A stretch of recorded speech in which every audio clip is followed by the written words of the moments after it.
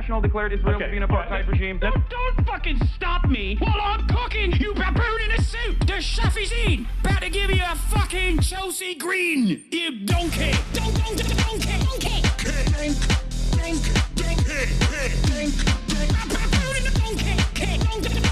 Listen to what I'm saying, and you will understand, perhaps, what I'm trying to imply. Patronizing. Yeah, I am being patronizing. I don't know who the fuck you are, and you're over here chirping all the way from fucking London about you want to fucking free Palestine, but also simultaneously you're talking about both sides are fucking fine. Shut the fuck up. You don't know anything, okay? Who the fuck is this pink-haired twink?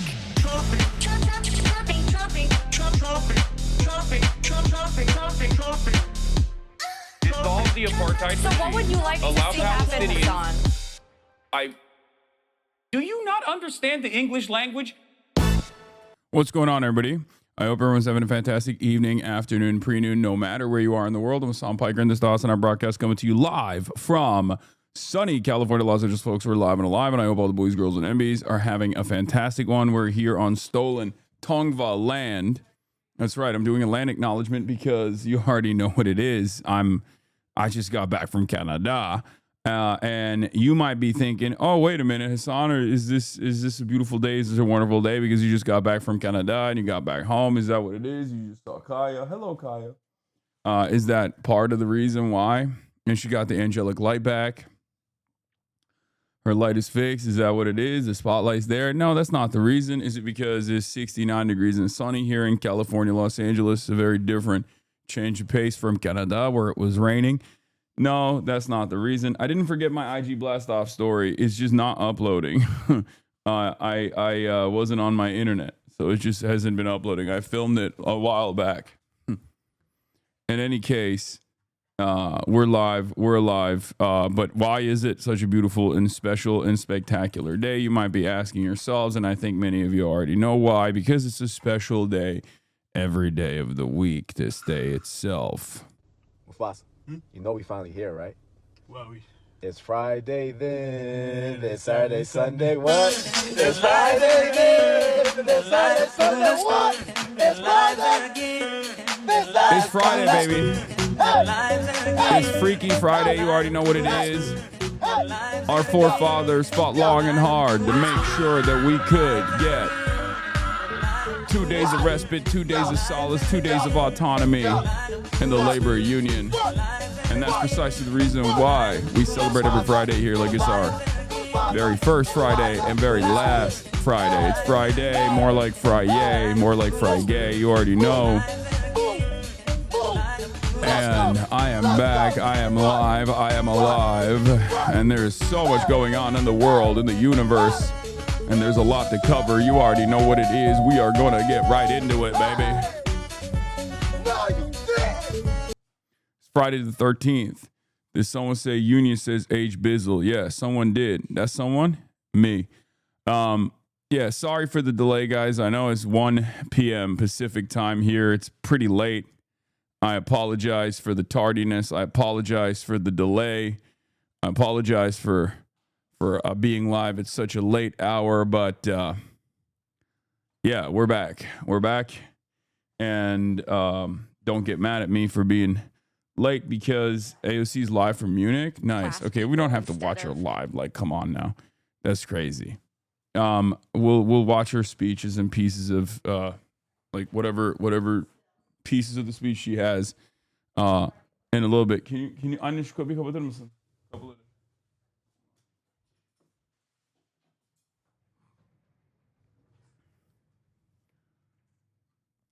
In any case, was there extreme traffic at LAX? What do you think?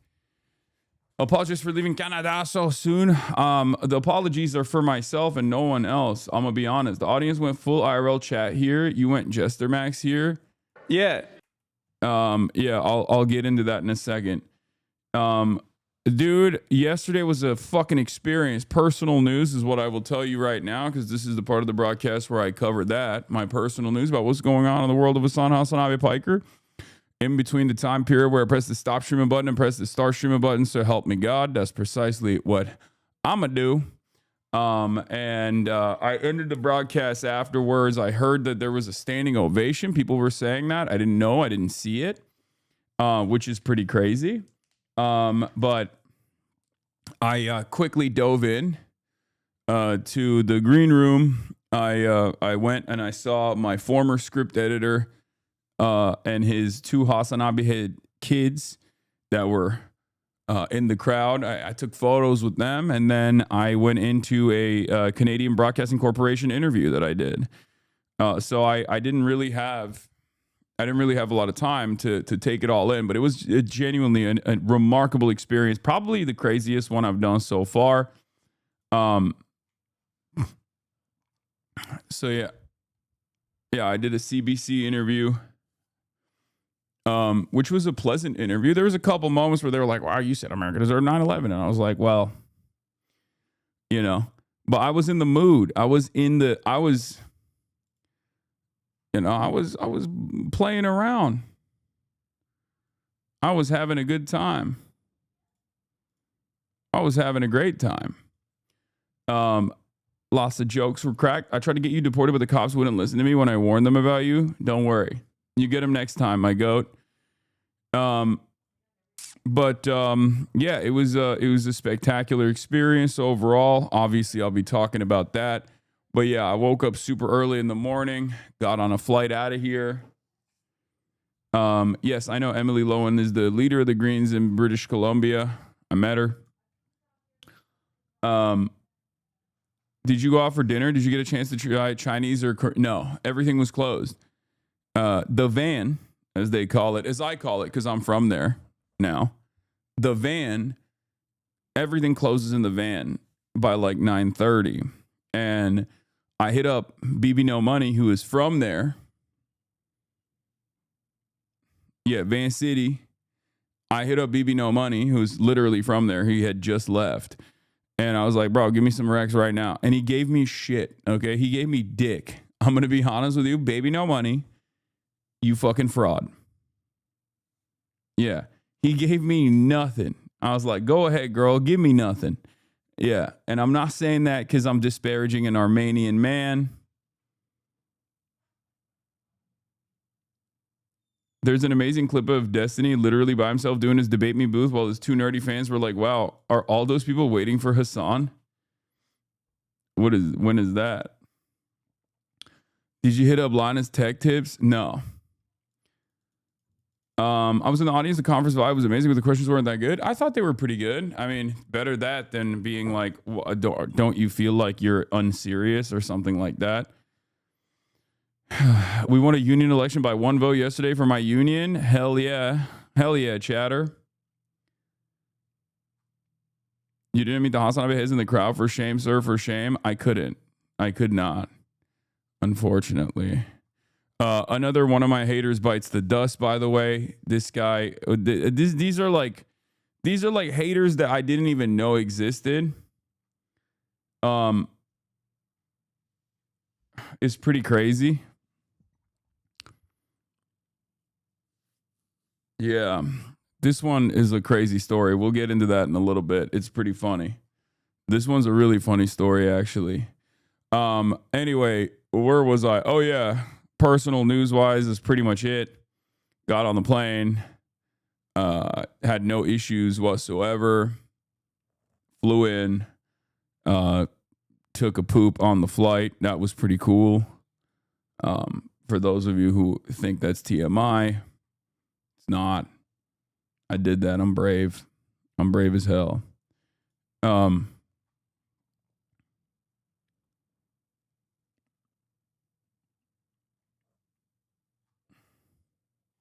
No bidet? Yeah, it's fine.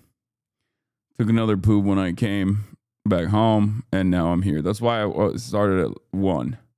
That's why I started at 1 p.m. Pacific, because I had to take like another 20-minute poop. But yeah. Another hater down. What is this? BB No Money was dealing with this. Yeah, I saw. Didn't know that you could fit in airplane bathrooms. I can't. That's why it's impressive. That you see, it's impressive for 2 reasons, right? HasanAbi has no. I am very deliberate about my pooping. I'm very particular about it. I want to make sure that I have a bidet or something. Airplane bathrooms are kind of fine, I guess. And the reason why it's kind of fine is because, like, at least the sink is right there. You know, you can make something work. Dab up a napkin or something. You know what I mean?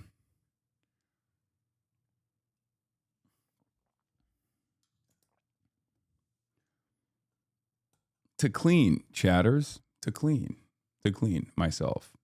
It's not my butt in the sink. What the fuck? I can't sit in the... I don't even know how to use the bidets. Y'all are so stupid. I don't even know how to use the bidets that are like the separate bidets. I've never actually figured out how to do that. Are you sick or just tired? I might be both. I have no idea. I mean, you ain't wrong. People who don't need to wash their assholes need to wake up. Yeah.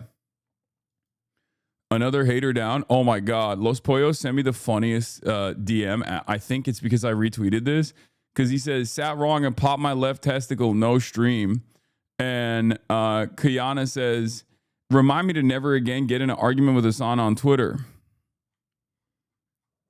And it's just like, I retweeted that because I thought it was funny. I don't know if it's like serious or not. And he sent me the funniest DM. He was like, you're a fucking agent. You are like, get out of America. All you want to do is ruin America. I think he saw like liberal Twitter posts and was like, oh, it's my time. Like, because I don't see him. Isn't he MAGA? Like, I don't think he's like a Democrat. He's like, I'm a blue dog Democrat for years, motherfucker. I love Joe Manchin. Like, you know, I thought Kirsten Sinema was a babe. But like, how dare you fucking talk shit about Gavin Newsom? Like, you know. More shit libs on your ass today. Save act.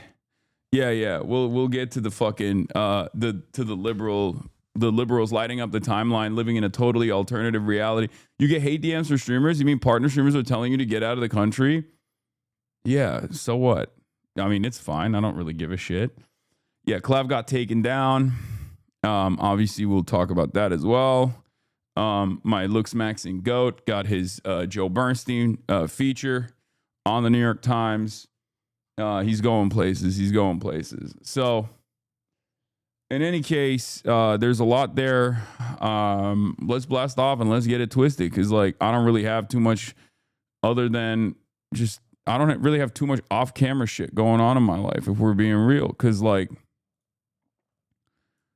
everything I do is on camera for you guys, you know? Back in LA, going to CUBA, question mark, UBC was lit. Icebacks down in Minneapolis, AOC in Munich. Is she running? Clavicular Mogs NYT and more. Another op is down. Another op is down. Freaky Friday. Get in now. Libs got no emotion right now. Even TikTok libs aren't taking the bait for this shit. Yeah, it's pretty funny that like liberals have just like bubbled themselves. Like, liberals that are specifically on Twitter are some of the most like rabid centrist K-hivers. And I get it. Like, I'm on Twitter. You have to be a little mentally ill to be on Twitter, right? And I am one of those people, right? So, I'm one of those mentally ill people. So I kind of understand the mental illness that the K-hivers have as well. But it's really funny because like, they have no fucking motion in the real world, right? Like they can brigade, they can go crazy, but like it's very clear that the base of the party is with us. And I'm not just talking about people who are like card carrying Democratic Socialists of America, right? Or even beyond. I just mean like people that have a lot of discontent with business as usual politics on the Democratic Party side. People who are just frustrated with the Democrats and need something more. And want something more from the Democrats. Like that's just the overwhelming majority. The the overwhelming majority of Democrats, like the Barbers and the Debras in the suburbs, genuinely are just like screaming bloody murder. They want more. They want to really fucking kick the Republicans' asses, and people that are just like so conciliatory at the top of the party towards Republican agenda items are seen as ops as well. And that's where we're at, but these liberals are still posturing nonstop. They're still going crazy over it for no reason. They're blowing bubbles on my dick. I don't know why. They're dick eating. They're dick riding. They haven't stopped dick riding. They really need to stop dick riding, honestly. But speaking of dick riding, there's a couple clips from the Canadian experience, 2 shorts that have come out so far on my YouTube page and on my Instagram too. I'll start off by saying this, okay? I always forget that like Canadians, like their starting point is social democracy. And therefore they probably are in line with my worldview, a lot closer to my worldview than the average American is. So for me, when I encounter a situation like that, I'm still confused by it because I'm like, damn, I don't have to make an appeal to why at least incremental gains in the direction of social democracy is a good thing, because like you already live in a system where you see it, right? I mean, it's getting taken away, but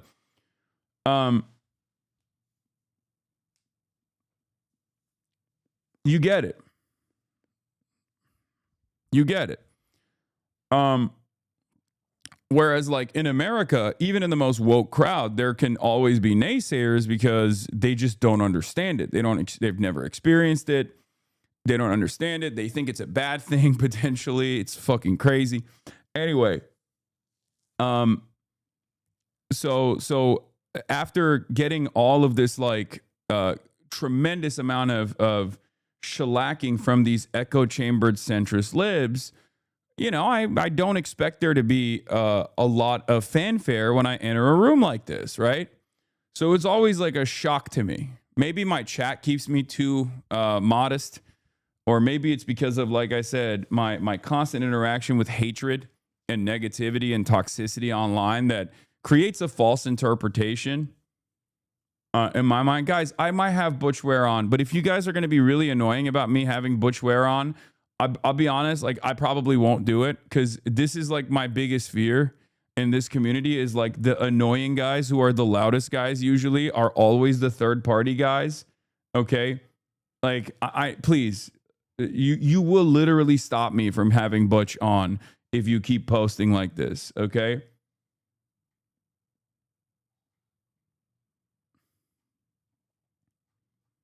Please stop. He's Green Party. He's running for governor. He's an interesting guy. Just please stop. Please. Everyone has been spamming it this morning. I know. No, I think you were so sexy, dude. Honestly, I found you so attractive as a gay guy. Thank you, chatter. Okay. Anyway, where was I? So yeah, like I said, my expectation is never the link to those boots. The boots I was wearing are YSL. They're like the most classic YSL boots. I had them for years. One of my best cops, I'll be honest. Very expensive, but, I put them shits through the dirt all the time, so. We're going to be talking about one of my favorite subjects to discuss. According to all my naysayers, including the CIJA, I believe. I don't know if they're in the room right now. Sorry, I'm sorry that you guys couldn't stop me from coming to Vancouver.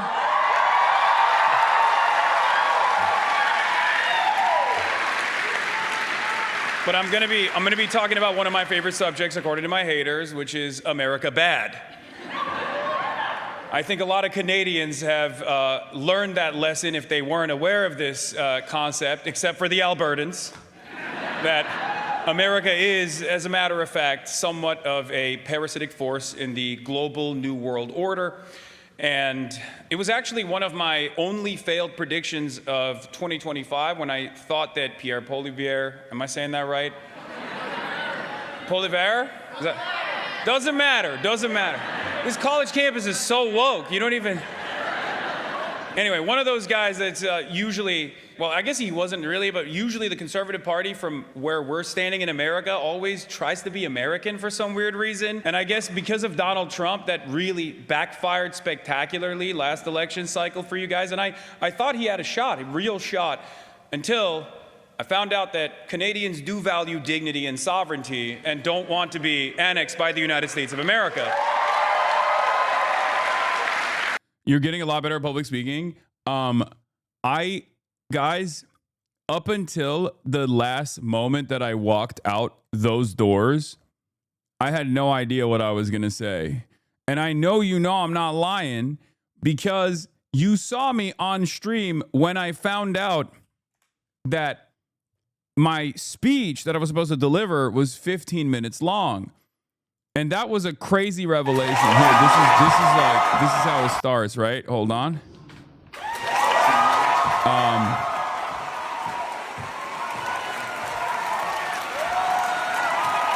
The entire place was packed. I could not believe it. And there's like a monitor that I was checking in the corner of my eye. I had no nose whatsoever. I came up there and I just locked in, Ultra Instinct. And many people are saying it's my best performance.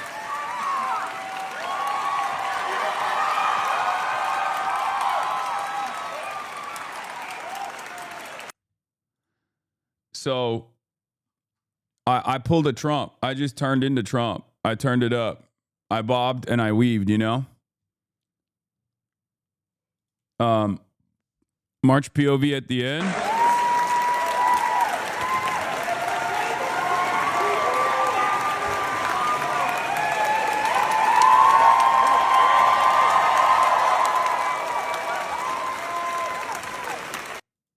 That's crazy.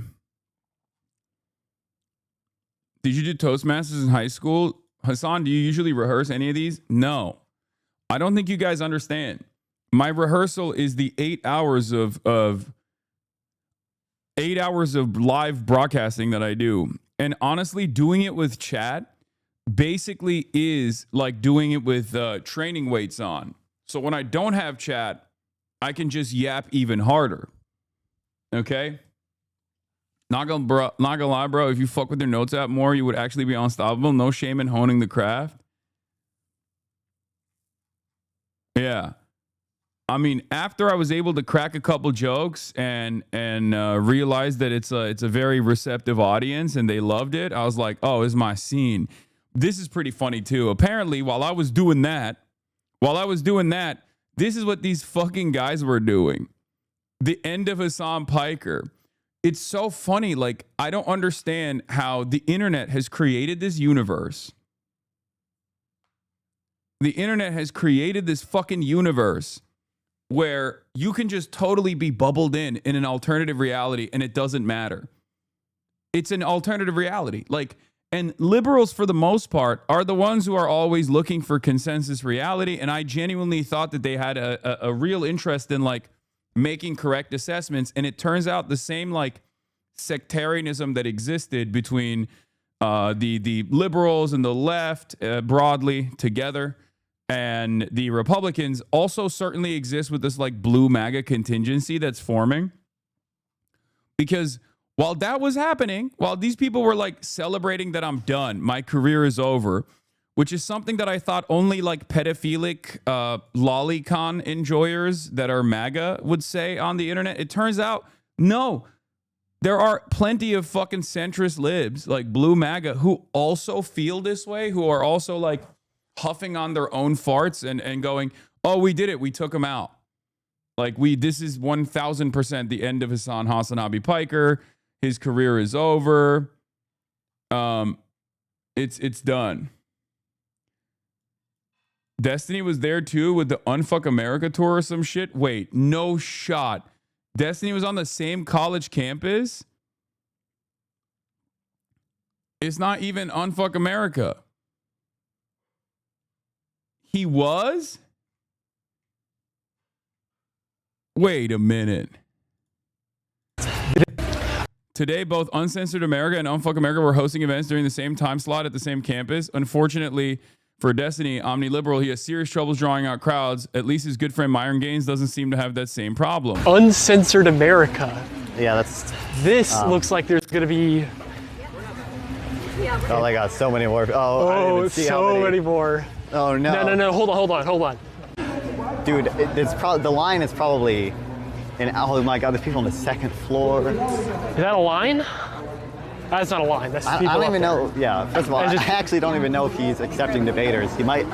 I thought it was just a speech. And second of all, there's so many people here. I bet if you wanted to go up, it'd be like a third. No, I don't think this is UBC. This got to be a different campus. So they were doing dueling events or something. I guess they were doing dueling events at like a different college campus. Or something.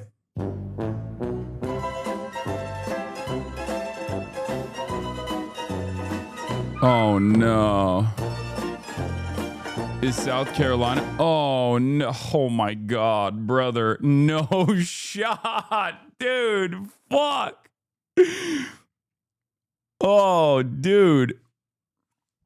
Okay, low key though.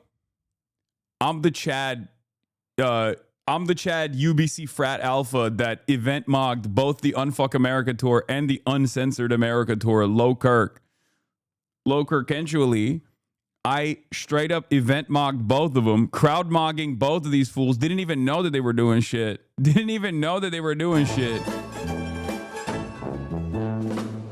What was that huge ass crowd then? That was for Uncensored America, which is Myron Gaines' like, I don't know, Holocaust denialism tour or something. I don't fucking know.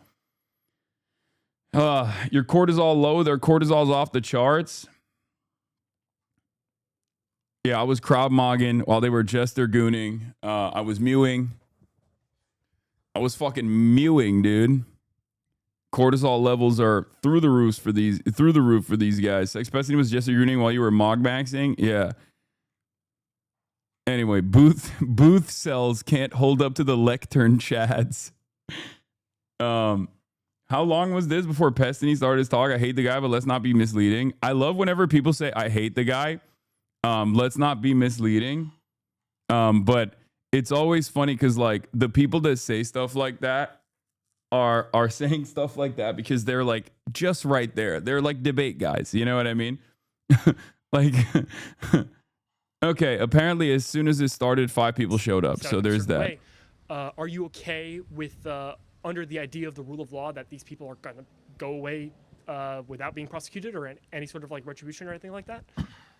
Okay, that's pretty good. A Hasan fan got arrested for defending himself? What do you mean?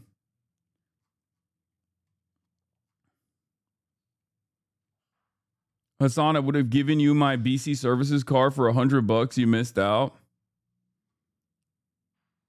A Hasan fan debated him and then later got pushed on camera and he fought back, but he was arrested, not the aggressor.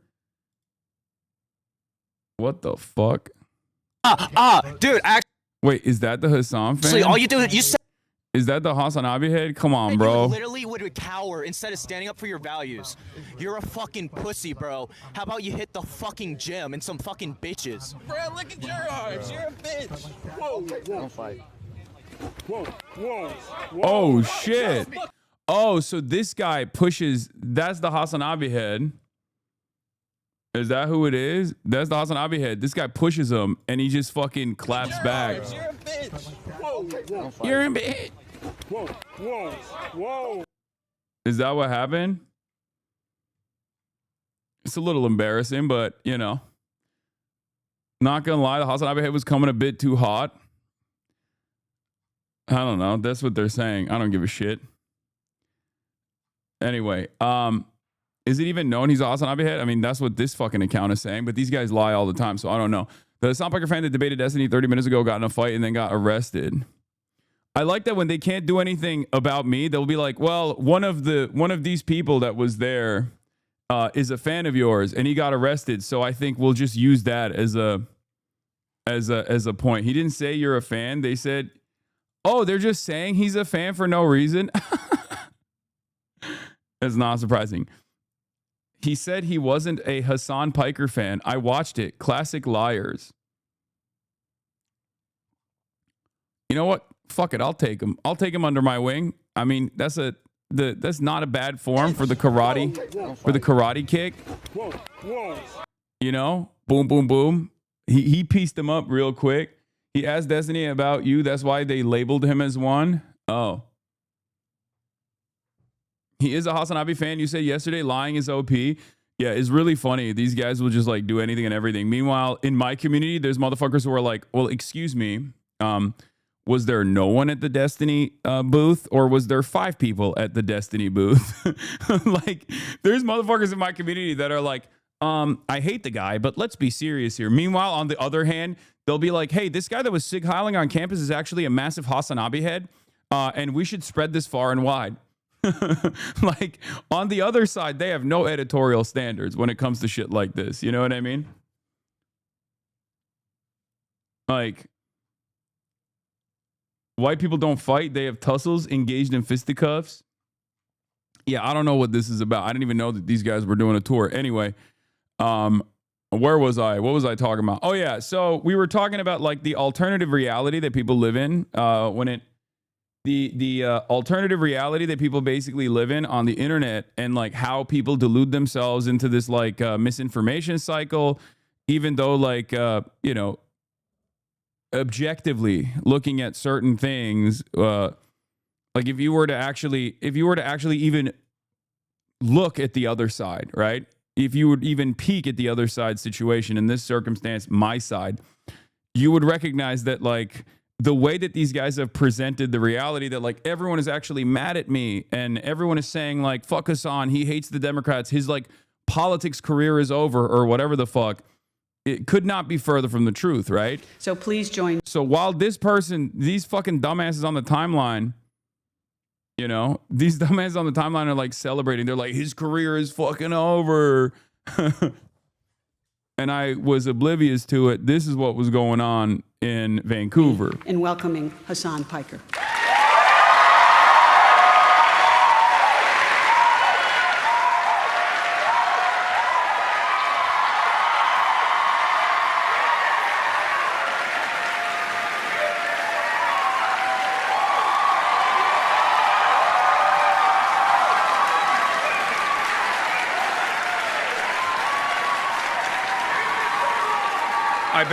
I bet Thomas Friedman didn't get that kind of reception. Yeah, I was jester maxing. Why were they saying your career's over? Is it still about the third party thing? Yes. And tomorrow it'll be about something else. Like, if they can't find anything that they can clip out of context or deliberately misunderstand, professionally misunderstand, they'll still turn around. They'll still turn around and make up something, right? Like they'll be like, oh, a HasanAbi head got into a fucking fight and then got arrested, like they're doing right now, right? So that's just what it is. Like these guys are deeply unserious, very pathetic overall, and have no emotion in the real world. So I need to explain to you. I need to explain to all of you that are watching. I know we look at a lot of negativity on the internet, but the real world is very different. You are not alone, okay? These guys, I think, want to stigmatize our worldview. They want to make it seem like our worldview is actually not as popular as it is. They want to make it seem like our position is like totally alien to the masses. It's not the case, right? That's not the case at all. So let them chirp on Threads, let them chirp on Blue Sky, let them chirp on Twitter. But in the real world, that's not the case. I mean, you have a situation now where 33% of the base of the Democratic Party self-ID as Democratic Socialists. That's precisely the reason why they're trying to fucking put the brakes on this to the best of their ability, right? Like, that's it. And I tweeted this. I said, dealing with this website every day, I forget exactly how much this movement has grown over the years in the real world, right? And of course, people were very frustrated with that. But they're like, "What do you mean? What movement? Fuck you, whatever." But it doesn't matter. Like, same thing for like me going to Cuba. They'll be like, I'll be like, "Oh, I'm gonna go to Cuba," and then half of the people that were like, "Hasan never leaves his house," will be like, "Oh, he's only leaving his house because he's gonna get on a yacht. He only leaves his house to go to Cuba. I hope they kill him." they at the Treasury Department to be like, hey, the Treasury Department, this is illegal. This guy's a terrorist. Can you please lock him up? Like, they just don't have any real political ambitions. Like, they are purely reactionary, and not even reactionary as like a political ideology. They're purely reactionary. Yeah, look, fake performative activist does fake performative activism. Like, anything but getting shot in a battle against like the fascist forces. These guys probably are still going to say like, oh, you're not doing anything serious. You're just doing fake. You're just doing fake performance. When you get your ass kicked by Cubans in Miami, please, for the love of Christ, do not tell them they are gusanos who are all former plantation owners and torturers under Batista. Like, all the Baptista. Gavin Newsom or bust says this. Okay? Like, there is nothing, bro, this is so fake. This is so fake. DOD, hope they blow up your boat. Cuba is an illegitimate communist dictatorship and no normal relations can be had with them as such. Like, no, if you got shot in a battle, they yell at you for endangering the people around you. Yeah, like, they're just fucking ridiculous. And I get that from the left flank too. Lol, this bitch is scared of going to Cuba, but now for clout, he's willing to take the risk. Just goes to show how all the flotillas are just hopeless gimmicks by Western leftists. I said, yes, the situation is dire now. And even though the risk is larger, I'm taking it. What's your solution other than posting about how much you hate America? Motherfucker said Baptista. Like, everything that these guys are interpreting is always from that same negative perspective. The reason why I'm saying all of this, the reason why I'm looking at all this is because you have to understand, like, they're haters. You will always have haters, There's always going to be people that say, oh, you're doing performative activism. You're doing this for clout. You're doing that for clout. Fuck it.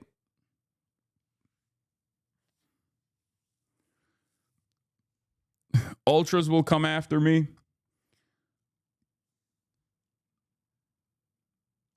Look at the paid Dem promoters timing an attack on you indirectly by astroturfing on Reddit. Yeah, white people Twitter. If Newsom's the nominee for sure, but now is not exactly the time to discuss this. Yeah, I don't think this stuff is as poppin' as you think it is. I think a lot of people are just like, I don't like Gavin Newsom. Like, I think the average Democrat is like, I don't like Gavin Newsom. He was hanging out with Charlie Kirk. He was hanging out with Ben Shapiro last week. He said Gaza's not doing a genocide. He said his ICE position was wrong. Like, you got to give people a little bit more credit. I think these guys are trying to create a totally separate alternative universe on the internet to the best of their ability. But I don't think a lot of people love Gavin Newsom and are just like ride or die Fedayeen for Gavin Newsom. I think they're just trying to use what I said to be like, oh, well, if he's threatening third party, he's like fucking not a Democrat. You should stop associating with him. Like, their goal is to try and their goal is to try and get the Democratic electeds to not come to me and address not just me, but like who I as a singular individual and as this community represent.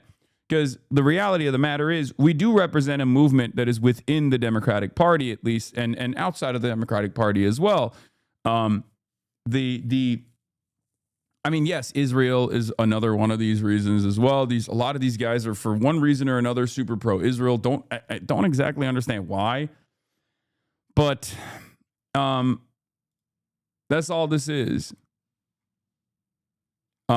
Yeah, organizer memes is so funny, by the way, because I want more fighting in my replies today. Here's my personal 2028 tier ranking, blah, blah, blah, all this shit. It is pretty funny, though. Like I said, I called his ass out because what I said is 100% correct. He tried to make it seem like, oh, I've only watched like 10 hours of your stream in the past. He is a diehard, or was a diehard HasanAbi head. He was one of you motherfuckers. Okay? He was one of you motherfuckers. And then he started working for the Kamala Harris campaign. And as soon as he got a smell of the bag, okay? As soon as he got a brief fucking touch of the bag, as soon as he touched it, he was like, this socialism shit, I'm still going to act like I'm, affiliated, but like, I'm not super invested in it. And it's very frustrating to me because it's like, bro, what good are you if you're going to fucking be a regime loyalist and like constantly left bash? Like, have some fucking decency. You're from this community. Like I see a sense of responsibility here to a certain degree where like, how the fuck do you go from that to being like, yeah, actually I'm just like totally just a DNC guy now. I know you have to pay the rent, but have some fucking backbone, right? Have some backbone. I still believe in him. People will yell at me, but I still believe in him. I hope that, you know, he can use his newfound influence within the ranks of the Democratic Party to organize more, make memes more, organize your meme folder, and also try to move the Dems internally in a more reasonable direction, and not just like wait for the outside pressure to kick in so you can be like, I was there the whole time.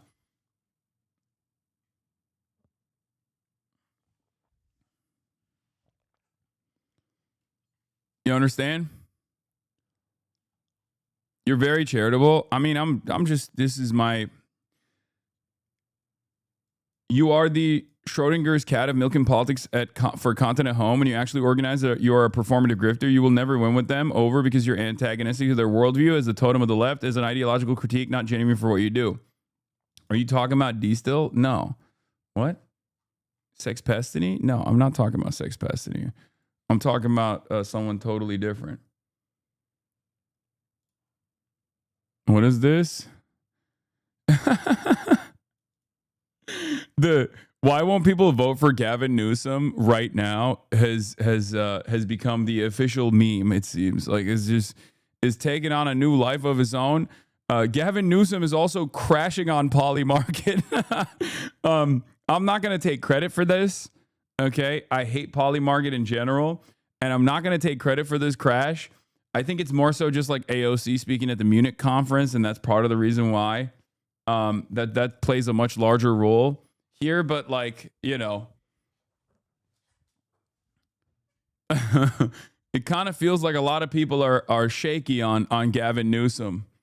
It is almost 3 years out from the fucking election, so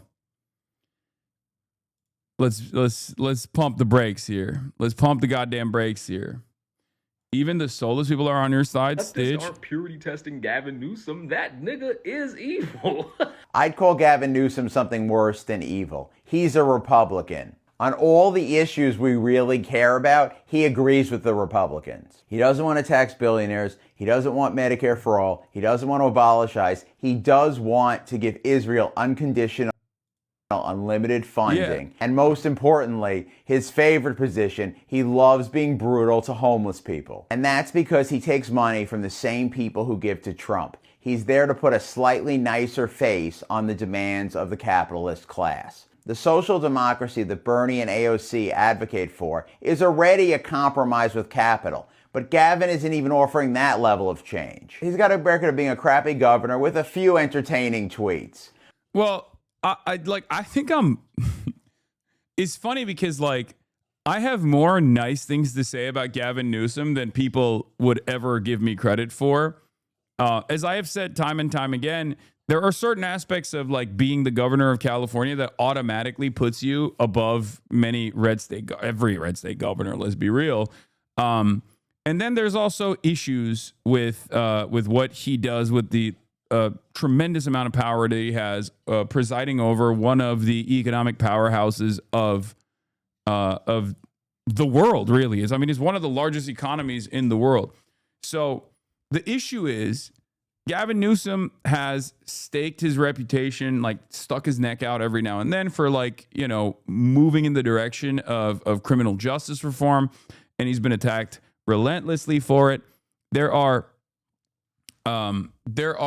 certainly reasons to give him praise for that. Okay. Having said that, the number one issue that he has is with homelessness. And that is because he is in the pocket of the real estate developers. And if you're in the pocket of the real estate developers, you're just not going to fucking, it's not going to work. Like everyone is going to punish you when you get on the national stage and turn around and say, don't turn the rest of the country into California. California gets a bad rap, partially because of the homelessness. People think that there's like unimaginable crime here too and shit like that. The homelessness problem is a real problem, and Gavin Newsom's solutions for this problem is basically akin to the final solution. It's fucking disastrous. It's disgusting. It tells me a lot about his instincts in general, right? I don't like that at all. You know, I have my issues. I would have loved to discuss these issues with him personally, but we haven't. You know, he's ducking me at this point, and I don't think that he'll ever come on the stream after this. But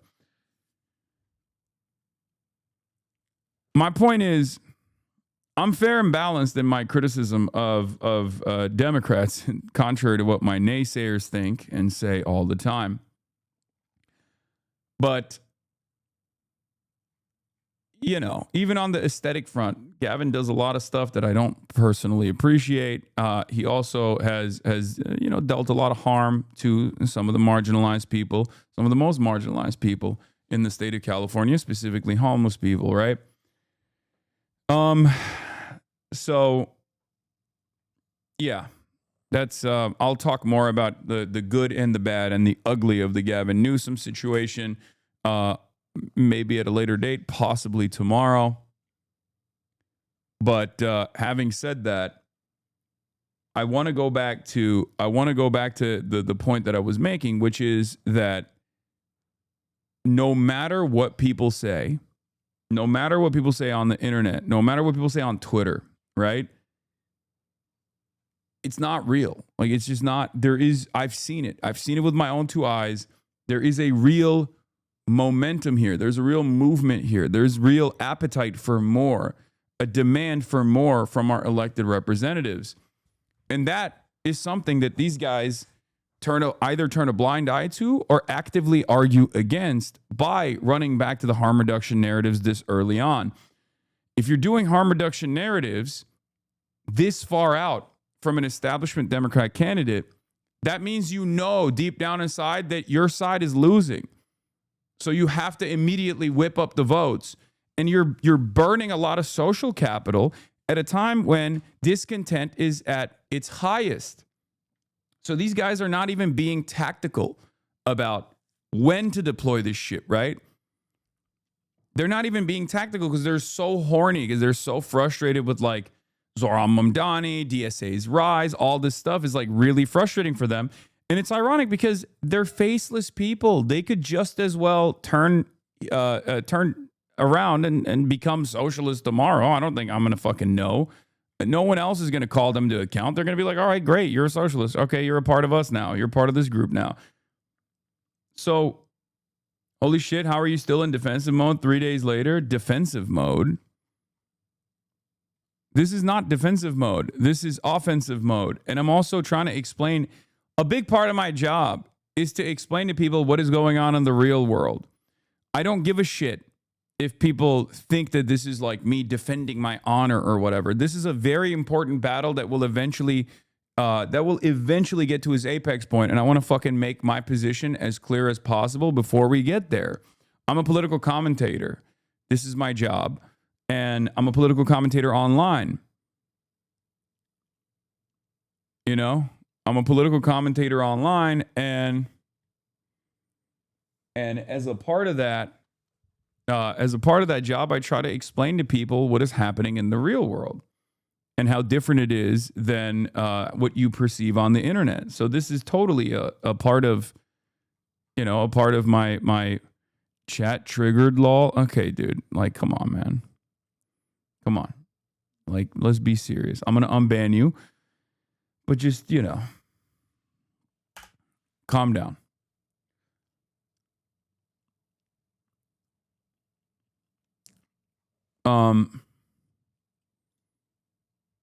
You know, I'm your biggest defender against anti-Semitism actions, but it made me change the title. The first one is YouTube title. I know it's probably an editor, but still, they try to stop me. No, man, they're not trying to. What? We can't use they? Come on, Megaphonics.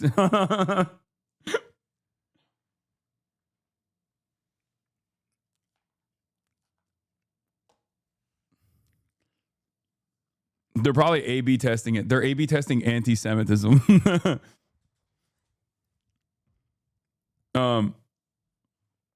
Dude, I saw a version of this, by the way, which I kind of feel bad about because I love Andrew Epstein.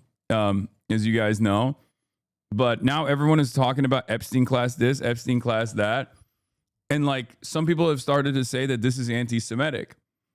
And I do feel bad for like a shit ton of Epsteins out there who are just wonderful people. And you know, because Ro Khanna has been just saying like Epstein class, Epstein class, Epstein class. And now, obviously they're talking about fucking Jeffrey Epstein. But we forget that there are a shit ton of people that also have the last name Epstein. And I feel kind of bad for them. I'm not even kind of bad. I feel actually bad for just like the unfortunate strays that people with the last name Epstein have been receiving. You know, it's the SNL skit with Harvey Epstein, not Harvey Weinstein, not Jeffrey Epstein, Harvey Epstein, totally separate guy.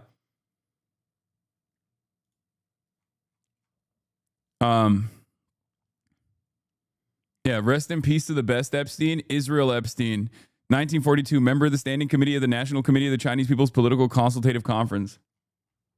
The GOAT.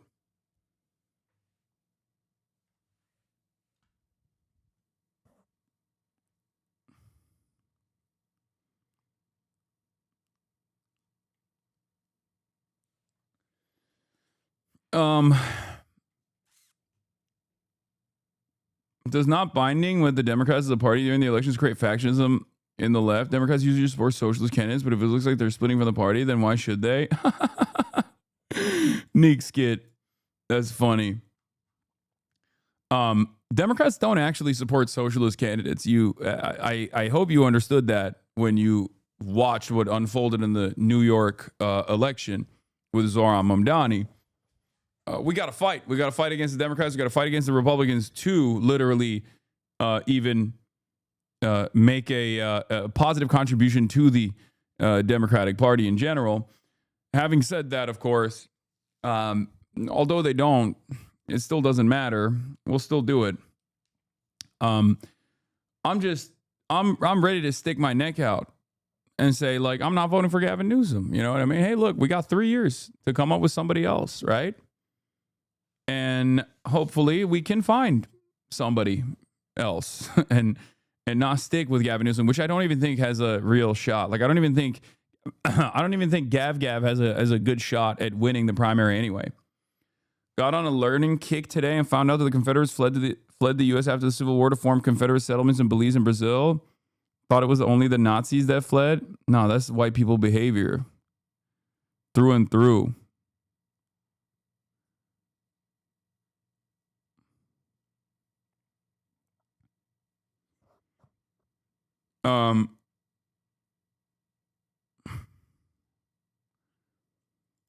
These clip accounts put your face on everything. Wait, what? What does he have to do with it? Wait, what? Twitch streamer Calais is furious after waking up to an email from Twitch. Wait, what the fuck do I have to do with this? Bro, do they get a contract? Like, I don't understand. Like, dude, what the fuck? She mentioned you that Twitch is giving you all the Twitch money. Wait, what? Is that what she said? Did she say that? She's probably joking. Do they think I have the... First of all, why wouldn't I give myself a Twitch contract if I had any power over this?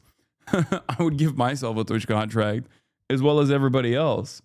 I don't have a contract. Maybe she's doing the fuck Hasan pivot to get a kickback. And to which I say, get your money, queen. Get your money, queen. Get it. Yeah, I'm the Rock Nation of Twitch. Everything comes back to me and what I've been up to. Brother, there are people that unironically think you get extra money from Twitch because you haven't been permabanned by now. Okay. Yeah. Isn't she a HasanAbi head? I doubt this is true. Yeah, she is. Or she was. Maybe she's not anymore. But This was also very funny. The earn my privilege is white privilege earn my vote is white privilege coded. I love that. Earn my vote is white privilege coded. Dude, they're doing identity politics out there that you did not even fathom, that you did not even think was foreseeable. Okay? Like, it's so 2016. It's so 2016 that it's the type of 2016 that would have been too far in 2016. You know what I mean? It's like impressive. It's impressive to say that it's white privilege to do democracy, like to do the fundamental thing of democracy, which is to demand extract concessions from your elected representatives. Like, you should just vote for them because they exist. I fucking love that. That is, I mean, that, I'm sorry, that's like that's very silly. That's serf mindset. Like, that's what it is. I mean, this is worse than if you don't vote for Biden, you're not black. Like, it's so much worse than that, because now we are just tackling the core of theoretical democracy, one of the core planks of theoretical democracy.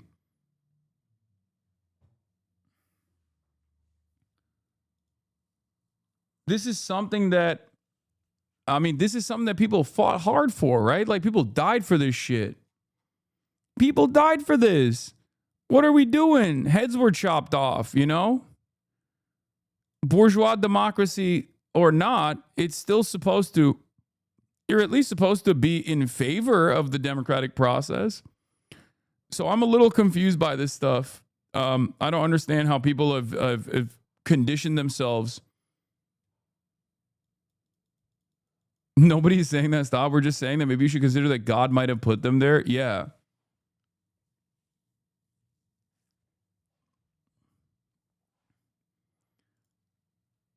Is this Sparta? We're just picking between two kings or what? Yeah.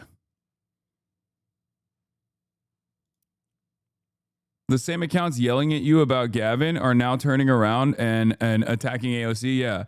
It's not surprising. It's not surprising. It's not surprising to me, at least. Like, I mean, this is expected. That's the reason why they're doing it. It's more so an ideological battle within the ranks. Within the ranks of the Democratic Party, where these guys are like desperate to hold on.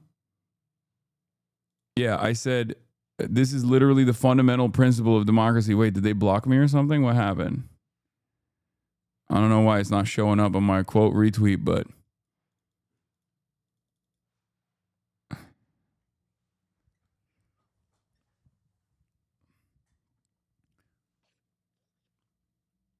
they blocked you and then unblocked me, maybe. The professional foreign policy misunderstanders have logged on in the aftermath of the Munich event. Yeah, we'll get into it. I mean, I have my criticisms as well, because I think AOC's not going far enough. I think, like, I was having a separate conversation about America and decoupling from the United States of America in Canada, as AOC was in Munich talking about it. And I think if you listen to what I had to say, even though it was like an impromptu speech there, versus what AOC's talking about like maybe even like vulgar Brandonism, there are definitely still some critiques that I have. Although the energy is in the right direction, there are still some critiques I have as far as like the worldview that she is representing there. Yeah, Matt Duss and I have plenty of differences in opinion, and one of the big ones, of course, is that I am not someone who believes in the maintenance of the. I am not someone who believes in the maintenance of the NATO Atlanticist order. I think that is like pretty devastating for our European allies. I think that's pretty devastating for sovereignty of middle powers that I was talking about quite a bit yesterday. And I think it's also pretty devastating for, first and foremost, the global south, the countries that are in the periphery, the countries that are constantly having their natural resources extracted and are on the receiving end of endless militarism. And yeah, I'll talk about Mamdani as well. I just think that, you know, it's not, there is no room for that, right? Like, I think Matt Duss and I have a difference in opinion on this. We have definitely disagreements on China, obviously, but I don't think this is gonna cut it. I think he needs to go harder. I think he's movable. Maybe I'm wrong. I mean, this is a guy who has, you know, spent his whole life believing this, so it's going to be very difficult, but we'll see.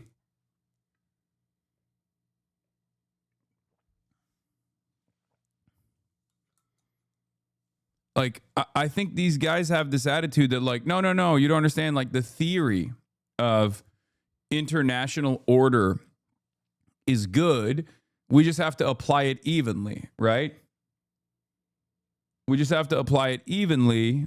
And as long as we apply it evenly, then it's good. But, like, it's never been applied evenly. The entire underpinning of the New World Order post-World War II, the Great Design, was specifically so that America could effectively combat against socialism and effectively fight against socialism, communism all around the world, and make it much easier to extract natural resources at the behest of parasitic capital.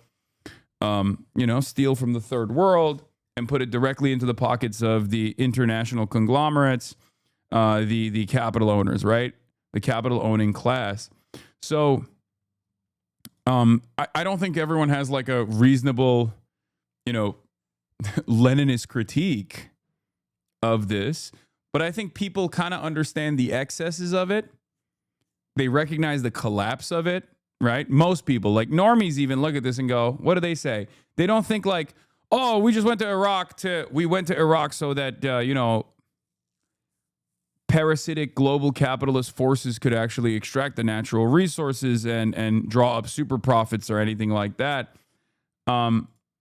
It's not that. That wasn't their analysis. Is we went to Iraq, we killed a lot of people, which I don't really care about, but it was for oil, and I think maybe it helped, but it probably didn't help. It was actually a spectacular failure. And then people, I think, look at what Israel is doing and what we have done in Israel as like, this is, morally repugnant. Why are we giving our tax dollars? Why are we wasting our tax dollars on this, like, this welfare state that constantly demands more and gives us nothing in return and makes us look bad in the region and creates unnecessary enmity. Obviously, there is the more solid, well-rounded critique of all of this, and I apply it in my analysis all the time. But even the very fact that there are a lot of normies who recognize that this stuff is not working out for them at all implies that we need to move away from a return to vulgar Brandonism and a NATO Atlanticist regime, a liberal international order that we're going to piece together. So, yeah.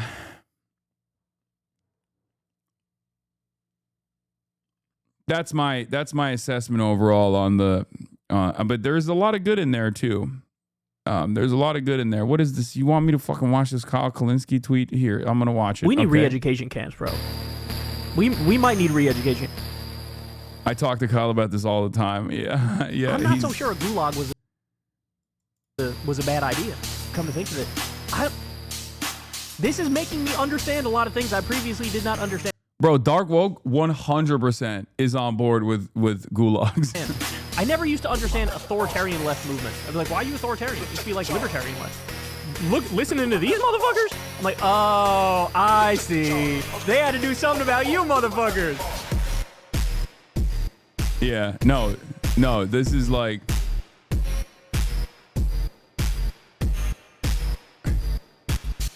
It's true. It's true. One could interpret Joseph Stalin as the peak of dark woke.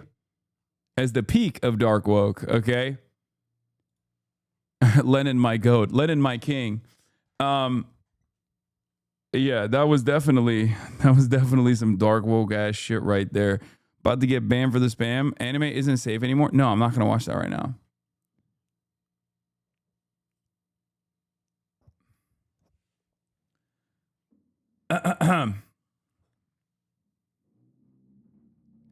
I mean, realistically, what do you do with anti-revolutionaries? Stalin, CEO of DEI? Yeah. Yeah, the reaction must be crushed before it can muster the strength to turn back the revolution. There is something crazy happening. My mom is going crazy upstairs. I don't know what. I feel like she's like moving stuff around right above my head. Yeah. Kyle Kalinske, give it a couple more cycles. Kyle Kalinski's gonna come out like this. Hey, I've been taken up to the third heaven. I've been jacked into the big plan. I've seen it. I've seen it. I can't even compute all of it. It's so fantastical. You've not seen nothing. You ain't heard nothing. You ain't smelled nothing like this. I don't have words to tell you. But I tell you, anybody tries to get in the way of the incredible plan the big guys got for us has got me pissed, and I'm just begging to stay on the team, man. Just put me in the game, coach. Whatever you say, coach. I know I'm weak. I know I'm pathetic. Man, you're amazing. I'm so lucky you made me. What do I do, Bob? Like a hunting dog, man. Just take me out of the house. Just turn me on them. Just tell me what I got to do. Tell me how I serve you. Tell me what I can do for you right now. Woo! Yeah. This is Wow Mao's greatest contribution to discourse, I think. But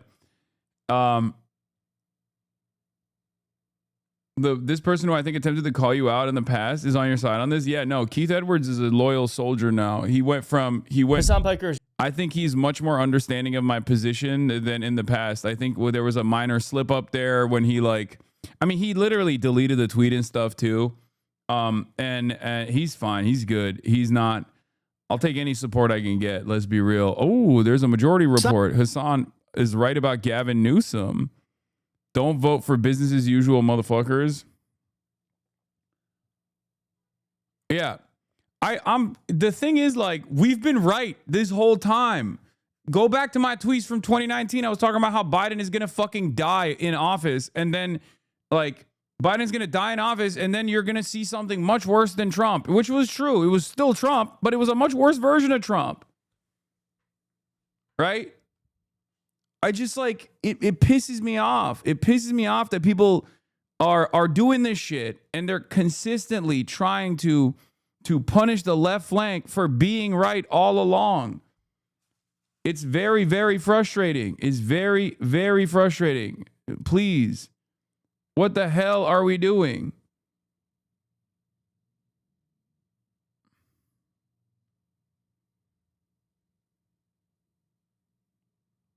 Anyway.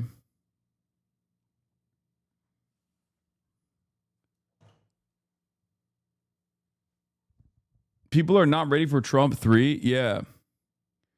Keith is also a lib, but not one of those annoying ass libs. He understands that leftists should not be alienated. Yeah. It's just like, what is it? What are we supposed to do? How many more times can we be right, but too early, until like some of these liberals that are constantly fucking chirping on the sidelines and professionally wrong just basically say, all right, let's shut the fuck up about this. Okay. And we'll figure it out from there. People are dragging Hasan right now, who's saying he wouldn't vote for Gavin Newsom. And my opinion is nobody that calls himself a leftist or even a moderate should be openly admitting right now that they would vote for Gavin Newsom. Period. If you call yourself a Bernie bro or anything further left than that, if you call yourself a sock dem and anything, I don't even think moderates should be saying that. You know what I mean? Like, tactically speaking, even if you're a moderate, maybe you can get a more moderate candidate in there. You know what I mean? Keep fighting, kings. You know, maybe you can get Josh Shapiro up in this bitch, right? Like, don't fucking blow your nut. Don't blow your load so early on Gavin, right? You can go further right. Maybe a Joe Manchin presidency, right? Like, if that's what you're coming to, if that's what you're jerking off to, right? Thinking about how much more right can we go? Maybe Mitt Romney as a Democrat. Have we tried that?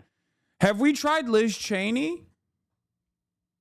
So, like, if your goal is to get the most right-wing candidate possible because you're like an outside infiltrator that has firmly latched their tentacles on the Democratic Party, and you're just like, ooh, how can we go even further right? How can we make sure the Democratic Party is the most repulsive party out there? You know, Nikki Haley, Liz Cheney, Mitt Romney. Mitt Romney might be too woke for you guys. to the moderates, I think Mitt Romney's probably too woke. You know? Get George W. Bush back in there. Try to make, you know, slap some comical glasses and a mustache on him. Say this is a different Bush. Y'all didn't even know about that. Y'all didn't even know about this Bush, okay? So yeah, a lot of people are going, how dare you say that you would never vote, you would not vote for Gavin in a hypothetical. I'm like, I'm not saying shit. I'm saying, or that's not even true. I am saying shit. I'm saying I'm not voting for a fucking business as usual bullshit establishment Democrat, and I'm especially not going to fucking offer loyalty pledges to whatever your candidate is. You should be singing the praises of AOC every single goddamn day. How about that? Van Hollen, Ro Khanna, AOC. You should be demanding that Mamdani become president. How about that?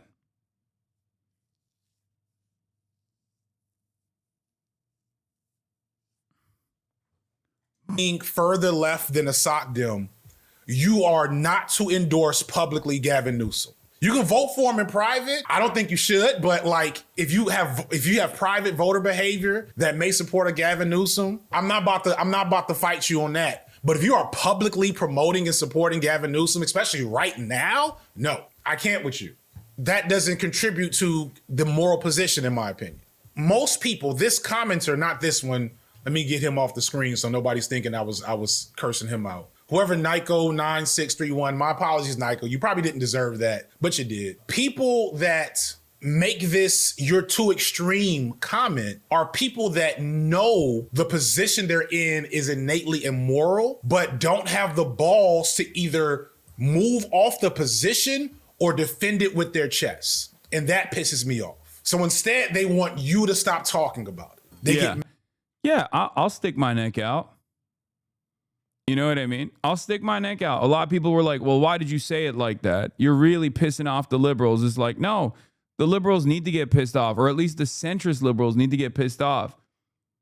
I'll force them into a shitty position where they sit there and fantasize about a Gavin Newsom presidency and what that entails 3 years out, when a tremendous amount of regular liberals find Gavin Newsom to be somewhat despicable. They like the memes. They like the memes that Gavin is putting out there. They like that he's handsome, right? But I don't think they like Gavin Newsom at all. I think they're actually very frustrated with Gavin Newsom, with his like hanging out with Steve Bannon, hanging out and being conciliatory to Ben Shapiro, telling Charlie Kirk that his 13-year-old son is a massive Charlie Kirk fan. This is utterly ridiculous stuff. This is before we even get to the serious problems in the Newsom administration that I think would be business as usual politics. You know? That's it. Yeah, Gavin Newsom proclaims Ronald Reagan Day. That just happened, which is crazy. On Black History Month, man? Really? Like Black History Month, you were like, I'm going to put my stake on this? Really? I mean, I get it. He's from the state. But like, what are we doing? Right? Am I crazy? I mean, Ronald Reagan was horrible for black people. Like... Maybe he was being woke. He was like, oh, it's Ronald Reagan Day, and we're going to put a statue of Ronald Reagan so you can slap it like those Chinese statues. Right? I mean, Ronald Reagan was horrible for everybody, but Ronald Reagan was exceptionally bad for black people, and he's doing this on Black History Month. He's like, hey, for Black History Month, let's honor the guy who put crack cocaine in black neighborhoods. You know, war on drugs guy. That's the guy. Let's honor the Trump before Donald Trump. That's awesome.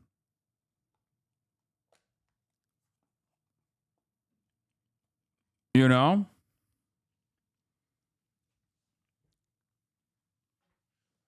Yeah, maybe he wanted to put the Chinese 1,000 years of shame statue. In China, these statues of corrupt 11th century politician and his wife forever kneel in apology for centuries. People have visited the cursed pit and hit the statues. This is what we're doing to the Ronald Reagan statue. You know what I mean?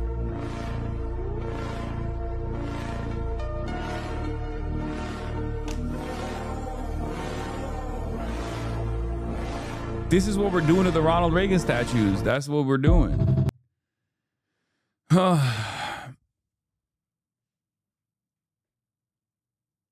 A wake-up call I've used that has worked on Lib Friends is that this version is not Gavin being moderate to appeal to the general election voters. This is the most left-aligned views we will ever see from him. After he wins the primary, this will shift dramatically right from this version he's advertising. Yeah.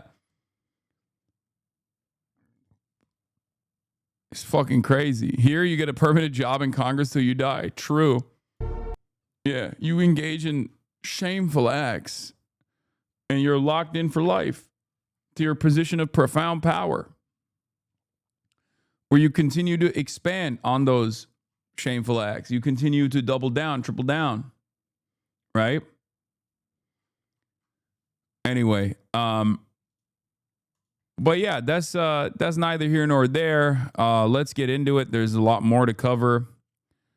What else was I gonna say? I don't know if you saw this, but Cuomo chief of staff stole your flow. So there's something. Former Andrew Cuomo chief of staff doesn't like the rise of the far left like Bernie Sanders and the Democratic Party. They're unelectable in November. Yeah. He has to say that at Fox News, by the way, because the audience that he can say that to no longer exists on the liberal side. If this person came out, and made these kinds of fucking takes be known, Melissa DeRosa, Democratic strategist, if she came out and said this on MSNBC, they'd be flogging her ass, okay? The libs would be tarring and feathering her ass. So she has to only go on Fox News and be like, Bernie Sanders is bad for the Democrats. Yeah.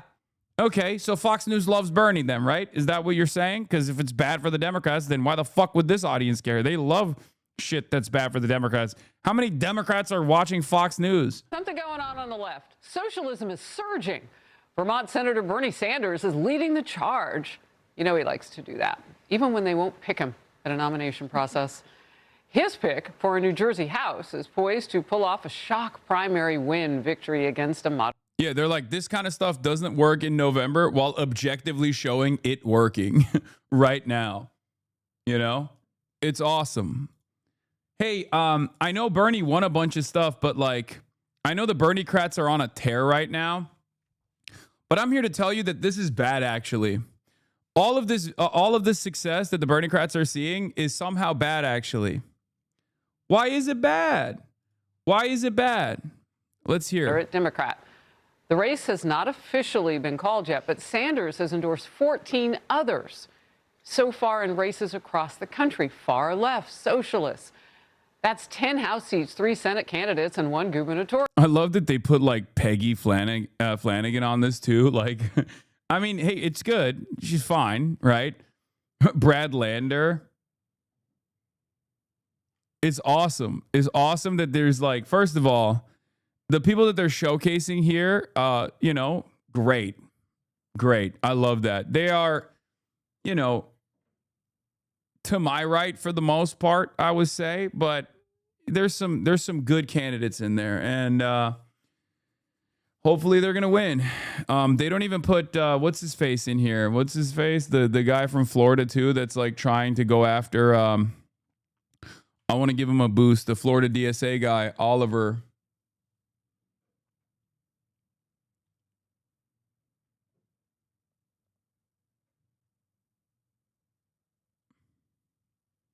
Oliver Larkin, running for Democrat for Congress in Florida 23, union organizer, fighting for Medicare for all, $25 an hour, and a Green New Deal, Democratic Socialist. Yeah.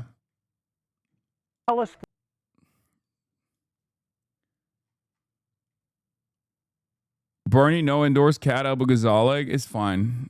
It doesn't matter. Hey, now, I don't always love what Peggy does, but she's better than like 95% of politicians in the state. No, for sure. I mean, same with like Brad Lander. Brad Lander fucking fired the campaign staffer who was like retweeting Like Brad Lander literally just fired one of his campaign staffers that was a part of the Hot Girls for Zoran, and it was totally unacceptable in my opinion. Like it sucks. I hate that these guys do shit like that. Just be strong. Like, and I think at that point for Brad, I'm gonna be honest, I think Brad Lander is doing that. Wasn't the person who he quote tweeted literally Jewish? Yeah, I think so. Brad Lander appeased the Jewish Insider opposition research that came out, and New York Post is still doing this to Zoran too. And Brad being Jewish has way more room to be like, fuck off, right? Like at least with Zoran, there's the fact that he's like a brown Muslim socialist. Brad Lander's Jewish. He's a lock for his fucking district. Stop. Like when you do stuff like that, it makes me feel like you agree with Jewish Insider. It's gross. It's gross. Stop agreeing with fucking fascist opposition. Okay? Like he doesn't have a problem sticking his neck out for ICE, like against ICE, putting himself out there, getting arrested.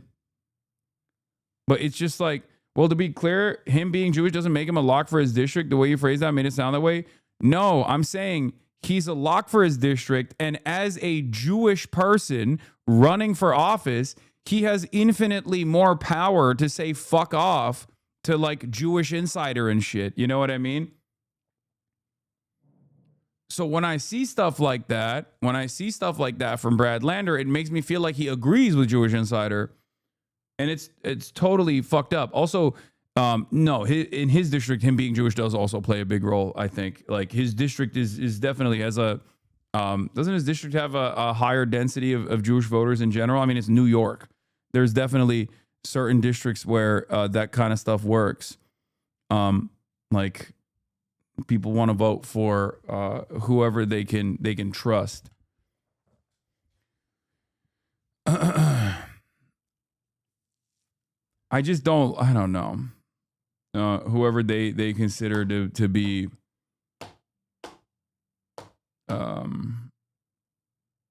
whoever they can consider to be also in line with what like with their interests. This plays a role. It's like if you're in a black district, running a black candidate is going to be helpful, especially on the Democratic Party side.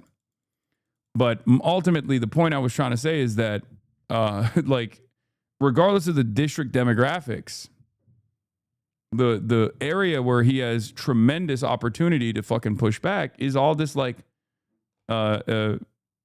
crazy Zionist propaganda. He could just like say, nah, fuck off. This is crazy. I'm Jewish. Shut the fuck up.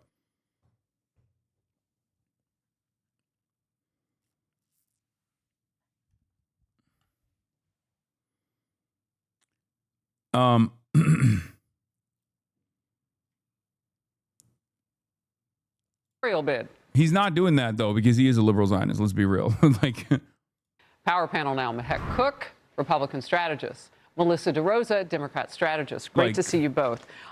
Melissa, welcome to the program. I know you're also an author. So right for me, the script that ought to go with your party right now is the far left seems to be very popular and perhaps taking over. Do you like it? Absolutely not.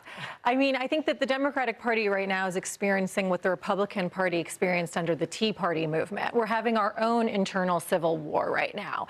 And everything is looking great for us for the midterms, but never put it past the Democratic Party to steal defeat from the jaws of victory. And when people ask me whether or not we are going to... Bro, come on. I mean,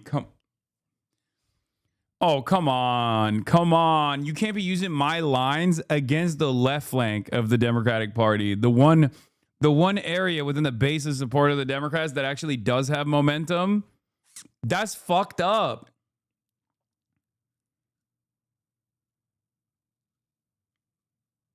Shameless. She's gonna say the establishment Democrats are actually right, but too early. And the leftists are always wrong. She's just flipping some of these bars she's gonna be like, yeah, if you want sovereignty, you must get a nuke.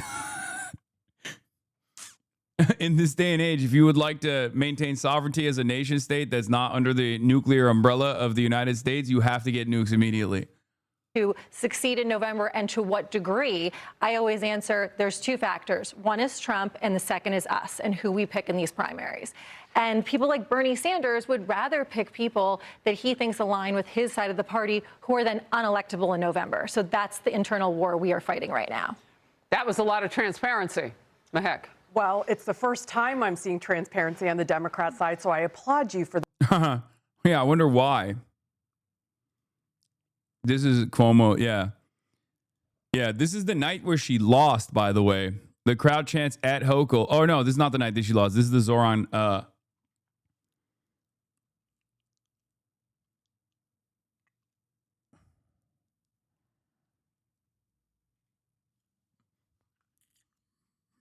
This is not the night of the victory party. This is the New York race, like the rally that I went to in New York. How'd that work out for you, Melissa? How'd that work out for you, Melissa?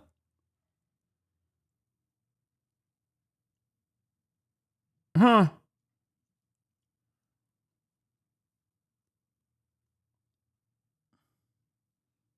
Huh.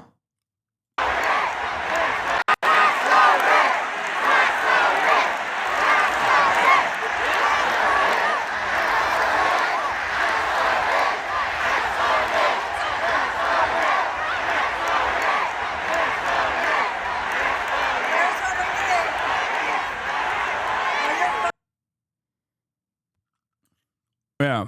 What are they saying? Let's go, Bills.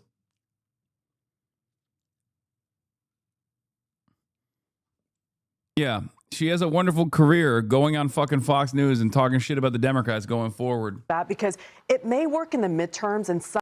Were you even in that crowd? Yeah, I was. Some of these races, right? This far left is unhinged and they're taking over quietly from Mondani in New York to so many other races. And the worst part about what Bernie Sanders is doing, he's fighting against America, capitalism, our economy. So when we get to the general, it's not going to work in swing states like Pennsylvania and Michigan and others. And I think that these candidates are going to see the writing on the wall before it's too late.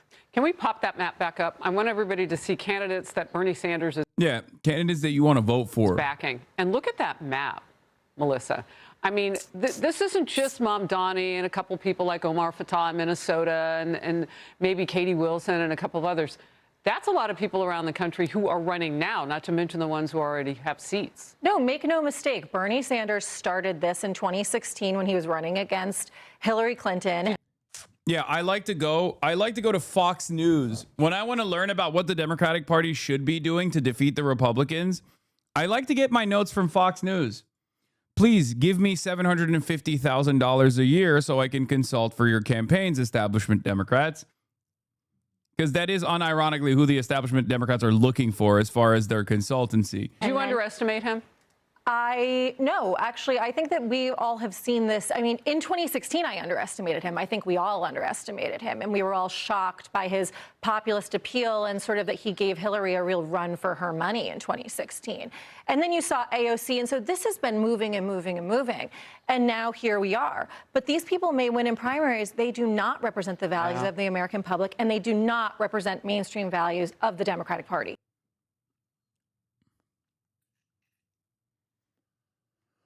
Yeah, definitely. Bernie neutered the Dems and ushered in Trump. Bernie was neutered by the Dems and ushered in Trump. It's true. I thought you said Bernie neutered the Dems and ushered in Trump because that's the establishment Dem cope right there. Yeah. No, totally. Left populism is poison. Please don't do it. Please don't do it is what I say on Fox News after my establishment Democrat candidate got fucking shellacked in New York City by a left populist socialist Muslim mayor. But yeah, the Bernie-crats are very real. Some of them I don't fully align with. Some of them I think all of them should be going way harder. But ultimately, they represent a far better trajectory for the American future, including but not limited to Graham Plattner as well. who I think will one day be the president of the United States of America, the way things are going. Do with that information what you will. But yeah, I do love gays, he said at one point. Good to know. Somebody asked me where do I stand on LGBTQIA+, Plattner added. What does IA+ stand for, I asked them. That's actually a good question.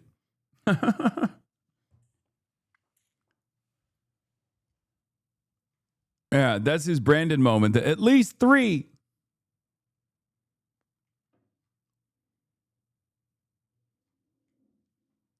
Yeah.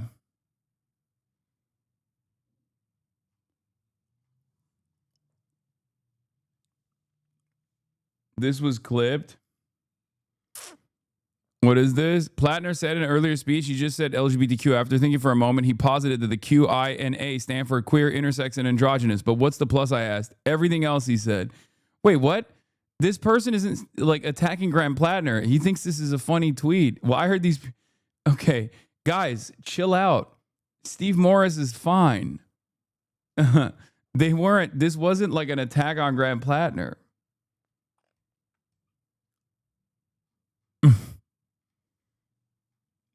Even the quote is fine, but the full quote is totally fine as well.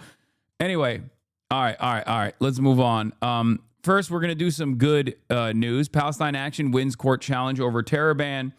Home Secretary comes out and says we're going to appeal it because they're fucking monstrous freaks.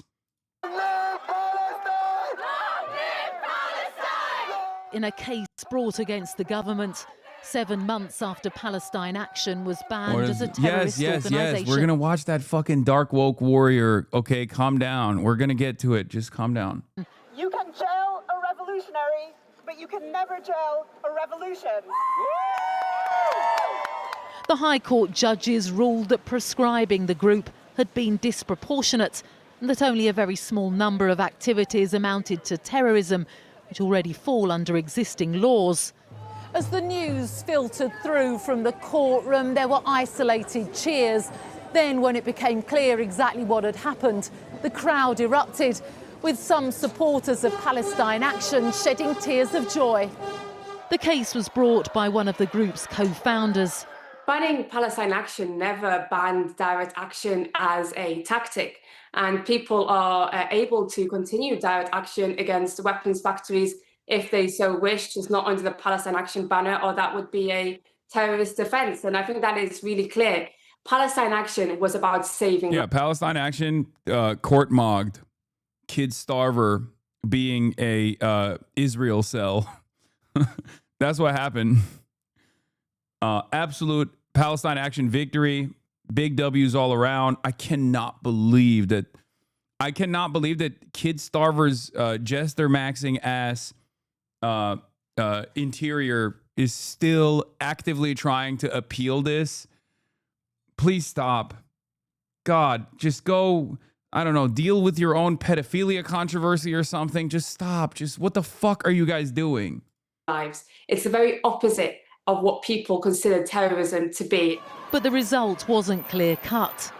The ban remains in force, certainly until the question of an appeal is considered by the High Court, and probably, I think, until the case actually reaches the Court of Appeal and the Court of Appeal has the chance to reach a decision.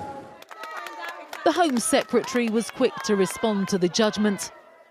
The court has acknowledged that Palestine Action... Isn't there photos of Shabana Mahmoud at like a Palestinian rally waving the Palestinian flag and everything?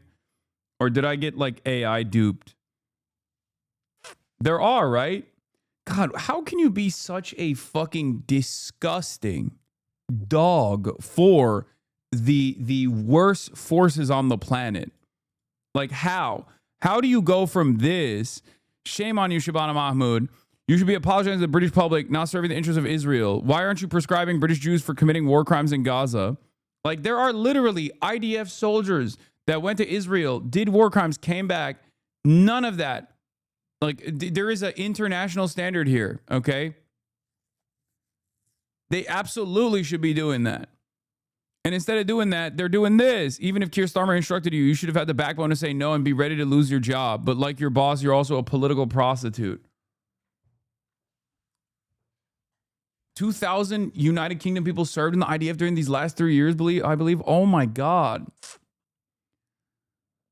It's so nasty. It's so fucking nasty. It's nastiness. It's nastiness all around.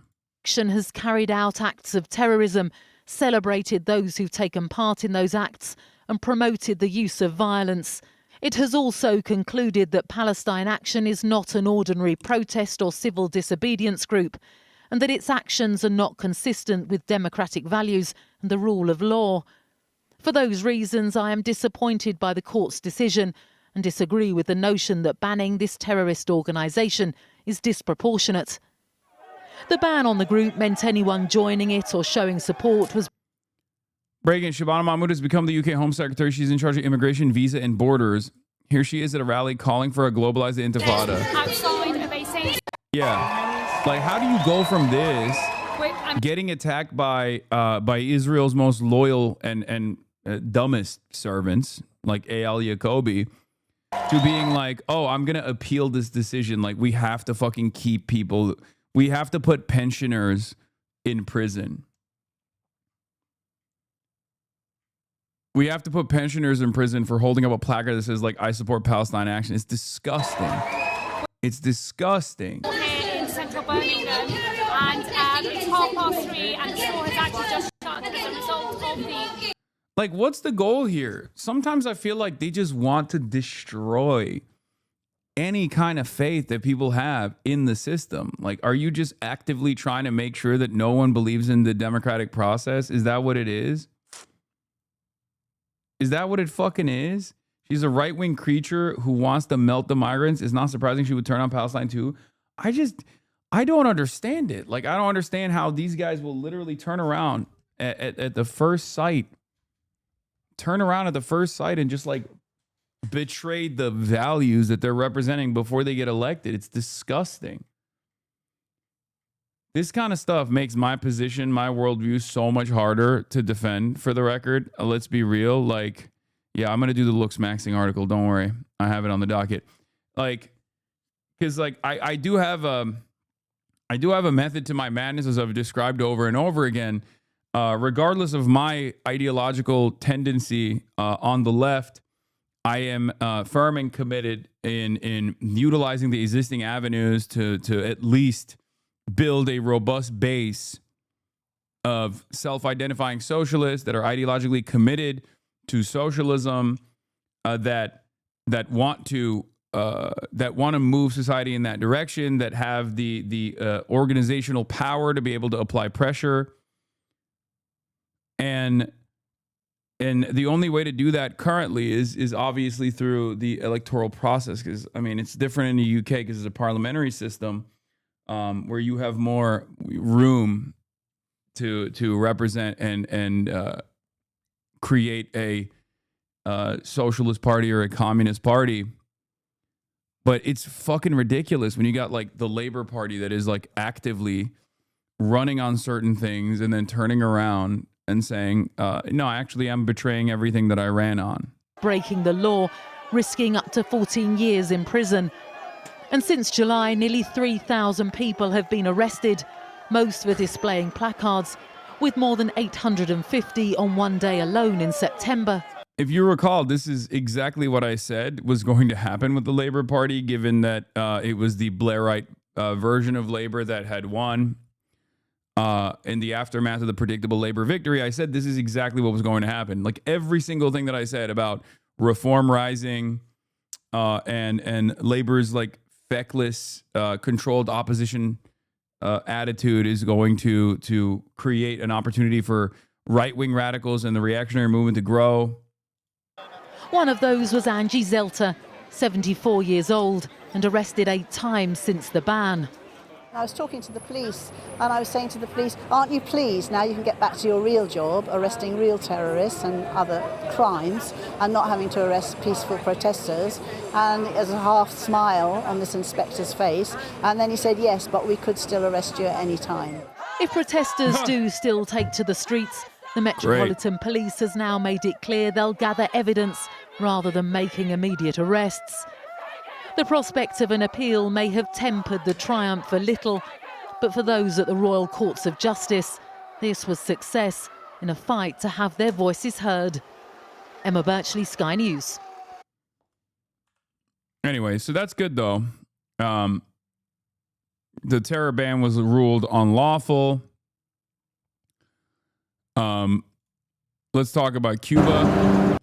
Cuba is receiving humanitarian aid from Mexico as the Trump blockade bites. Having said that, the humanitarian aid that they're receiving is not enough. And that's not me being an idealist or anything. That's just me being a realist, unfortunately, because the real aid that Cuba needs right now is oil. And America has shut off Venezuelan oil from going to Cuba. The American government has said that they would sanction and take over any ships that have oil that they're shipping to Cuba. The American government is actively starving Cuba. They have been for decades since the Cuban Revolution, but this final iteration of the starvation campaign has been truly disastrous. It's openly hostile. It's openly inhumane. It's completely and utterly unacceptable. And I will be sailing on the Nuestra America flotilla to Cuba. So be on the lookout for that. With the good folks over at Progressive International that are putting it together. We're sailing to Cuba, bringing critical humanitarian aid for its people. Together we can break the siege, save lives, and stand up for the cause of Cuban self-determination. I said I'll be participating in this. The U.S. has strangled Cuba since its successful revolution for the crime of sovereignty and dignity for its people. This latest example of the heightened blockade seeks to bring Gazan siege warfare and starvation closer to home. We mustn't look away. And you really are trying to get kirked. I don't think it'll happen. I don't think that'll happen, but it doesn't matter. I mean, we got to do it. Yes, I will be streaming it. I will be streaming the process. I don't know if we'll be able to stream on the island because I had set up in the past before this oil blockade. I was going to be able to stream on the island, but as you recall, I didn't go last year after I got detained. We had set it up, and at the time the stakes weren't as high. The stakes are much higher now, but I think we have to be brave. So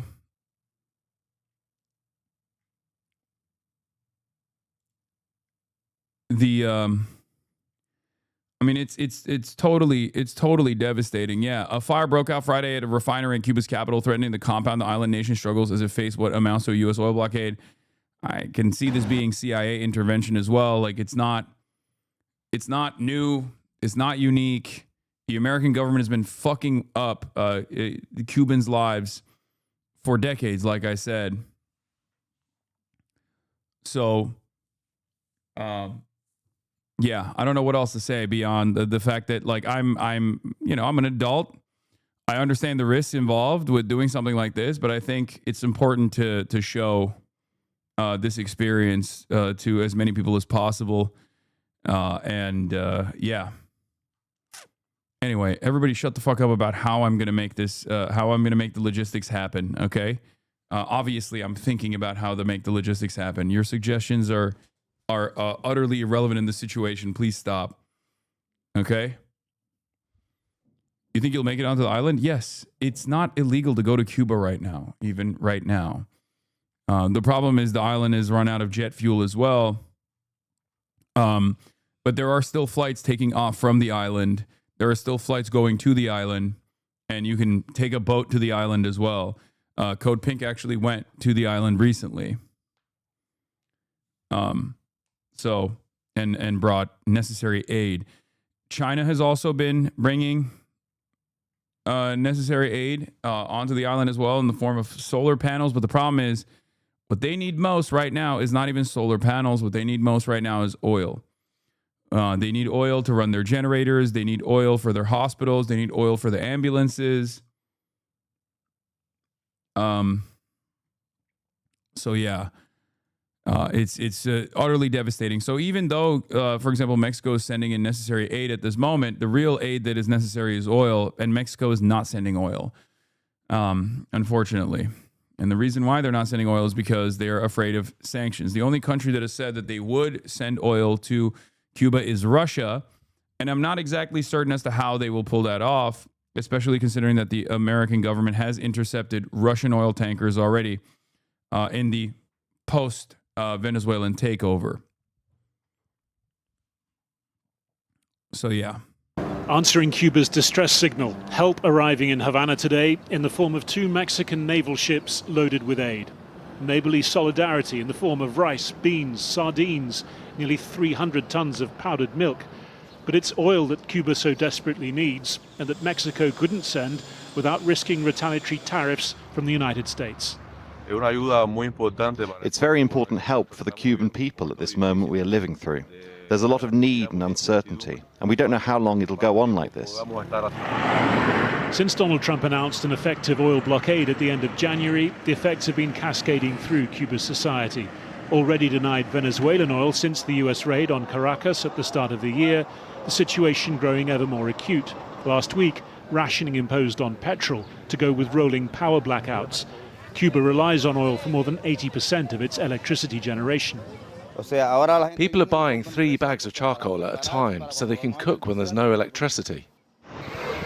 At the airport, jet fuel reserves all but exhausted. That's led to Canadian carriers unable to refuel for the return journey to cancel upcoming flights. Canadian and Russian airlines sending empty planes to repatriate stranded tourists. Canadian and Russian visitors making up nearly half of Cuba's vital tourism industry, which had already been in steep decline in recent years. In the end, everything is because of the lack of dialogue between the two governments. Ultimately, this is, as I say in the Cuban style, it's like a giant fighting with a child. Down from the mountains, the conqueror comes. A fight that's had little let-up since Fidel Castro's communist revolution of 1959, through the botched invasion of the Bay of Pigs, the Cuban Missile Crisis that threatened a nuclear war, then decades of embargo. Until the brief détente of Barack Obama's second term.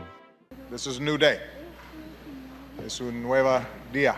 And Cuba is ready to fall, you know. Yeah, that was one of Barack Obama's positive accomplishments in terms of foreign policy, to which I give him many credits for. And not only that, but also obviously the JCPOA. Those were like the 2 major foreign policy accomplishments of Barack Obama, which, you know, those were objectively good things. And of course, Donald Trump came in and instantly fucked it. Fucked both. One at the behest of Israel and the other at the behest of the Cuban lobby.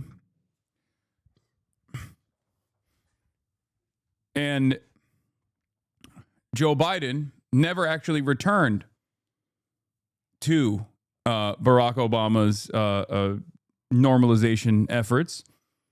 And he basically signed off on releasing the blockade for one day, his last day in office. It was disgusting. Utterly disgusting. It would have been better if he just didn't do anything at all, honestly. On his last day as a lame duck, he released the sanctions. One fucking day. Unbelievable.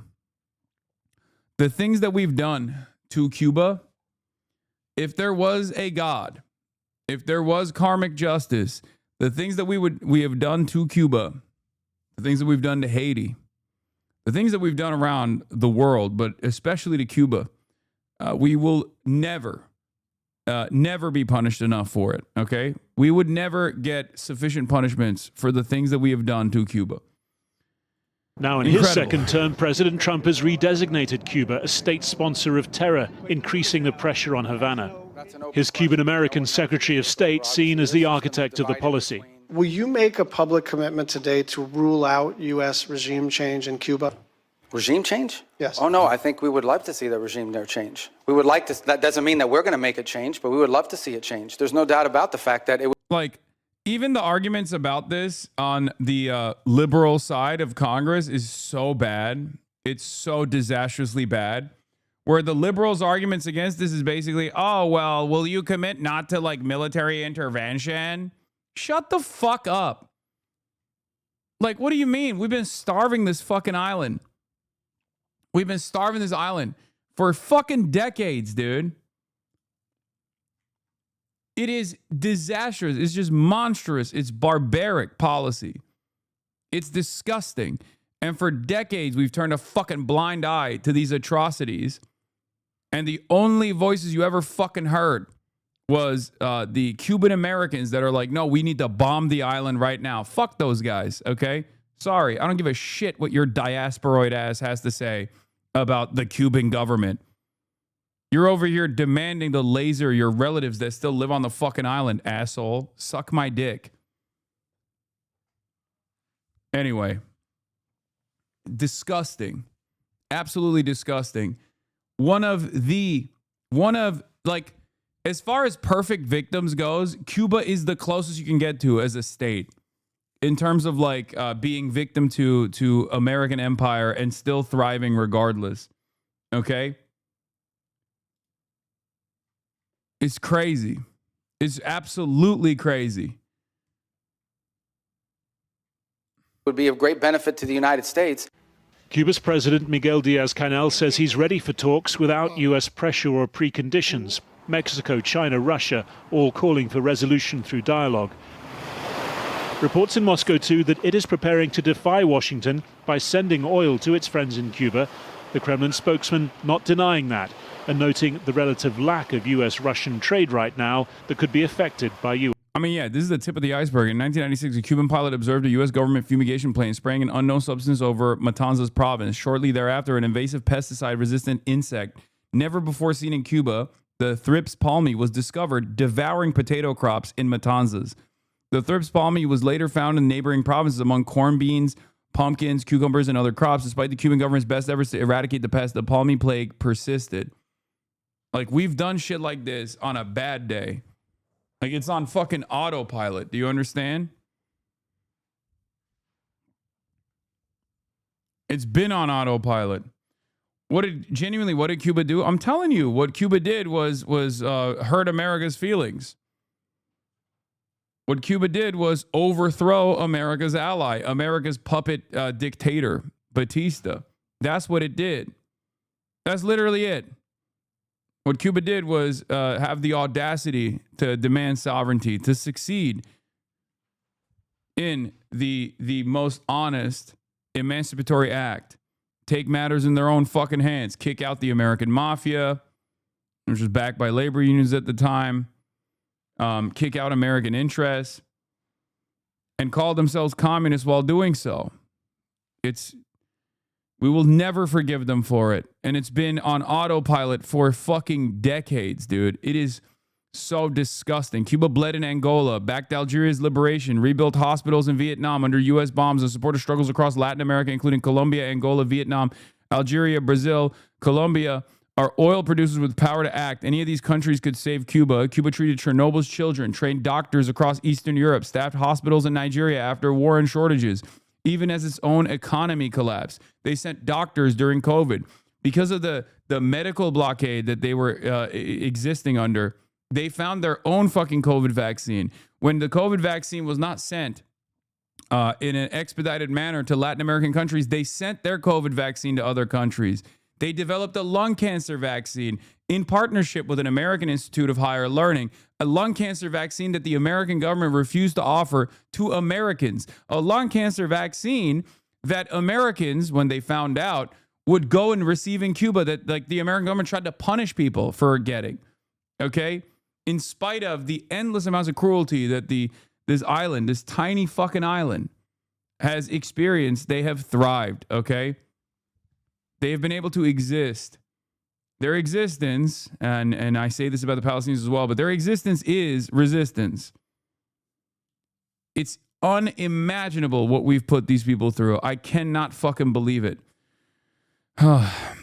Even if his own economy collapsed, they did all this. From Ebola wars to global disaster relief, it gave when it had nothing. Nigeria, Russia, Venezuela, Mexico, Saudi Arabia, Norway. One tanker breaks the siege.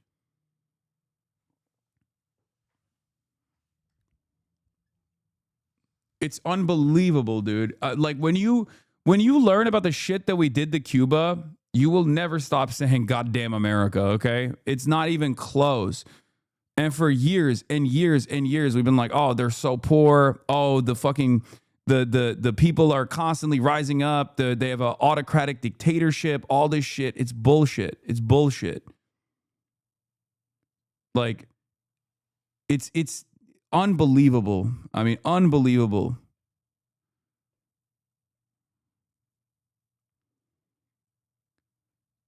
Cuba has actually a beautiful history here in Brazil.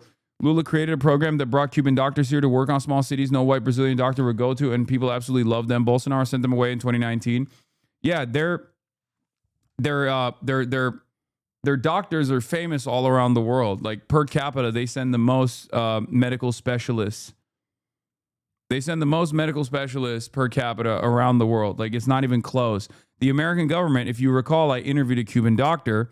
The American government tried to make it illegal, tried to punish Jamaica and other, and Caribbean nations, saying that this was medical slavery or whatever. It was just so disgusting.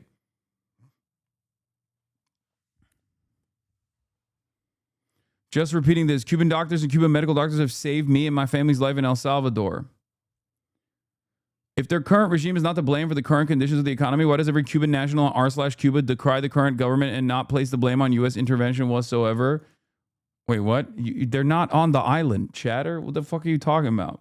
And also, even if they are on the island, you can still have people who are hogs, you know what I mean? You can still have people who don't know the truth, especially because that's the entire... Also, you're referencing Langley's very own Reddit. What are you talking about? Like... It's ridiculous. I have no interest in having a conversation with people that say like, oh, Cuba deserves it. You know, I'm Cuban and I think Cuba deserves it. Fuck you. You're a monster. You are a monster, an unbelievable monster. You are so cruel.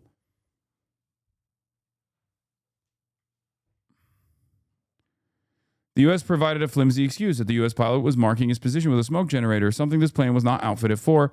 And would have been unnecessary because Cuban ATC had already radioed the U.S. plane asking if they had any technical difficulties. The U.S. plane N3093M was operated by the U.S. State Department, supposedly to destroy drug crops in Colombia.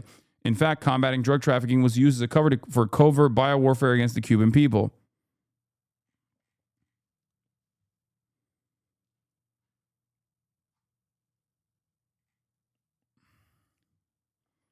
It's unbelievable, dude. We are ruthless tyrants. Oh my God. US tariffs. Well, earlier I spoke to Francisco Pichon, who's the UN's resident coordinator in Cuba. I asked him how bad the situation was on the ground. The energy and the fuel crisis that we are facing is really the main humanitarian risk multiplier at this moment. And we are not currently describing this as a full-scale humanitarian emergency, but the risk is concerning, and it requires a lot of close monitoring and a lot of preventive action, and that is what we are focusing on at the moment.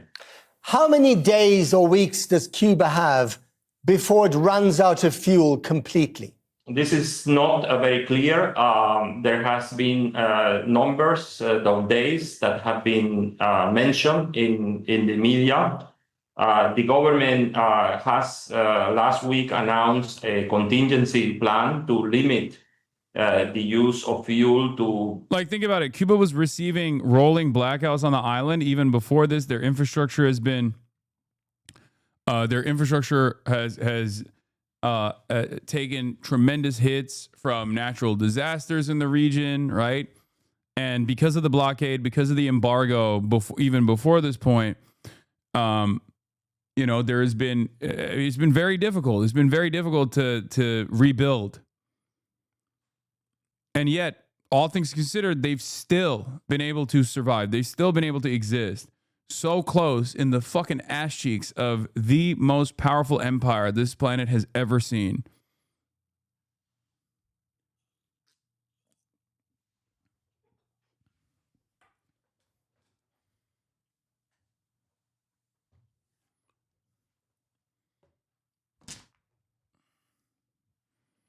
To understand how monstrous the U.S. blockade on Cuba is, think about the end game. What are they trying to achieve? The goal is clear: to starve the people to the point where they're too weak to resist an invasion, or so desperate that they're willing to accept U.S. control. To get to this point, the U.S. would have to plan on very severe starvation of the country. Another thing that they're doing is, right now, there are appropriate groups that the Cuban government has to allow into the country. Appropriate groups that the American government has sanctioned to do this duty. So they are first starving the island, and then they're going to say, oh, the only way that you can get oil and limited quantities of oil is through our state-sanctioned, State Department-affiliated groups. That's it. That's like, that is how it works. A lot of people are confused about how things work. I myself I was confused about how things work in Cuba as well. And once I started setting up to go there last year, I learned a lot more. Like, it was fascinating. Like, for example, there is, on the island, there's a grid, there's an infrastructure for communications, and like AT&T is still technically serving the Cuban island, right? At all times. No, Kaya, you are desperate to be. Kaya, get out of there. Get out of there. It's crazy. She's literally like, please, I need you to step on me. I need you to roll over my tail with your wheels. I need your fat ass to roll over my tail, please. Another clip just dropped. Yeah. Run me over, please. I am desperate. Please run me over. No, I said my ass is fat. I mean, she's fat too. Let's be real. But yeah, as I was saying,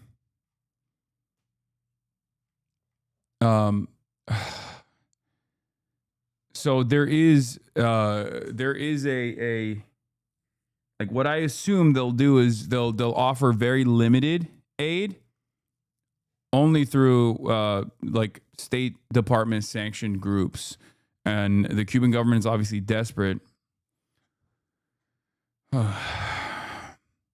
And because to get to this point, the U.S. would have to plan on very severe starvation of the country, because remember, the Cubans fought a revolution against a U.S.-backed dictatorship, and they have struggled to survive under a U.S. blockade for half a century. They will not surrender their sovereignty easily. They will fight to the bitter end, and the U.S. understands this. The U.S. is gearing up for genocidal crimes. They backed the genocide in Gaza precisely in order to set a precedent that would allow them to do this themselves. It is pure, wanton barbarism. Every decent person with any shred of human values must resist this campaign with all their might.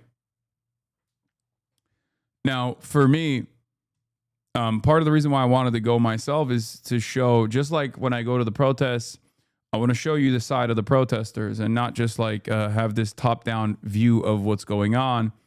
I want to do the very same thing in Cuba as well, to offer better insight, to offer a voice to people that is often voiceless in mainstream news. And yeah, that's my goal here as well. If the Cuban government simply started fair and free elections, that would be a huge step in the right direction. Here, you take a week off and really think about that. Do you know anything about the Cuban electoral process? No, you don't. You don't have any fucking clue how this shit works at all. Okay? They have a higher degree of election participation at the local level than you ever could imagine. So shut the fuck up. It's not fair and free elections. America doesn't give a fuck about elections at all. The notion that America even nominally cares about elections is such a stupid thing to say, especially at this moment. I mean, they fucking toppled the Venezuelan government, right? And what do? Now they are working with Delcy Rodriguez. It's the same government, dumbass. They overthrew a dictator. Oh, you're talking about the Cuban Revolution. Yes. When has America ever actually done anything at the behest of democracy? When they say, oh, we're going to bring democracy to your country, just know you're fucked. Okay? Get ready to fight. You know, armed revolutionary struggle, armed anti-colonial action. That's what you should get ready for when America says, oh, we're going to bring democracy to your country. Very essential functions. And I think depending on how the... Yeah, the 2019 Cuban referendum, constitutional referendum, granted equality and LGBTQ rights, due process, and it got like 90% of the fucking vote. Like, they literally are more woke than we are, even on the libtarded metrics that liberals care about when they talk about like civil society organizations and like, why we must topple certain governments because they're not gay enough or some shit. Whatever the fuck liberals say when they want to do regime change, right? It's ridiculous.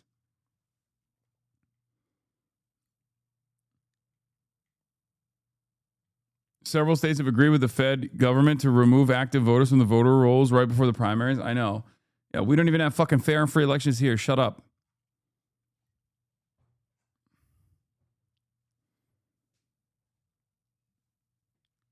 It's so crazy that, like, I mean, it's the same with China. It's just the same with like every country that we have designed as a foreign adversary. The average American's understanding of these countries is so broken on purpose. You are being propagandized. Okay? Like, I bet many of you, before the China trip, regardless of how much I talk about China, probably didn't know that, like, you can fucking, I don't know, say Winnie the Pooh, right? Like, it's shit like that most people don't even know about. And it's the same with Cuba. It's just a normal fucking country. America's just decided to destroy it. That's it. That's the only problem there. Okay? You are literally the propagandist. Yeah, I know. Exactly.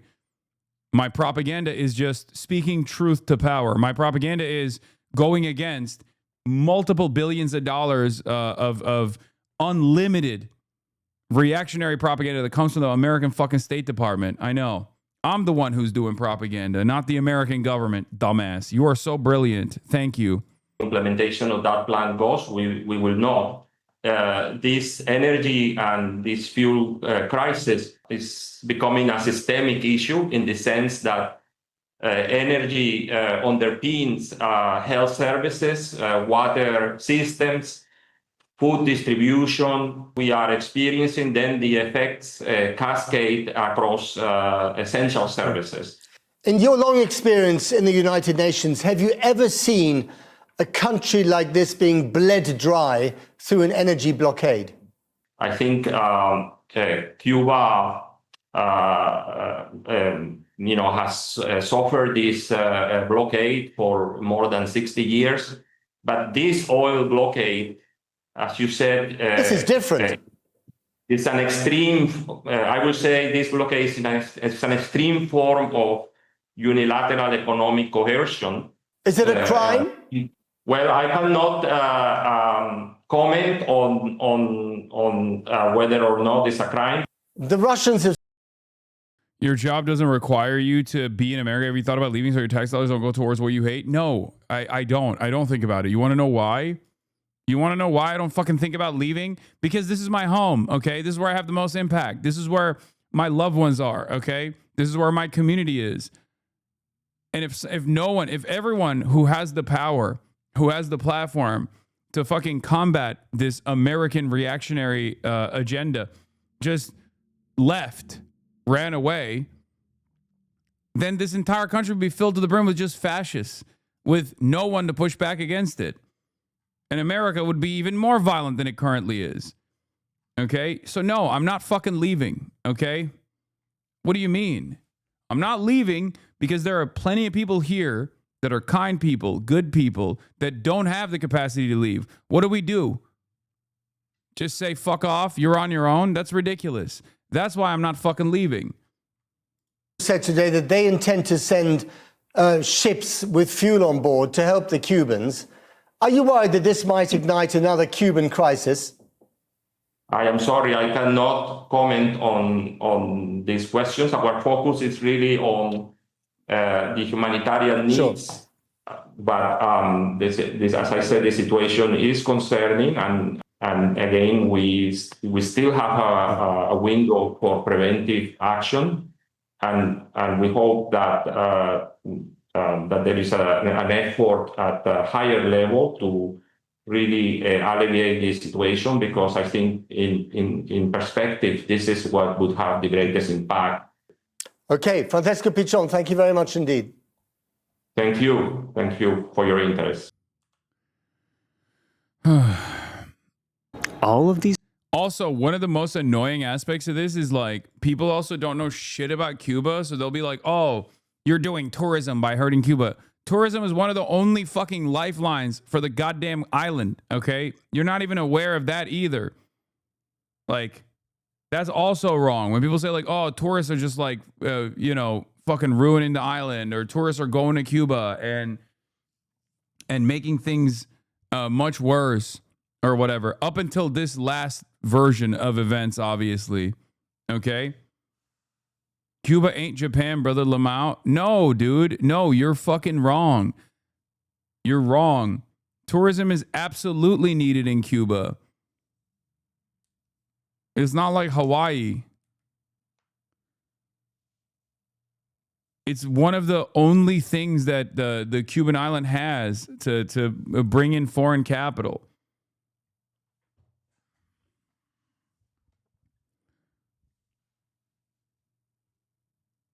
In any case, right now is a little bit different. I'm not aware if they're still like desperate for tourism at this point, because they don't have any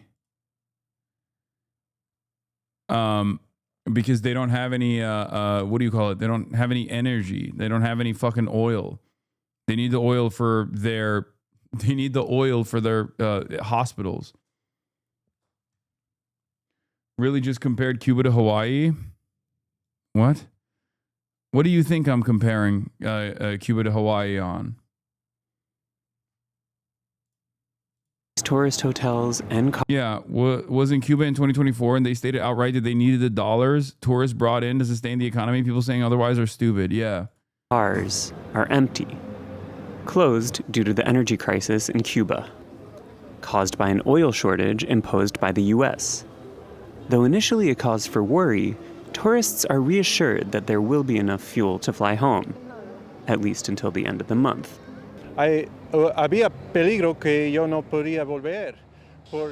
There was a danger that I might not be able to return because the airport says it doesn't have enough fuel for the planes. But this morning I asked the airline CUBA and they say they can come pick us up and continue with the plan.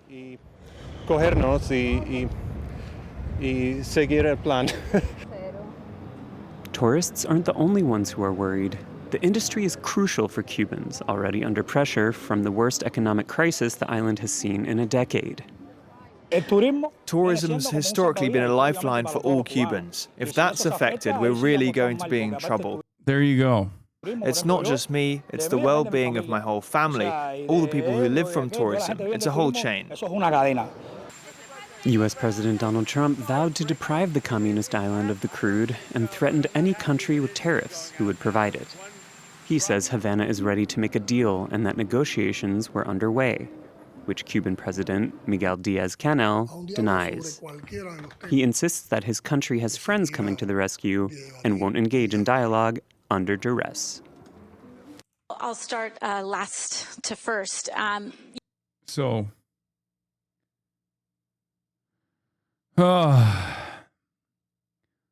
why would the people who closely follow the Constitution of the country, e.g. progressives, leave? The right needs to secede or work on passing constitutional amendments first.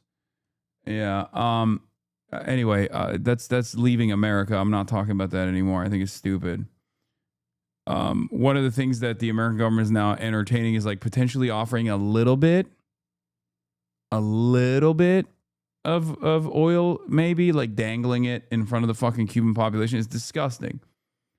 By the way, make no mistake, this is not my assessment either. The entire international community has time and time again demanded to stop the blockade, stop the embargo, with the exception of two countries that have consistently voted no at the General Assembly. Do you know who those two countries are?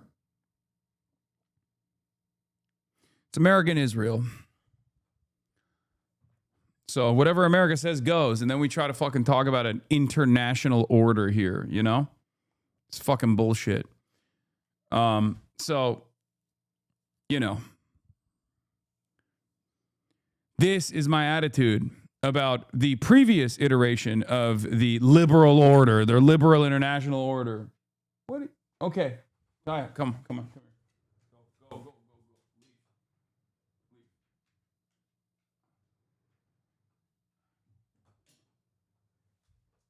Oh God, I didn't get enough sleep last night.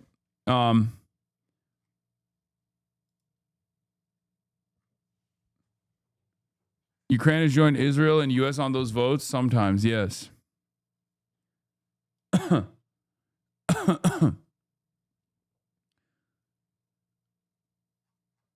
So, this is a good primer for you guys, I guess, to get into the Munich Security Conference, where, you know, global leaders come together and discuss how in the age of Trump they are going to restore the NATO Atlanticist liberal international order. Okay? Now is the time for bravery, and that bravery extends to the likes of AOC as well. I personally believe that there's an opportunity here, a unique opportunity to make necessary changes. AOC had a speech that she delivered, and numerous takes that she had. You know, I think as the previous international rule-based order is collapsing, with Trump's gangsterist, dangerous, vulgar imperialism directed not only at nations in the periphery, but also directed at American allies, longstanding allies, white countries. People are trying to figure out what to do. Let's take a look.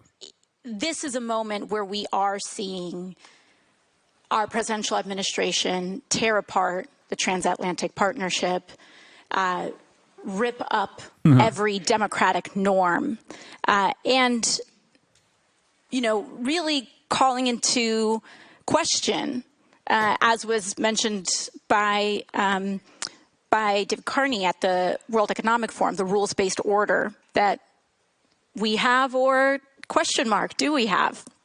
And so I think one of the reasons why, not just myself, but many of our colleagues here, in fact, Democrats, many Democrats that are here as well, is because we want to tell a larger story, that what is happening is indeed very grave. And we are in a new era, domestically and globally. There have been many leaders who've said we will go back. And I think we have to recognize that we are in a new day and in a new time. But that does not mean that the majority of Americans are ready to walk away from a rules-based order and that we're ready to walk away from our commitment to democracy. I think what we identify is that in a rules-based order, hypocrisy is vulnerability. And so I think what we are seeking is a return to a rules-based order that eliminates the hypocrisies around when too often in the West we look the other way for inconvenient populations to act out these paradoxes, whether it is, you know, kidnapping a foreign head of state, whether it is threatening our allies to colonize Greenland, whether it is looking the other way in a genocide. Hypocrisies are vulnerabilities, and they threaten democracies globally. And so I think many of us are here to say, we are here and we are ready for the next chapter, not to have the world turn to isolation, but to deepen our partnership on greater. If one more person sends me Cenk being a 9/11 was an inside job take, I'm just going to fucking... I'm not even going to Cuba because I'm just going to shoot myself in a rocket directly in the direction of Mars and die on the die before I reach the fucking asteroid belt, okay? Like, please, I know, chatters. I know, it's funny. He's a 9/11 truther now. I know. Please, shut the fuck up, okay? Let me cover this first, and then we'll get to that shit. Okay? Yes, I know. I have a reactionary unk, okay? It is my most relatable trait, I know. And now he's becoming a 9/11 truther unk. Okay? Please. Please. The amount of fucking text messages I've received from friends and loved ones. Like, have you seen this? Yes, I have. I see everything. Okay? It's so funny because for years and years, he was the one who pulled me aside to be like, how dare you say what you said about 9/11? And now look at him. It should be my moment of vindication. But it's not. Because you guys are being fucking annoying. I'll get to it later. And increase commitment to integrity to our values. Just a 20-second follow-up, really, just quick. Are there any... I've been posting pro-Cuba sentiment and it's been getting dragged on the timeline. Yeah, guess what? Here is a crumb of hope for you, okay? This is what I was talking about as far as like maintaining revolutionary optimism and taking small victories, no matter how minor they might seem, and building on them. October 6, 2023. If you were to say something about Israel, you would be punished in the same fucking way. Okay? You have to remember that people are smarter than we give them credit. Okay? That if you show them over and over again, if you're resilient, if you're stubborn, if you keep pushing back, and if you show them the truth, you can lean on the side of justice. You can lean on people's nature, people's interest in being empathetic and understanding. And you can show them what the truth actually is. Okay? It would have been unforeseeable to arrive at a position where the overwhelming majority of Western society would be on the side of Palestinians as opposed to Israel. Billions of dollars of propaganda created an information environment where you would get deplatformed, you get punished. And look at us now. And while people say, that doesn't mean anything, Palestinians are still suffering. Change takes time. I know that seems silly to say. I know that means perhaps you feel like it means nothing to the Palestinians that are being slaughtered still to this day. But the reality of the matter is it does mean something for those people on the ground. I know. I've talked to them. I've talked to them in person. I try to show you their perspective all the time. I talk to them directly like I did with Belal Khaled when I was in Qatar. That's the reason why I have those conversations, so you understand that your advocacy does matter to them. They hear it, they see it, they understand that one day they will be free. So if they can maintain that commitment, because they don't really have the opportunity to succumb to nihilism anyway, because nihilism is the poison for those who are privileged, because they don't have the privilege to say, all right, fuck it. We're all going to die, I guess. Right? If they can maintain optimism in spite of being victims to a genocide, and they can internalize the support that they're getting from the West now, and if that gives them confidence, you can too. So just remember, change does happen. It just takes a long time. And because we're not on this planet for, the human lifespan is short. We're not on this planet for an extended period of time. You're not here sometimes to see that change take place. You have to hold on to any sort of modest, any sort of marginal victory you get. So just because you believe that it's very difficult to get your message across about the humanity of the Cubans and the starvation and the cruelty that they've been subjected to, endless punishments by the American state, just because that message doesn't work today, just because people are pushing back on it today, doesn't mean that they won't be by your side tomorrow. Remember, one day, everyone will have been against this. It's the same in Gaza, and it's the same in Cuba as well. Okay?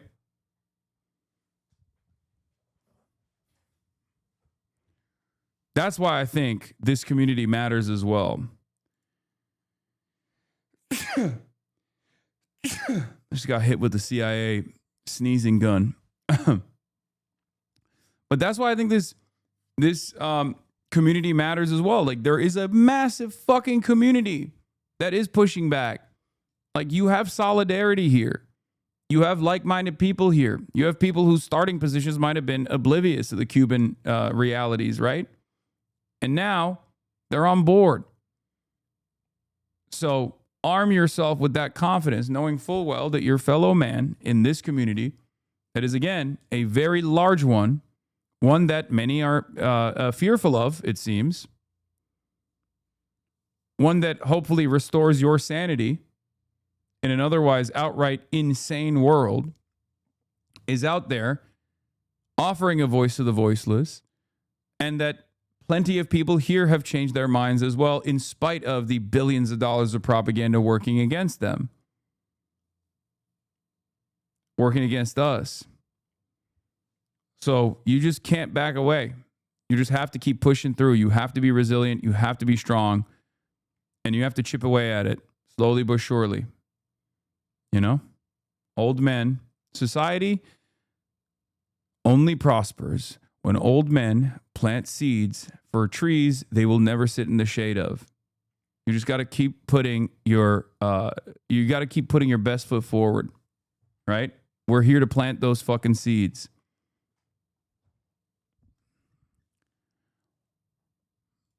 Anyway, having said that, let's get back to the Munich Security Conference. Particular institutions that a democratic administration would want to save, like your voters. Is it NATO? Is it the climate accord? Is it the Iran nuclear? Are there some things where, just give me a lily pad? Well, you know, first and foremost, I think we need to revisit our commitments to international aid, not just USAID, but the dozens of global compacts that this current Secretary of State and President Trump have withdrawn from. They are looking to withdraw the United States from the entire world so that we can turn into an age of authoritarians that can carve out the world where Donald Trump can command the Western Hemisphere and Latin America as his personal sandbox, where Putin can saber rattle around Europe and try to bully around our own allies there, and for essentially authoritarians to have their own geographic domains. And it actually is the By the way, I want to say something here that I think is important. What she doesn't call out by name here is just as important as who she calls out by name. Okay? I need you to understand. There's a country that is the number one foreign adversary for the NatSec liberals and also the neocons as well. She did not say China. She did not say Xi Jinping. Okay? Also, she's in Munich. Of course she has to say fucking Putin. Are you kidding me? It's like they'll shoot you. They'll take you out back and shoot you if you don't say Adolf Hitler must be deposed. All right? Two things you can't say in Germany, okay? Israel's committing a genocide, and you can't say you can't get away without like mentioning Adolf Hitler every now and then. You gotta they will kill you. They will beat you with hammers. They won't shoot you. They don't have guns. They don't have as many guns, but you gotta say Hitler. And she also did say genocide. So, you know, Israel's committing a genocide. So that's, you know, it's modest, but it's important. Trans-Pacific Partnership, it is our global alliances that can be a hard stop against authoritarian consolidation of power. Like, this is, again, it left me wanting more for sure. Okay? It left me wanting more. Absolutely. I mean, compare this to my impromptu speech, which is not exactly great either. Let's be real. I didn't maintain any brevity. I was very wordy. I had a lot of uhs and ums when I was talking in Canada about this exact same issue, right? About this exact same change that we're all seeing.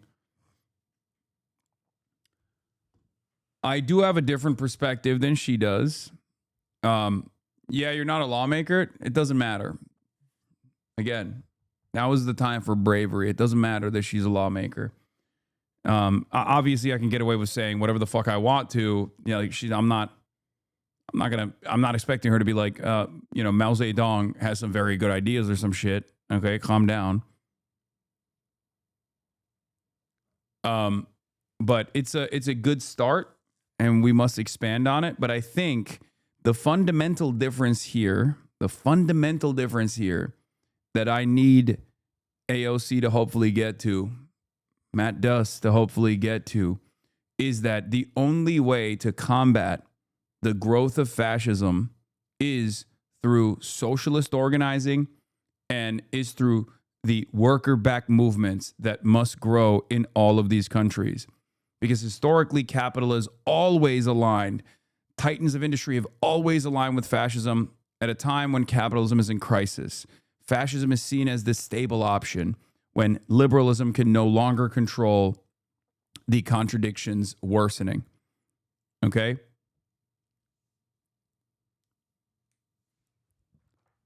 And I think there is a real opportunity to make a coherent point here that will stick with a lot of people. Okay?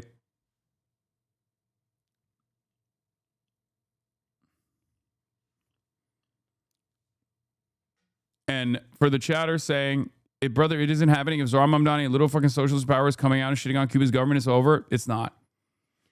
It's not. You'll see. I think AOC in the upcoming days will have a stronger stance in protecting Cuba and like releasing the sanctions on Cuba than Zohran Mamdani did. And hopefully it'll give courage to other people as well to come out. Hopefully one of AOC's weakest instincts, in my opinion, is whenever she gets any pushback whatsoever from a standpoint theory exhibiting, Cuban American reactionary, she will back away. Hopefully she'll say fuck off and she'll keep pushing. Okay? Because the reality of the matter is that's coming, right? She needs to know that that's coming.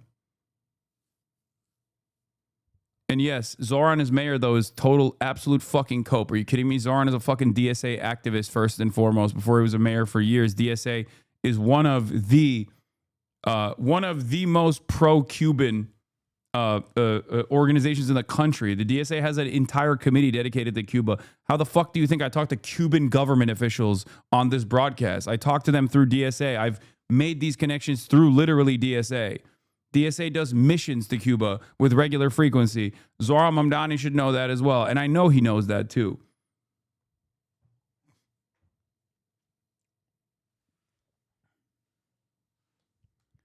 I think Zoran's statement on Cuba was disastrous. It was disastrous, but it's utterly irrelevant in the grand scheme of things.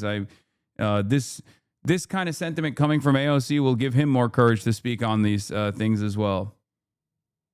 I'm not sure how an American politician is supposed to sell your brand from yesterday. We're essentially saying that the countries need to move away from the United States, but as a nation state, it is the U.S. interest to keep influence, even if it's more moral influence. I just don't think any politician will do anything beyond a good neighbor style policy. No, I'm not saying I'm not saying that American politicians should use the same exact sentiment. I'm saying that global intervention has never been done at the behest of the American population, the workers. It has always been done at the behest of multinational conglomerates and the international capital owning class. And in order to combat against fascism at the domestic level and combat against fascism, which is imperialism at the international level, we have to organize against it. First at the domestic level, then against it at the international level through solidarity, again, in uniting the working class all around the globe. These are the types of things you can say. Politicians have said this. Go back and listen to fucking FDR and shit. You know what I mean? Like American politicians used to say shit like this. It's kind of crazy that we've lost that. We've completely lost this internationalist perspective because slowly but surely that is eroded through American engineering around the globe. It's kind of crazy. Like it's not like post-Truman, post-Eisenhower, we slowly chipped away at it. But even those guys would every now and then slip in this kind of perspective, even though they were the death dealers themselves, right? So it's kind of wild to compare. It's kind of wild to compare like even a fucking JFK speech to the average Democrat now, the most progressive Democrat now. That's how far we have fallen from this previous perspective.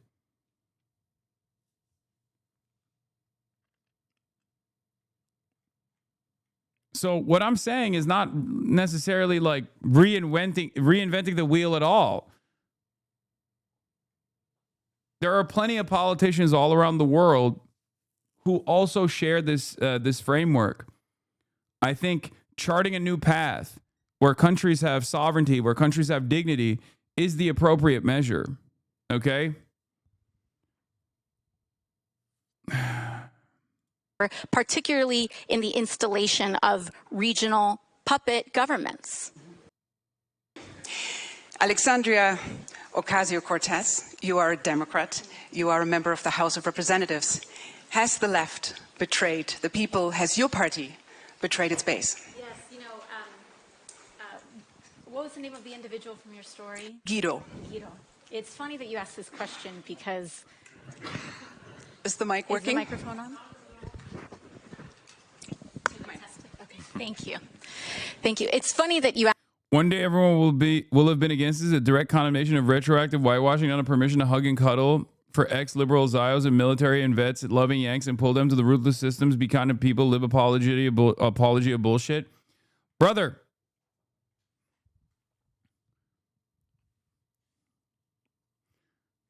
I don't know how to explain this to you, but there are no untarnished folks, okay?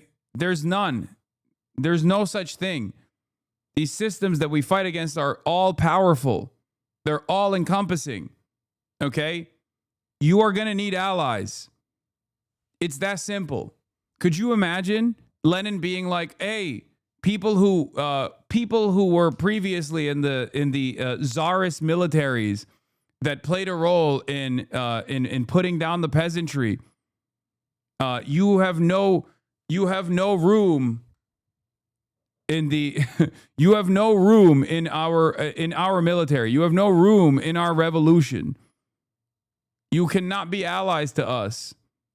Like, can you fucking imagine if that's how this worked historically?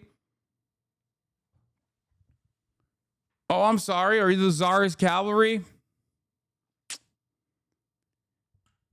It's not gonna. We can't work with you. Sorry, we're going to turn down people that we could bring in. Yeah. Mao saying to the KMT soldiers, don't actually come to our side. We must not convert you. We have no reason to work with you whatsoever. Okay? When they change, yeah, but someone thinking these people are subhuman and die, how am I supposed to think? I don't need you to think, because you're not thinking right now. You're just thinking of the most extreme hypothetical. Every single person is a potential enemy that is cynically making it seem as though they're on your side. We have to give people room to grow. I can do that. Maybe you don't have the privilege to do that. I have the privilege to do that. I'm going to keep doing that, okay? I don't give a fuck what people have done in the past, as long as what they're doing right now is moving in the direction of justice for the oppressed peoples, the dispossessed masses all around the world. That's it. That's my attitude. You can say it's privileged. You can have a nihilistic perspective on that. You can assume that no one is actually trying to change. It doesn't fucking matter to me. Okay? That's it. I don't know how the modern left movements got to this point of like tremendous privilege, in my opinion, where they just have they act as though everyone is already a fucking revolutionary with a copy of the Red Book on one hand and a rifle on the other. Lenin would disagree with you. China was occupied at the time. How does that relate to America? You're right. There is no room for fucking any sort of revolutionary interpretation and application to modernity right now. especially considering that everybody at the time thought that the successful revolution would be in fucking Germany, would be in England, these industrial nations that actually had a robust working class that were organizing at the assembly line. Why did it fail there? Should we wait for the American masses to look like the peasantry of the past? Or should we try to work with the confines that we have? Work with the realities that we have at our disposal? Like, a lot of people are defeatist. A lot of people are fucking defeatist. They just say like, oh, it doesn't matter. It doesn't matter. I mean, there's nothing resembling the conditions of successful communist revolutions here in the United States of America. I know. Okay? I know that. You think I'm not aware of that? I am aware of that. But we don't have the numbers right now. We don't have the capacity. This is not like, this is not like voting out the Trotskyists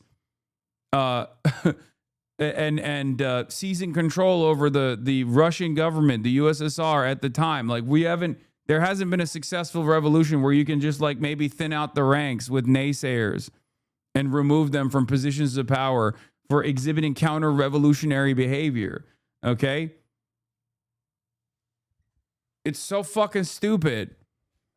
You have nothing. We're beggars, okay? We can't be choosers. We have nothing right now. We have no movement. We have no class consciousness. We have no vanguard. And you're over here being like, yeah, there's 11 people in my fucking reading group, and the 12th guy I don't fully agree with, so fuck that 12th guy.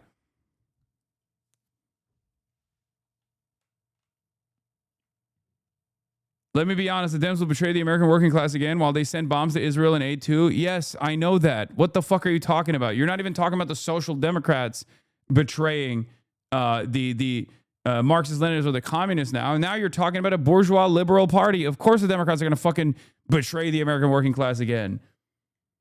I'm just simply saying that currently we don't have anything. We don't have anything at our disposal.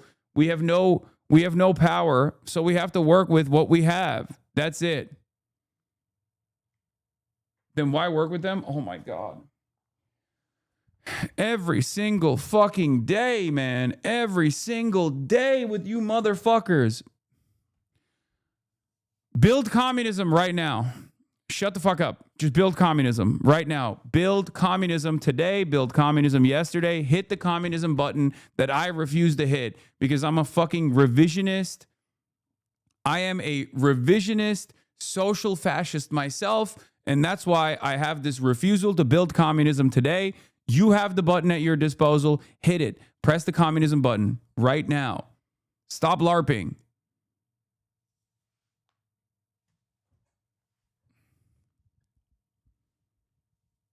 I can't believe that this is like a everyday experience where I have to like go through the motions of explaining to people that, yes, I am aware of that a liberal bourgeois capitalist party is not going to be your fucking salvation. It's not going to magically overnight turn into a communist party or ever turn into a fucking communist party at all. I want you to hit the communism button for me. No, I'm refusing to hit it. I'm refusing to build the communism today and tomorrow and the day after. This is my biggest argument as well. A revolution right now would probably turn out like the French or other revolutions that ended up with reactionary wins. The numbers do not favor a progressive win. It takes time.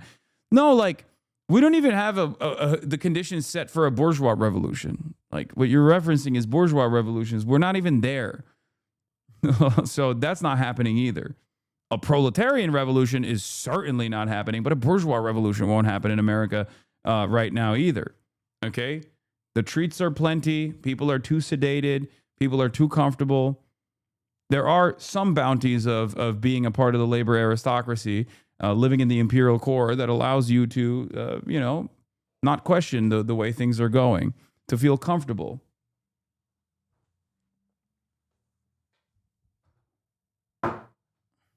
In that environment, I try to work to build some kind of revolutionary movement. In that environment, I work to build class consciousness first.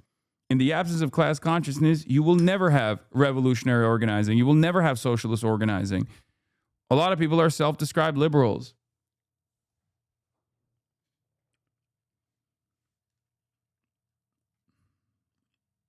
that simple.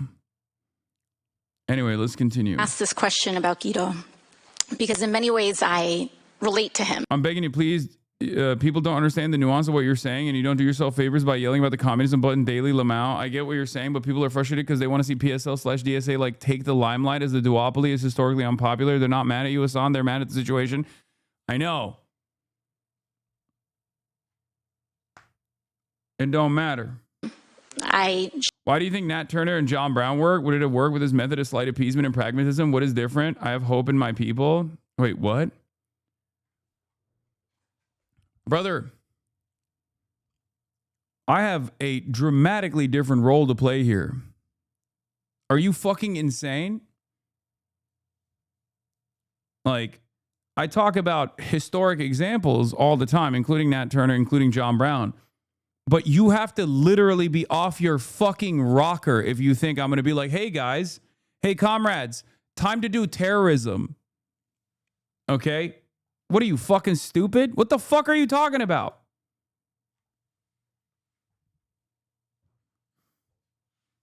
Hello?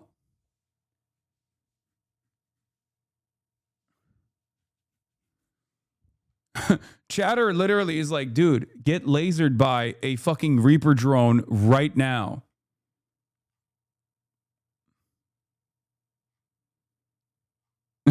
Like, immediately.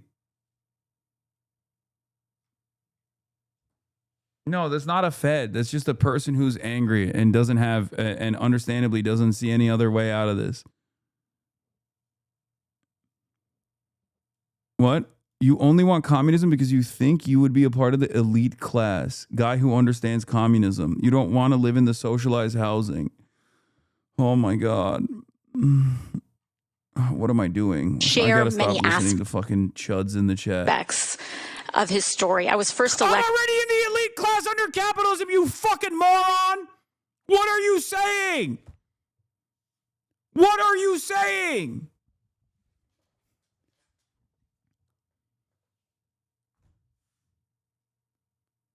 I'm in the fucking 0.1% of the global fucking wealthy class, living in the heart of empire in Los Angeles, California, one of the most expensive real estate markets on the fucking planet. What class do you think I am a part of?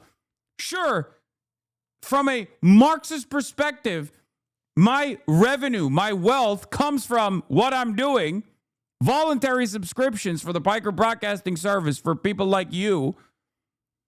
But even from your dumbass perspective, how much better could it get for me? I live in fucking Disneyland. If you're above a certain level of wealth and affluence in this country, it's literally Disneyland, okay? It's unlimited freedom. I can't even go a day without having motherfuckers be like, oh, you just want to be a part of the fucking ruling class. If I wanted to, I'd be sucking up to the Republicans. I'd be sucking up to the Democrats, not trying to fucking change the trajectory of America. What the fuck's wrong with you?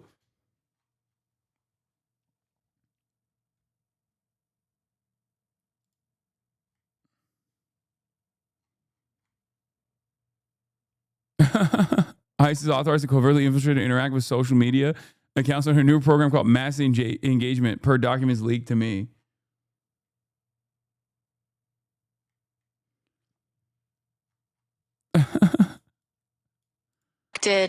When I was in 2018, and I was a waitress in New York City.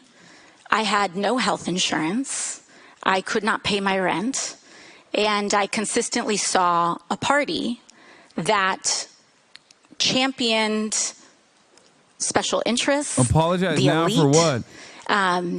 And a Democratic Party that was very much kind of telling working people that everything was fine when it in fact wasn't. And after I was elected, I remember I was crossing this threshold and there was this closed door meeting of many high-ranking Democratic Party officials, people that you see in the news and all of that. And they derided behind closed doors at that time, a long time ago. They derided many of the populist demands that I had run my campaign on. And I had defeated a 20-year Democratic incumbent that was part of Democratic Party leadership. And they said $15 minimum wage at that time, way too high, too severe. The idea of tuition-free public colleges and universities, too far. Expanding health insurance and Medicare, too extreme. And these are all the things that I, as a waitress, had campaigned on and had been major pain points in my life. And then they said, we have to listen to working class people more. And I think that that encapsulates much of the betrayal that the working class in the United States had felt. But we have also come a long way since then, and we have a long way to go. The United States right now is experiencing a political pendulum, and depending, really, the party that is seen most as betraying the working class tends to be the governing party in this moment. Right now, that happens to be the Republican majority. But really, what we are seeing over the last 8 years, I think, has been a growing recognition that of those past errors that go back, that include military interventionism in the Iraq War, that include a recognition of NAFTA as a failed policy for many rural and working class communities. And now I think we are moving in this direction of increased recognition that we have to have a working class centered politics if we are going to succeed, and also if we are going to stave off the scourges of authoritarianism, which also provides political sirens, political siren calls to allure people into finding scapegoats to blame. Authoritarianism. Genuine question, but how does the American leftist movement survive when the Dems put all the money behind Gavin Newsom or Kamala Harris in 2028? Genuinely asking, because with the state of things, it seems like all that money and all those super delegates are going to Newsom or Harris. I know I'm a bit of a cynic, but I guess my question ultimately is, how the fuck are we supposed to be not supposed to be doomer-pilled? You can't be doomer-pilled. You just have to keep working towards that goal, no matter what happens.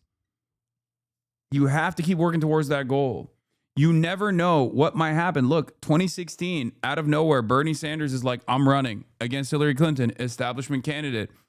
Now, 10 years after the fact, in the United States of America, one of the most reactionary anti-communist countries, anti-socialist countries on the fucking planet, if not the most anti-communist, anti-socialist country on the planet, 33% of the Democratic Party's base is self-identifying as democratic socialist. These things take time, but change happens, not spontaneously, but change happens in a way that you cannot even fucking fathom. That's it. Having a candidate that represents your interests, having a base that is actually more angry than ever before, having a weak Democratic Party, for example, with media organs that can actually push and overcome the faucet of misinformation coming from mainstream media, the attacks that are coming from the usual suspects. You never know where that can go. Okay? That's it. It didn't happen back then, but you never know. It might happen now. And if it doesn't happen now, it might happen 5 years from now, 10 years from now. You just have to keep exhausting all of the options. You just have to keep exhausting all the options. You just have to create the perfect opportunity for change to take place. And when it does, people go, wow, this happened overnight. This happened spontaneously. I always go back to Palestine, but on this issue, I'm going to go back to it. People have been chipping away with awareness initiatives about the Palestinian plight for the last 80 fucking years, since 1948. Since 1948, people have been doing this. And it seemed like after October 7, in a matter of 2 years, against billions of dollars of propaganda, the most pervasive advocacy network, the most pervasive mechanisms of control, the Western populations woke up to the reality almost overnight in comparison to the past fucking 80 years. But if the past 80 years of work wasn't there, okay, if the technological advantages weren't there that the Palestinians used to communicate their plight directly to the Western populations, things that previously would have been considered, unfathomable, unforeseeable, none of this would have happened, okay? So you never know when change will take place. You just have to keep trying to set events in motion, and you have to keep pushing so that when the opportunity comes, we have robust organizing. And then the latecomers will think, oh, wow, this happened overnight. How crazy. I'm a part of it now. But you just cannot give up on solidarity. People don't realize how much has changed. My tennis playing country club aunt with a broker husband is ready to burn it all down. This happened in the last 3 months. Yes, even at the domestic level.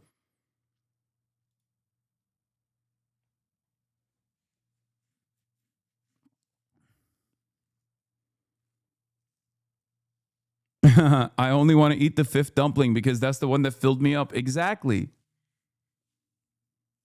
People don't want to think about the 4 dumplings that came before. They want to think about the 5th dumpling and go, well, this triggered it.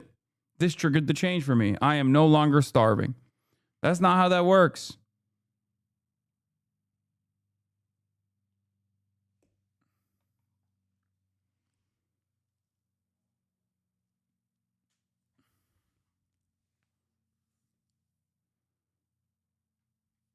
Which also provides political siren calls to allure people into finding scapegoats to blame for rising economic inequality, both domestically and globally. So when you run for president, are you going to impose a wealth tax or a billionaire's tax? I don't think that I don't think that anyone, and that we don't have to wait for any one president to impose a wealth tax. I think that it needs to be done expeditiously. And interestingly, when I wrote about wealth tax recently, and of course the big argument. It's so funny. You try to sneak that in there. You're kind of like that guy that has tried every fruit. That's such a stupid comparison. Against this is always capital flight. The U.S. is actually uniquely placed to do it because you guys tax on the basis of citizenship, so people can't flee, you know? And even if you change your citizenship, there's basically an exit tax because you have to pay a tax on unrealized capital gains. I learned this just recently. Manfred Weber, you are the... Donald Trump. Yeah, we'll compare AOC's takes to Gavin Newsom. Yuck. But Matthew Petty said the left response to all this is unlimited NATOism. We're not going to make it, which I kind of agree with. That's why I said it was like a little bit less than what I expected. You know, as far as like going back to the you know, rule-based international order, all this stuff, like I don't think that's the best. I think that was the weakest point of her sentiment that she was expressing, but that's Matt Duss, I think. Here is AOC saying, here's AOC's takes on China, which I like. There's this frame between conflict and competition. I think sometimes, depending on what's happening, that rhetoric can get a little conflict-driven. And I think that it's really a question of competition, and to the governor's point, fair competition. But when I think about that, I think about how the United States, if you want to assert oneself as a global competitor, the kinds of things that one would do in order to really assert that position is investments in science and technology, which we are gutting our NIH, we are gutting our health science research, we are cutting the very things that make us a global power in that respect in terms of government and public funded research, which is what allows innovation in a more broad sense as opposed to privatized research. An ascendant global power would invest heavily in innovative energy solutions so that it could be sovereign in that respect. And the United States at this point, instead of expanding our energy mix, we are actively narrowing our energy mix to become increasingly more reliant on fossil fuels instead of, in contrast to what you see is happening in China. Yes, they burn a very large amount of fossil fuels, but they have also invested dramatically in wind and solar and in energy innovation. And so to me, I see this as a question of competition and, of course, of trade, to the governor's point, but we have to make sure that we are having, I think, a reflection and a reflective conversation about how are we positioning ourselves to continue to offer the world the best of what America has to offer.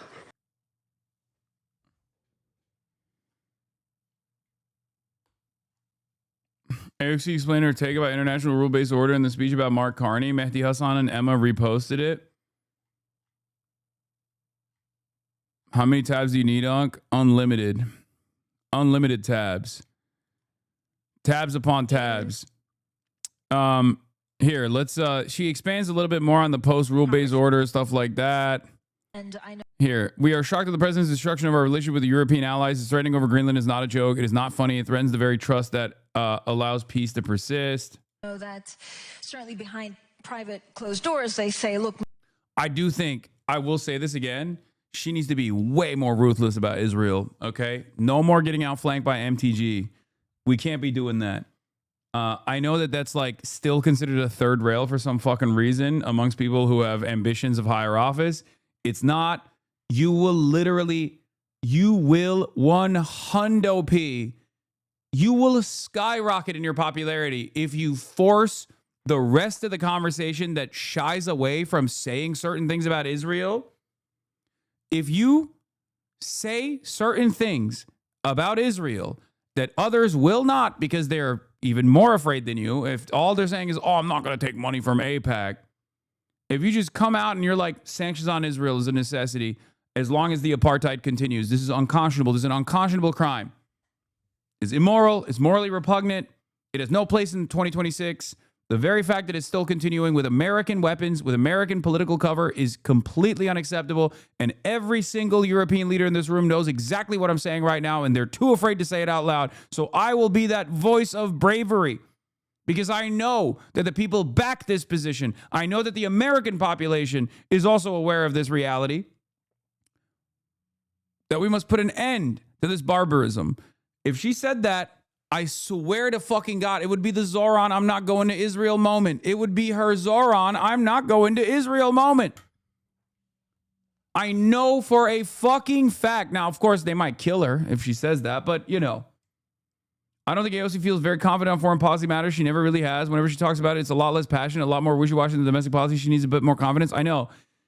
It's yes. AOC is American. That's unfortunately the problem. Like low key. I mean, she's Puerto Rican, so like there's that element of it that I think guides her perspective a little bit. But yes, if you're American, you're gonna have American takes. Okay, you grew up in America, you're gonna have American takes. No disrespect. It's just how it is.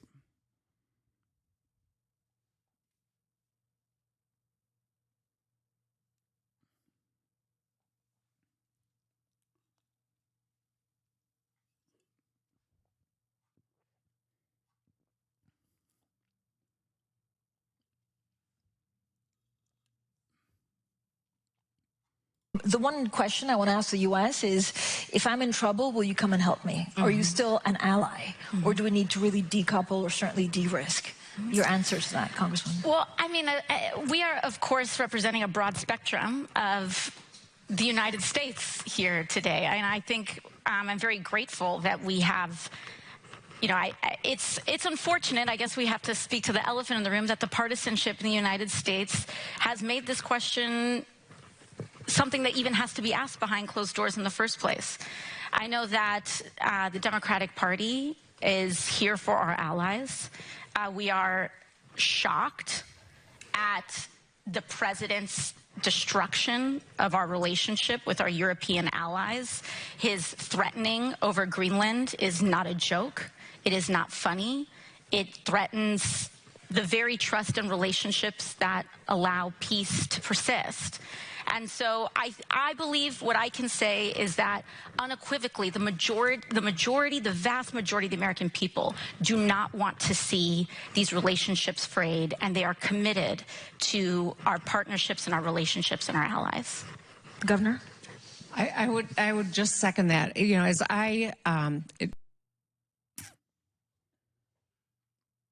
oh, God.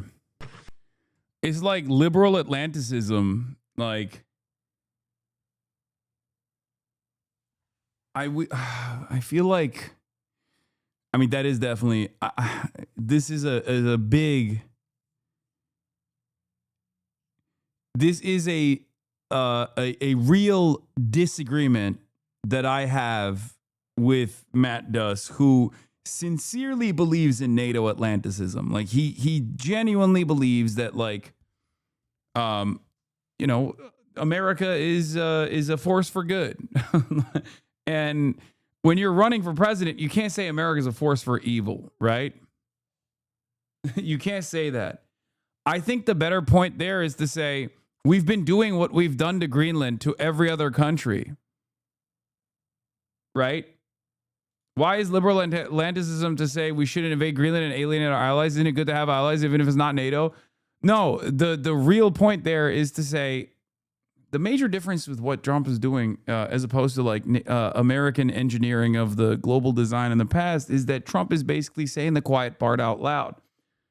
We've kind of done this to every other country. I mean, look at the Iraq War. There are certain things that you can point to that is now established as an overall mistake, right? I know that you and I don't consider that to be a mistake.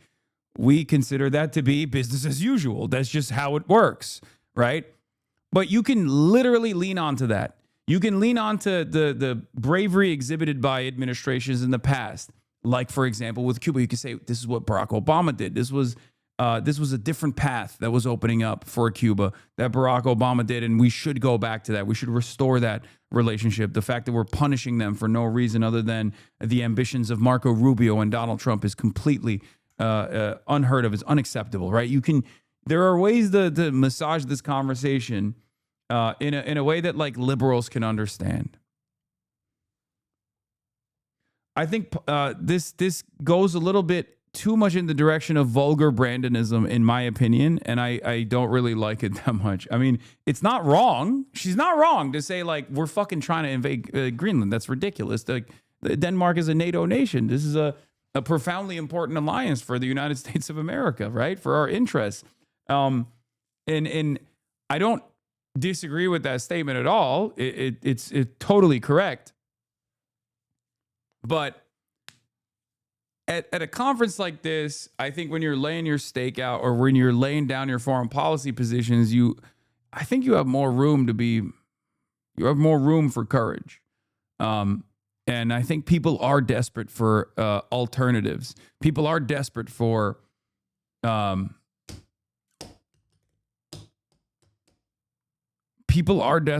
an alternative vision. Yeah.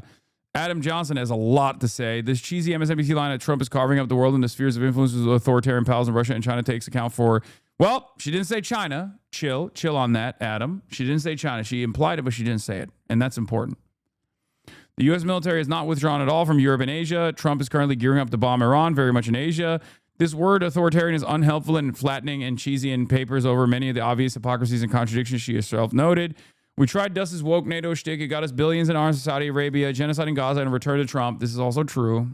That's why I said this is like vulgar Brandonism, a restoration of the liberal international order, NATO Atlanticism, liberal Atlanticism, pro-NATO. That's what Brandon brought us. And Brandon also brought us complete collapse of those systems because it's over. Liberalism is failing around the world, and I do think that like any sort of restoration of that previous international order is simply going to only galvanize the fascists, is only going to make the fascists pick apart those contradictions, exhaust those contradictions.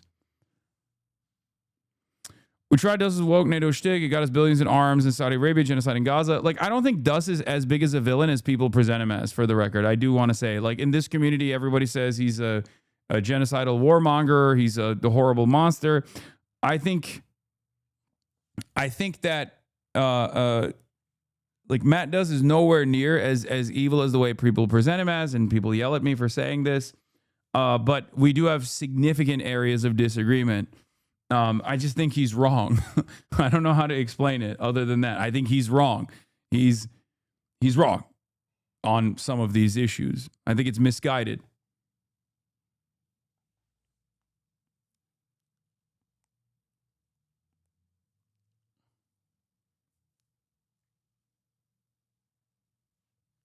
I think we need a more honest and subversive narrative for a progressive foreign policy that isn't just liberal intervention, but not evil this time, we promise. I agree with that take. That's my favorite part of this assessment, is that like this is vulgar Brandonism, but this time is different. It's going to be peaceful.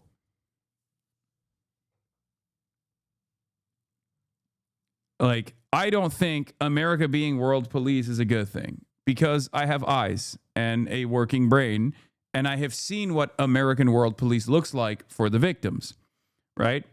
Many Americans, unfortunately, don't see that because they've been conditioned not to see that. They don't give a shit about the impact because they don't learn about the impact at all. So there's that. Although, having said that, people are kind of seeing the victims in the case of Israel, especially because like there's this weird disassociation from Israel, as though it's a foreign country operating at the behest of foreign interests, right? Americans have deluded themselves. Americans have been propagandized into thinking that Israel is operating as a separate entity, and that's precisely the reason why that's actually backfiring on Israel right now. So there is an opportunity, unlike ever before, to educate as many Americans as possible with an anti-imperialist sentiment, to explain to them that this kind of adventurism is not beneficial for you. If you want to talk about it from a selfish perspective, you can do so. You can point to China and say, they don't do this fucking bullshit. And look, they got high-speed rail. They've been able to develop tremendously. One must ask the question why they're able to develop so much. Perhaps they're using all of the bounties of not necessarily capital accumulation, but all of the bounties of industrialization and development in a much different way. They're investing back into themselves. And they are doing this without colonialism and genocide. I'm not talking about fucking separationist movements being stamped out right now. That plays a totally separate role from colonialism and what America has done around the world, okay? Yes, the Chinese government is not infallible and perfect. Please. I know everyone is going to go Tibet, Xinjiang, Tibet, Xinjiang, Tibet, Xinjiang, Taiwan, Taiwan, Taiwan, Taiwan, Taiwan, Taiwan, but like that's not what that's a totally separate thing. Okay? It plays a dramatically different role.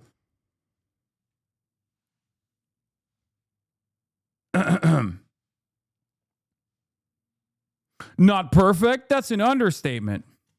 Bitch, from where we're standing, what are you talking about? You are an American, or at the very least living in fucking Europe. What are you talking about, dude? Stop with this bullshit. The fuck do you mean? Oh, far from perfect. Stop it. China is asshole.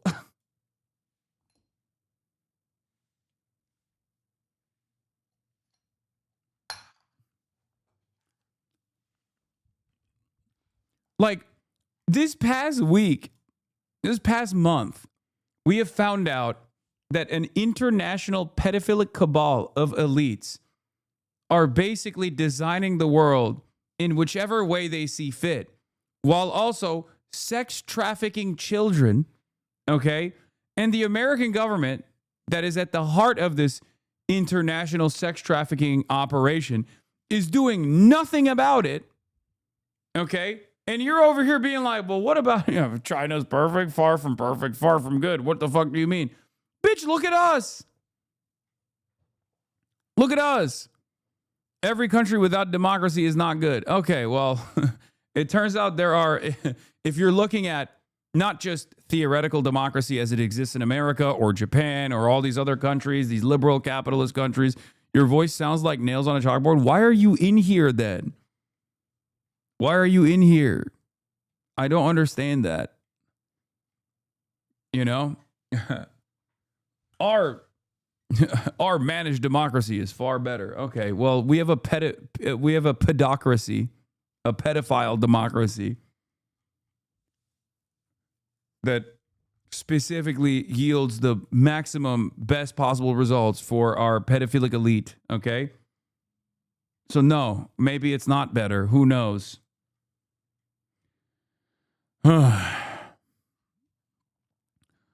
If one accepts the premise that Dem president and the liberal foreign policy structure committed genocide as AOC ostensibly does, then what are the next steps to hold these people and institutions accountable that we're just moving on to liberal rules-based order fluff is morally unserious? Yeah, that contradiction is not being exhausted in this circumstance. When you say we got to go back to the rule-based order, when, like, you know, the vulgar Brandonism and the rule-based order that came from vulgar Brandonism yielded unlimited genocide of the Palestinians. And that you have to address, especially because you recognize that it's, you know, a genocide, right? So let's hear what she has to say about the so-called rule-based order. And there was this undertone, this undercurrent, this suggestion that it was a rules-based order sometimes. And I think that that is the issue that lies before us, is that in a so-called rules-based order, the rules for whom? Because you would not stop coming up in the first place. Anyway, you suck. Bye. To the United States, Love Europe, you. Bye. its allies, and we would carve out exceptions for the global South. And I think that when you have a rules-based order where you carve out exceptions to our values, exceptions to our rules, eventually the exceptions become the rules. And I think that, to your original point, over the last 5 years, we've seen such a breaking and such a fraying of these alleged Western values that people wonder if it ever existed in the first place. So I don't know if it's necessarily that we are in a post-rules-based order. I think it's possible that we were in a pre-rules-based order. And we have an opportunity to explore what a world would look like if we upheld democracy, human rights, trade that actually centers working class people instead of accruing overwhelmingly the benefits of trade to the wealthiest. But if we reoriented a new era that could actually help people and show how foreign policy and healthy foreign policy can show up and help them in their lives. That's not bad. That's not bad at all. I mean, she says the rule-based order's grand design has never yielded good outcomes to the global South. Like, I mean, I'll take it. It's far better than the average liberal sentiment. It's not NATO Atlanticist. Like, it's not the fucking nice words, nothing more though. Man, shut the fuck up. This is a word situation, bitch. Fuck you mean nice words? What do you want her to do? Assassinate the fucking global leadership of the pedophilic cabal at the fucking Munich conference? What are you talking about? Of course, it's words time, okay? Right now, she's at a conference. Like, it's a fucking round table. It's time for words. Sometimes there's time for actions, but this is time for words. It's words time. So we're analyzing her words. Oh, that's funny. We want her to be Zoran. Zoran's foreign policy is fucking dog water, okay? Shut the fuck up about Zoran right now. Mr. Cuba and Venezuela are despotic, tyrannical, authoritarian countries. Don't bring up Zoran right now. He's better on Israel than AOC is.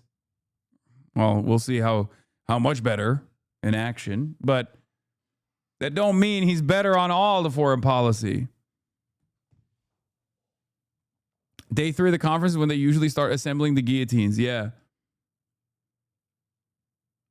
The way the entire clip factory and news cycles focus on AOC and not Whitmer, someone in a higher position, is proof she's getting the social capital she needs to respect from people who read too much, the economist class and the middle class intellectuals.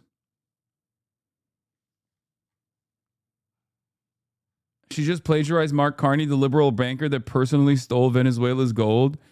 Okay, that's so funny that you think Mark Carney is the guy who invented the old world order is dead. Yeah, no, that was That was Mark Carney who did it. He figured it out. Also, I do love Mark Carney being on the choppers in Venezuela stealing the gold. Respect, boss man. She saw that speech and saw people impressed and said, let me plagiarize that. No, I think there's more to it than that. I do love a chatter saying correct to their own statement. Yeah, fuck Gramsci. Yeah, I respect that. I respect when a chatter comes in hot and I read out their statement and they go correct.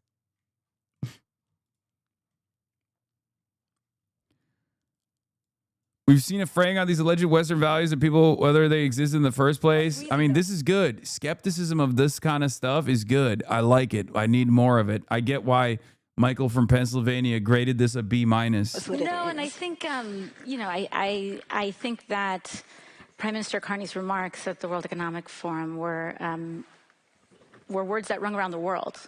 So here's the thing. Okay, you got a Valentine homie? Yeah, your mom.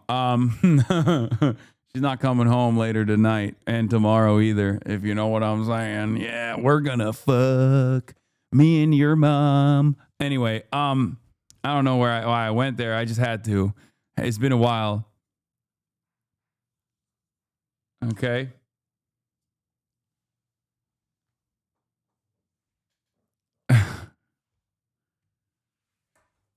That chatter gave me the confidence to chuckle at my own zinger. Fuck, what was I gonna say? Oh. I wonder if AOC knows that there is a lot of, I mean, I'm sure she knows there's a lot of attention, a lot of eyeballs. There's also a lot of people to her left that are paying close attention to her words right now, all around the world. And they don't necessarily have a lot of confidence in her, but they want her to thrive in this moment. Okay? They want her to thrive in this moment. They want her to deliver in this moment so they can lean into her as a final opportunity for hope.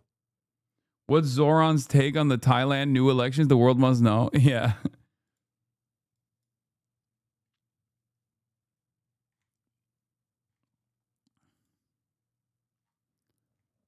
Be true.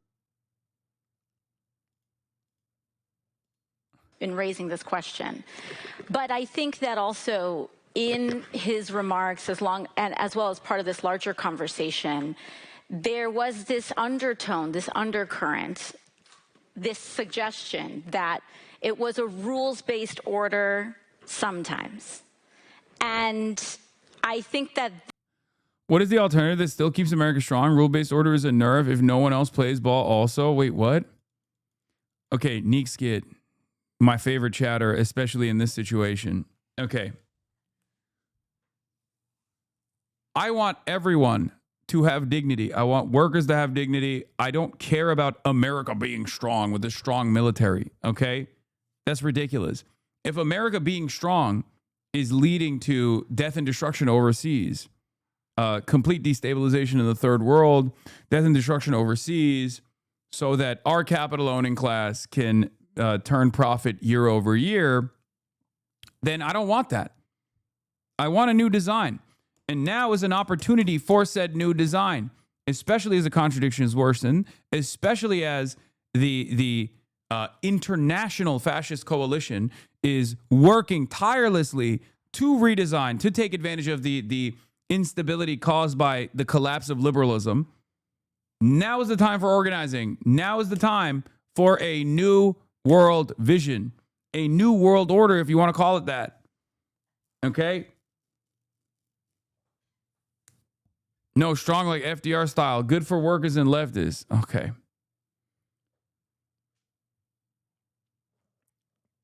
You're failing to understand that a strong America in the way that the previous global design worked means death and destruction for everybody else. Okay? I guess what I'm trying to say is America needs to be Chinese right now. We must become more Chinese right now. Okay? No more death and destruction campaigns. No more senseless militarism. None of that shit. Focus on our own. Focus on our own people. Feed the hungry. Build housing. Federal jobs guarantee. Commit to FDR's agenda. And the promise that was not fulfilled.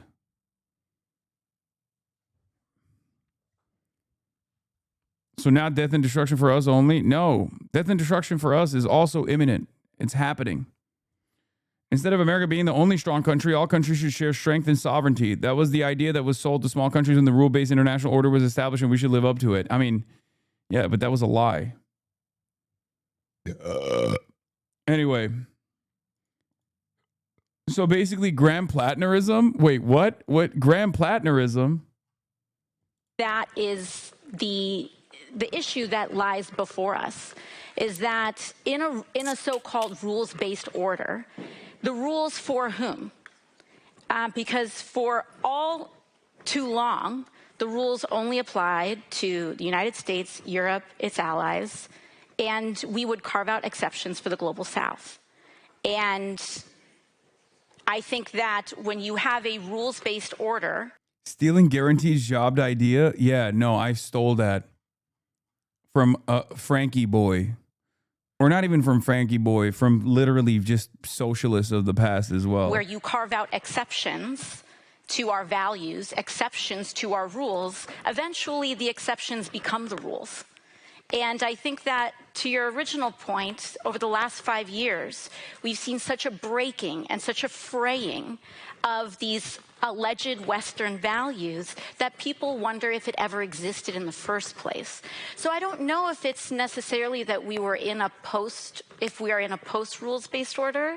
I think it's possible that we were in a pre-rules-based order. And we... All right, we saw this already. We saw the rest of this. About there's no conversation about Ukraine that can happen without no conversation about Ukraine that can happen without Ukraine. Conversation about Ukraine that can happen without Ukraine, and so they of course lead in terms of setting their terms on this. But I think that overall, as a principle, we shouldn't reward imperialism, and I don't think that we should allow Russia to continue, or any nation to continue violating a nation's sovereignty, and to continue to be rewarded, and whose main lesson and takeaway is that they will gain. And so what that looks like in the specifics, I think, is a deeper conversation. But on principle, I think that is what... She seems insecure. Dude, I see so much of myself in that, though. Like... Because it's tough, man. It's tough to do speeches like this, you know? I mean, you're going to say she's a congressperson, but like, this is how I felt yesterday when I was delivering a speech at UBC. I don't know if it came across as that, but I was definitely experiencing a lot of self-doubt. Hopefully it didn't. It did. Okay, for when it did, there's mostly just people saying, no, you did awesome, you killed it. It was still good.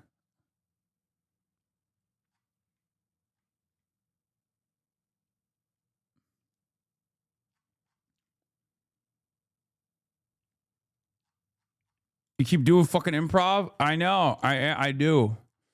But can you even call it improv, honestly? If I've been preparing for that every single day.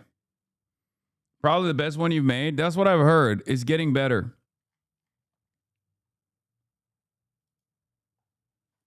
Yeah, I saw this. This was a really good, a really solid assessment. I guess my critique of AOC's remarks at the Munich Security Conference, and in general Biden as well, is that they all want to frame the current status quo as a result of a system betrayed, and not instead as a result of deliberate choices, the system itself being the issue. She talks about a failure to rein in corporations that led to consolidation, that led to companies rivaling nation states. But this wasn't a failure. This was very deliberate, conscious choice by U.S. leaders who saw these corps as useful, more subtle vehicles for U.S. power. And then the war came home in an unexpected way. These titans we created to surveil the world and preserve our influence turned their focus back around on the homeland that nourished them.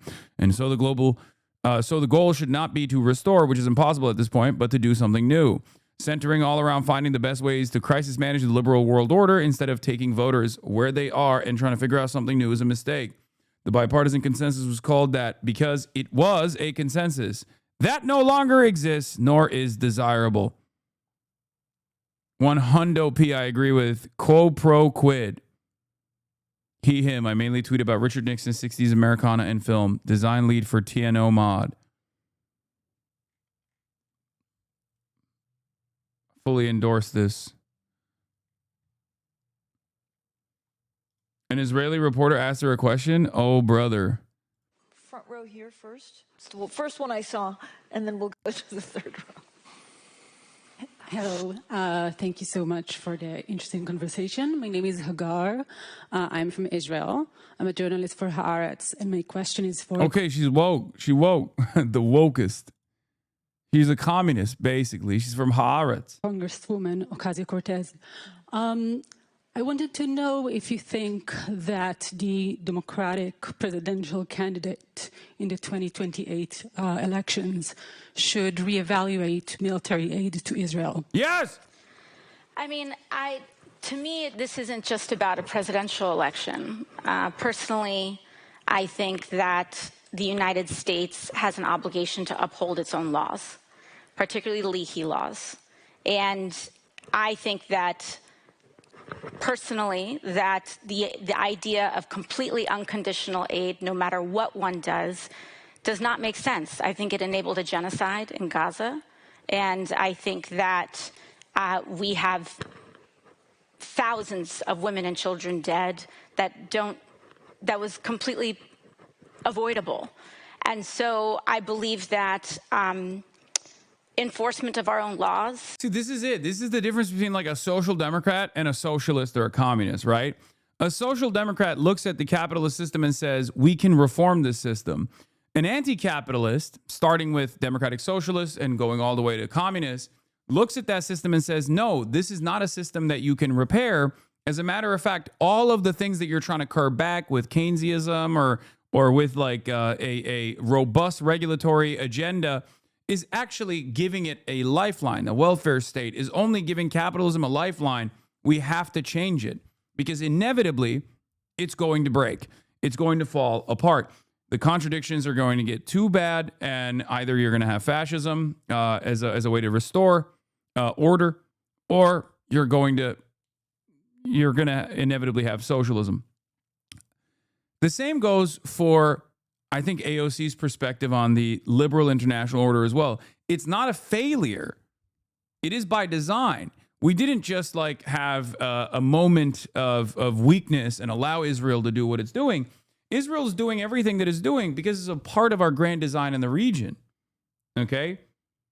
This wasn't a failure at all in the eyes of many generals, in the eyes of the military industrial complex, all the way from Gaza working as a laboratory for death and destruction with new weapons that will be sold all around the globe, down to mechanisms of surveillance that we're already applying here at the domestic home front, but certainly as a greater Israel project that actually works alongside our vision in the region so that we can actually pack up all of the axis of resistance, which we handily did pack up alongside Israel by basically unshackling Israel. We were like, go blow up whoever the fuck you want to blow up. We'll give you all the weapons to do so, and we'll protect you every step of the fucking way. So it's not something that happened because we weren't paying close attention to it. It's something that happened that we envisioned. That's the reason why Brett McGurk, which worked to make this vision happen under the Biden administration, glazes the shit out of Donald Trump, continuing that same agenda.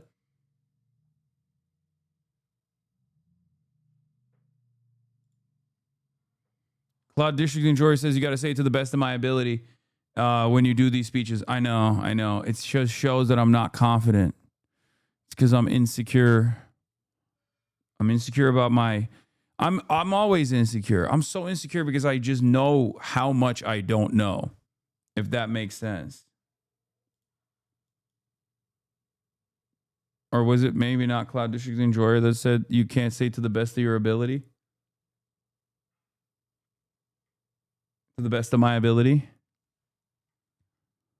She's probably a social democrat at the end of the day, but she just needs to be more confident. Oh, I did say that. Yeah, bitch, you did.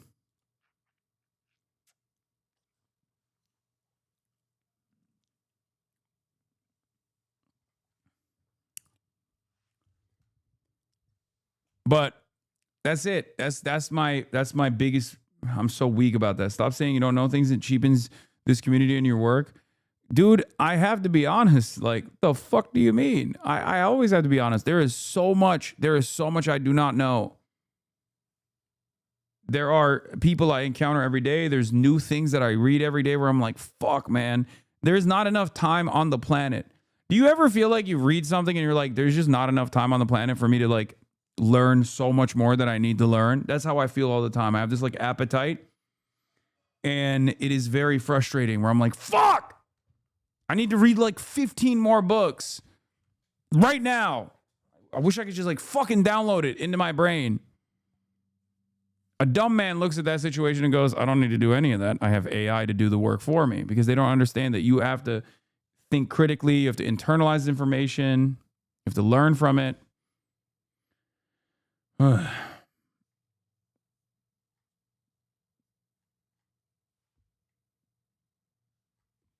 But yeah.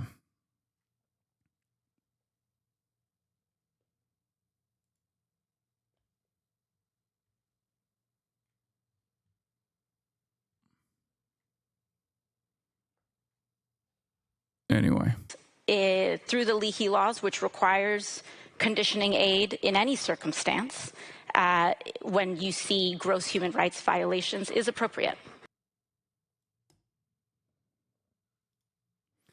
Hasan should stop saying he's a dumbass, and he should stop saying he does agitprop because Americans think this means he's lying. Yeah, I know. Well, it's true. I really do need to stop both of those things. That's not wrong. I agree with that. Americans are very fucking stupid. Let's be real. I probably should also bring up my degrees all the time too, which is fucking annoying and stupid, and I don't like it, but anyway, AOC in a so-called rule-based order, the rules for whom for too long. Okay, we already covered that. There's so many of the same exact fucking links here.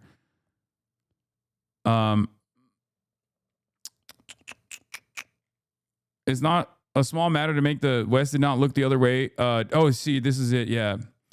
It's not a small matter to make clear that the West did not look the other way during a genocide. It, namely, U.S. and Germany actively armed, aided it, and funded it. It carried it out and still carries out genocide. Putting it in a mopey R2Pes is a whitewash job. I agree. I know Dust's whole thing is that trying to put lipstick on the rule-based order pig, but it's over, it's done, it's intellectually cooked, it's immoral. I feel that way about liberalism in general, and I certainly feel that way about the international rule-based order as well. It's over. We have to fucking move on. We have to move on from this, and the opportunity is now. Lest we succumb to monsters. You know, it's done. Look, this video perfectly. This video perfectly resembles my position. Okay, this is where we're at. Liberal, liberal, liberal, liberal, liberal, liberal, liberal, liberal, liberal, happy fun, la la la, human smuggling, fentanyl deaths, forced government euthanasia, chopping up children's genitals, la la la la la, la la la la la, la la la la la la. Liberal. Liberal, liberal, liberal, liberal, liberal, liberal, liberal, liberal, happy fun, la la la, human smuggling, fentanyl deaths, forced government euthanasia, chopping up children's genitals. You love your father, the devil. I mean, it's true. That's real, man. That's fucking real, bro. This man. I will never get to his level, okay? I will never have the deep prose that he can just fucking concoct in a moment's notice. You know what I'm saying? When you see a fucking titan, when you see a titan and you're just in awe of his excellence, where he can just fucking pull you in, and he has the charisma in his pinky finger that you can't even capture for your whole life. You work hard, you know? That's how I feel every time I see Alex Jones video, especially when his prime, because he fell off now, but like prime Alex Jones, I see that and I'm like, fuck, man, that is excellence. I am so fortunate that I'm alive at a time when I can see him in action, you know? Brilliant, incredible, spectacular.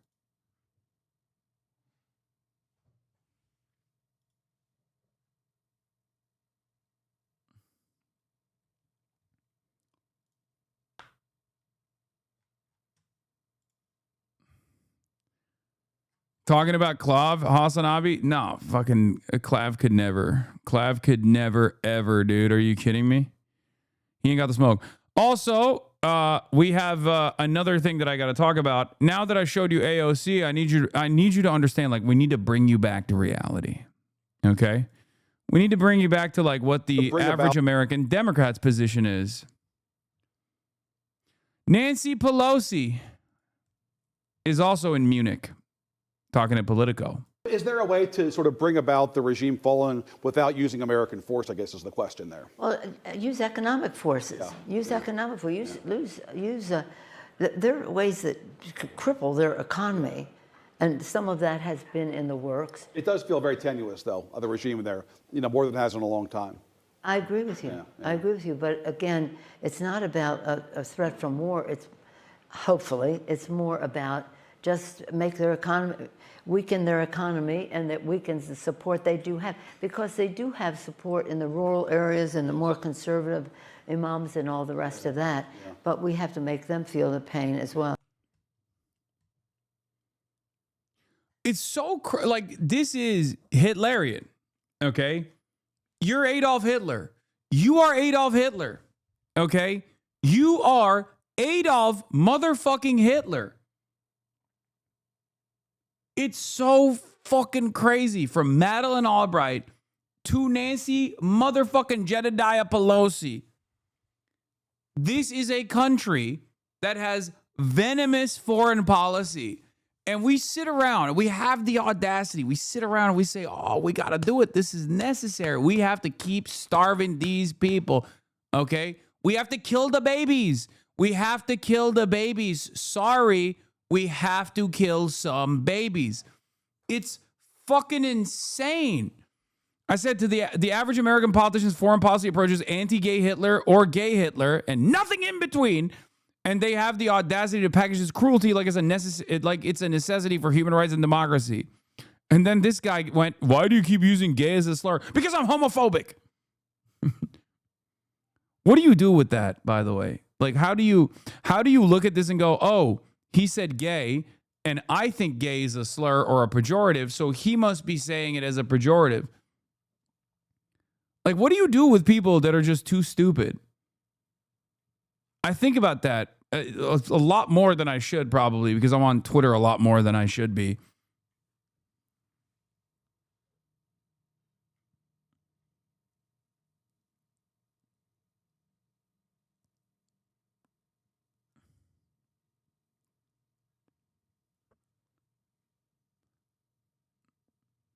I think part of their perspective includes that they didn't have the right people to prevent them from committing war crimes, and the system should be built as transparent and as nonviolent as possible. They want to believe humans are special and unique and can control their thirst for power. They propped up the individual so hard it looks weak to treat all people with civility.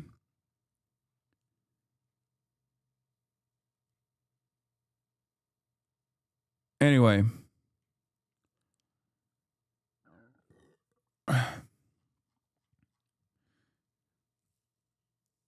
So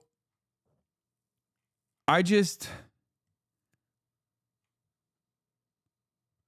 don't know. I don't know how how is this any different than what Yoav Galan said about Gaza? It's not. It's not. That's it. It's not. That's why I laugh when motherfuckers are like, well, what about Chinese? What about the Chinese, brother? I'm like, what about fucking Nancy Pelosi on the liberal side of the supposed theoretical democracy that we have in the United States of America, where there is unlimited consensus for child murder in the global South? Like, there are certain things that I thought, established were unacceptable. Collective punishment, unacceptable, right? And here is Nancy Pelosi straight up fucking saying, no, we got to do collective punishment. Like, what are you talking about? We got to keep fucking starving the Iranian children until they get so mad that they kill the Ayatollah or some shit. It blows my fucking mind.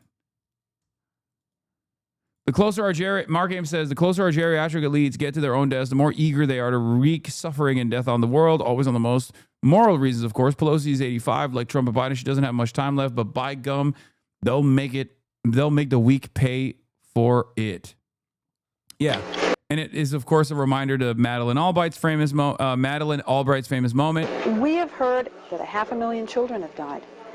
I mean, that's more children than died in Hiroshima. And you know, is the price worth it? I think this is a very hard choice, but we think the price is worth it. That's why I said, from Madeleine Albright to Nancy Pelosi, Adolf Hitler lives on, okay? I'm not even bringing the fucking, obviously, the right wing to this equation because they're also extra demonic Adolf Hitler. But, like, think about that. Think about that. This is Adolf Hitler through and through. But liberalism has made you think that this policy is for overall greater good. And then people come in here and try to fucking tell me, Hasan, all you say is America bad, America bad. I'm sorry. This is Adolf Hitler. And if you defend this, you are Adolf Hitler. Okay? What the fuck? Does she have to say it in Süddeutsche for you to understand that that's Adolf Hitler? Is that the only time? I say America bad because America is bad. It's evil. This is evil. You do this, you're evil. You're an evil person. It doesn't matter if you try to fucking pepper it in with like, liberal sanitized language or explain its necessity. This is the workings of an evil empire. Okay? Oh, but the other side is doing this or that. What the fuck do you mean? You just said 500,000 babies had to be killed, okay, with sanctions. You said 500,000 children dying as a consequence of the sanctions is a price you are willing to pay. You are straight up Adolf motherfucking Hitler. What the fuck? There is no evil that comes near. There is no evil that comes close. Don't watch this as a poop sock. The fuck is this?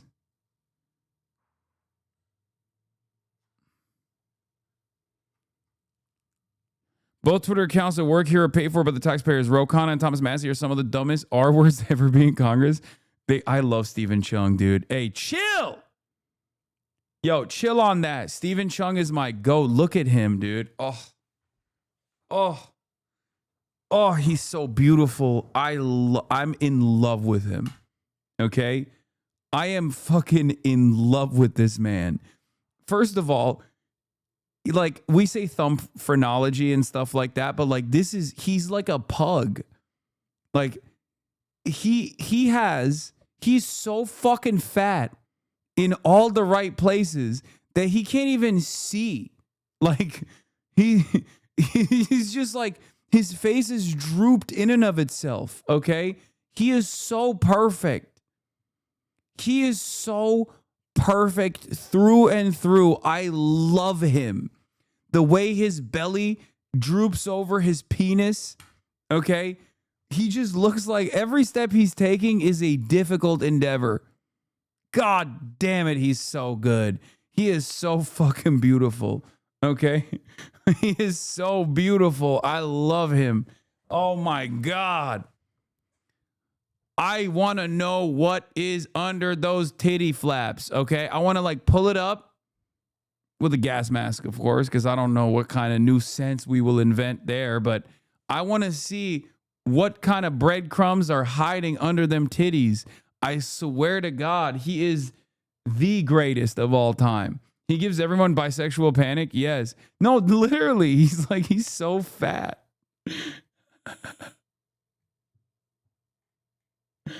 Oh, it's awesome.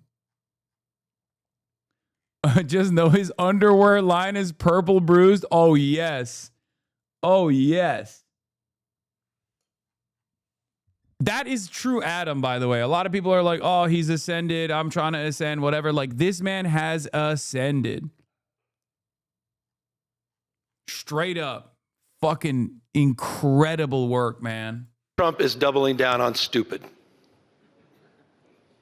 California has been a leader in climate policy going back to Ronald Reagan. 1967, Governor Ronald Reagan established the first tailpipe emissions in the United States of America, created the California Air Resources Board. 3 years later, a president by the name of Richard Nixon, another Republican, codified California's leadership under the Clean Air Act. Never in the history of the United States of America has there been a more destructive president than the current occupant in the White House in Washington, D.C. He's trying to recreate the 19th century. He's a wholly owned subsidiary of big oil, gas, and coal. He's quite literally reopening coal plants in the United States of America. He's received close to $500 million in campaign contributions. He asked for $1 billion, look it up, in return for basically eliminating all regulations in the United States of America. De facto, he just did that yesterday with federal regulations and the endangerment finding. It is code red in terms of American leadership in this space. Low carbon, green growth. And I know a thing or two. I will say, I mean, Gavin Newsom is so polished. Like, make no mistake, he's so fucking polished. This is why he's sitting where he's sitting and saying what he's saying. He is very good at this. Okay. Now he's a polished turd. Okay. But my disagreements with Gavin Newsom don't come from the fact that like he doesn't look the part or anything like that. I think he certainly looks the part. And I think he is it's actually for that reason that I'm actually fearful of him. Right? Because he looks the part, he can talk the talk, he can walk the walk. That's a big problem. That's what precisely makes him dangerous, more dangerous than others. Because his worldview is unfortunately repulsive and terrifying. About this, I represent the fourth largest economy from a GDP perspective in the world. And we ran the fourth largest economy last year, 9 out of 10 days on 100% clean energy, 2/3 renewable energy. We've seen our GDP grow by 81% since 2000, and we've reduced our greenhouse gas emissions by 21%. 7 times more clean energy jobs than fossil fuel jobs. We're proving at scale that we can implement, we can compete, and we can dominate. But Donald Trump is trying to turn back the clock. And so we're showing up, but we're also showing what can be accomplished, the power of emulation. We are in the great implementation in my state. Final word. I hope, if there's nothing else I can communicate today, Donald Trump is temporary. He'll be gone in 3 years. California is a stable and reliable partner in this space.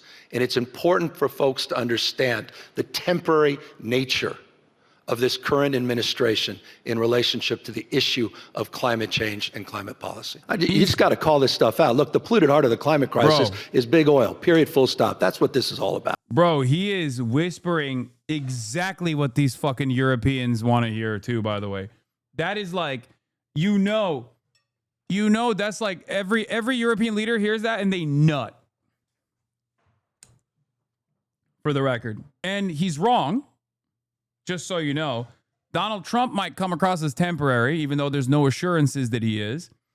Donald Trumpism, MAGA, fascism, that's not temporary at all. That's here to fucking stay. Whether Donald Trump falls to, a heart attack or something like that, which, again, don't hold out hope. That's not going to work. Just make no mistake. Trumpism or fascism in its current in its contemporary iteration is here to fucking stay. Donald Trump has single-handedly redrawn American politics in his own vision, last time he was president.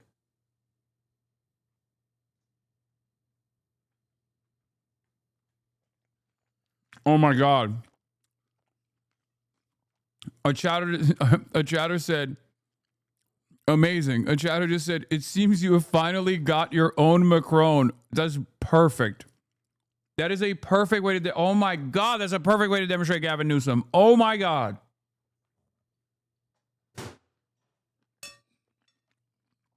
We have our own Jupiterian son.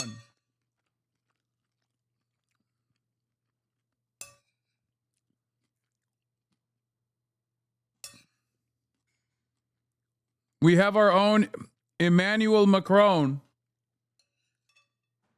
in the United States of America. His name is Gavin Newsom. Oh my God, that's so perfect.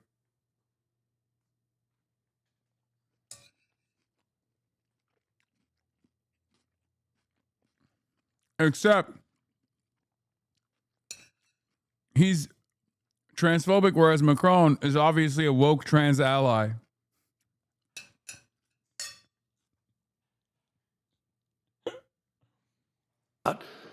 I mean, that's where the politics, that's where the timidity comes from. You talk about the tech stack. You can't get in one of these modern new vehicles and ever want to go back to the old gas guzzler.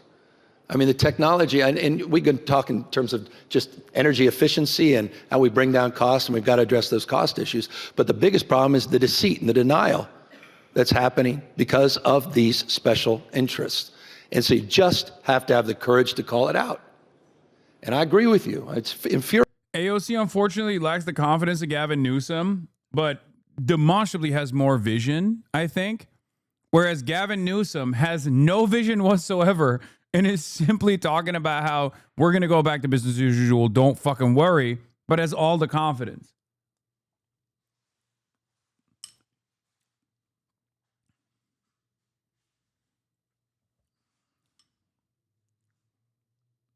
In comparison to Gavin Newsom, and in comparison to Nancy Pelosi, AOC does have the vision, for the record. I believe that. I'm going to be honest. What I hear privately, but is not expressed publicly. And so we have to call people out. They'll be held to account. They will be judged and ultimately judge themselves. And I think this is a moral moment. Across the board, simultaneous crisis, not just climate, but democracy. All this stacking of stress. And we all have a relationship to it. Society becomes how we behave. We are our behaviors. And so all of us have a role to play. All of us have agency.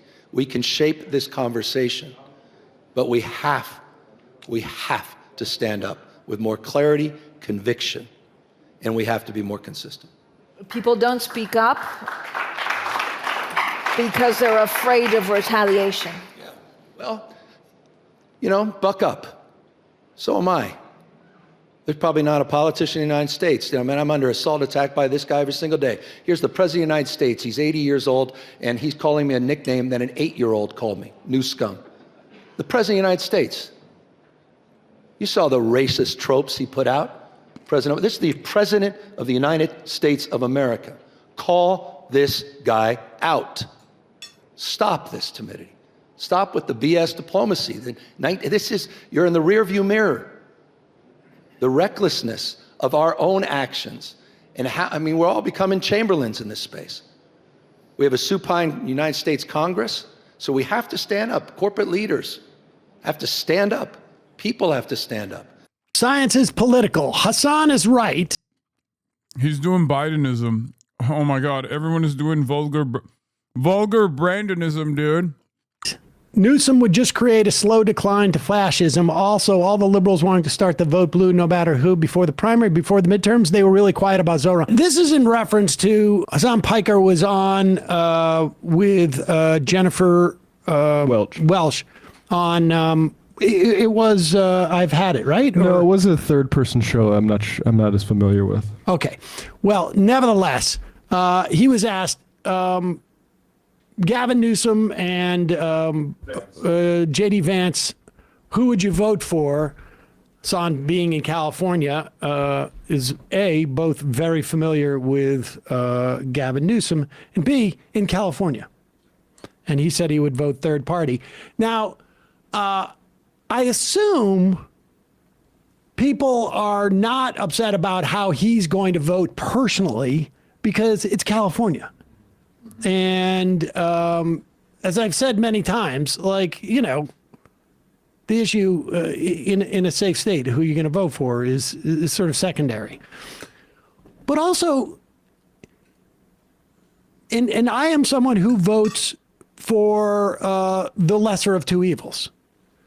But the idea that you would espouse the voting of the lesser of two evils in a primary, because that's where we are. Let's be clear. There is no nominee for the Democratic primary, and there is no nominee for the Republican. Thank you. The context of you living in California was missed by so many people. It doesn't matter. I think people are more honest than that. I think it's a little bit cope to say, oh, he lives in California. I know I have a fucking, I know I have influence over people that don't live in California, okay? When I say something like that, I'm aware of what I'm saying. I'm not doing the oh, well, I'm in California, who cares? Like, I think that's cope. No, I know what I'm doing. I know what I'm saying. I'm saying that not as a California voter. I'm saying that as like if I was, I'm saying that with the full understanding and the full knowledge and the responsibility of someone with a fucking audience that is far larger than California. Now, the first part of that story, as far as like having firsthand experience with Gavin Newsom being a Californian, that's true. That definitely plays a role in my assessment. But did you hear about the DNC audit with your name on it? Oh, come on, chatter. Now is not the time for memes, okay? I should say there's no Democratic nominee for the presidency, and there's no Republican nominee for the presidency. The idea that you would even be remotely perturbed during essentially what we're in is the pre-primary or the primary for 2028 as to what people are saying. I mean, I would imagine when we were in 2020 saying something to the effect of like, I can't even imagine voting for Joe Biden. It is stupid. And what it does to me when people do that, I mean, obviously, yes, there's the hypocrisy about Chuck Schumer not voting for Zoran and and Jeffries, like, you know, endorsing so late. I mean, all of that. It just goes to show, like, they don't even believe that stuff. Yeah. But in fact, I probably believe it more than they do. Oh, for sure. Probably Hasan does. But the idea that you would chastise somebody during a primary for such a thing gives away the game to me. Like, I am very late to the awareness of people being, and obviously now we have stories about how people are being paid online, influencers and stuff like that. I mean, I started doing this at a time where the idea of that was absurd. There was no even mechanism for anything like that. And so it never really occurs to me, but like, I am just shocked that there is supposedly this many people motivated about who you're going to vote for in the 2028 presidential election. Like, we're not even in the primary yet. It's a very weird reaction. Especially in the context of the previous election and what happened, say, in Michigan. Yes, and I will also say, like, what's clearly going on right now, to the extent that there is any competition for the Democratic establishment and the narrative about which politics work better for the country, it is quite clear who is winning, at least relative to this competition in the past. And there was a poll, this Harry Hamden clip that was going around. The number of voters who have said that the Democratic Party is too liberal is 10% higher now than it was I think like, I don't know, 2024 or in the past 2 years or something. Now, how clueless.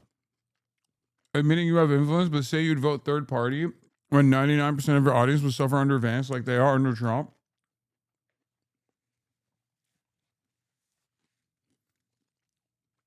Is it clueless?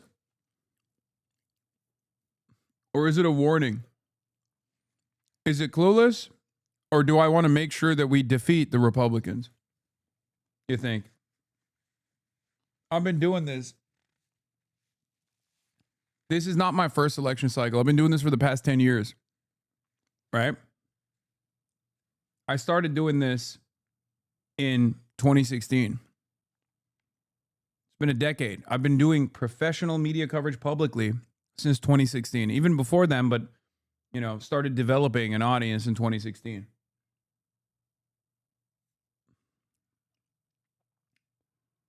I can't always wait for people to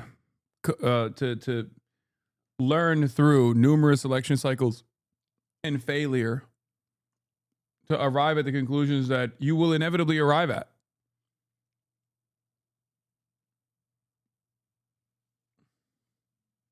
We've played this song and dance over and over again. 2016 with Bernie Sanders. And in 2020 with Joe Biden, we said he would usher in a new wave of fascism.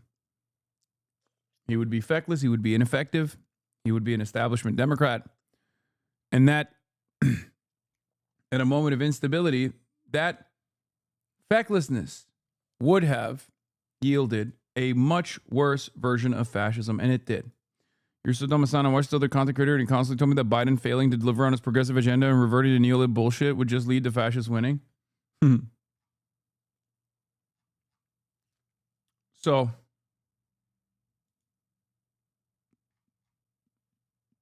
oh yeah, Oliver Larkin. People have the power. People think you have the power to swing hundreds of thousands of voters. It doesn't matter. I'm speaking as though I do. I'm speaking as though I do. If I have the power to swing hundreds of thousands of voters, then you have to listen to me. If I don't have that motion at all, then you don't have to complain about what I'm saying. Because on the one hand, you're complaining like I do have the capacity to swing hundreds of thousands of voters, but you aren't acting like I have that power.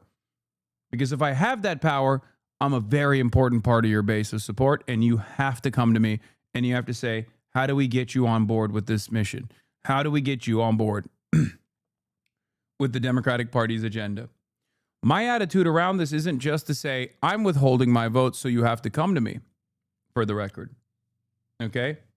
My attitude on this is not about that at all. I know that in order to win me over, you have to do certain things that will win everybody else over. The actual moderates, the self-identifying moderates, the independents, the people living in the heartland and the swing states.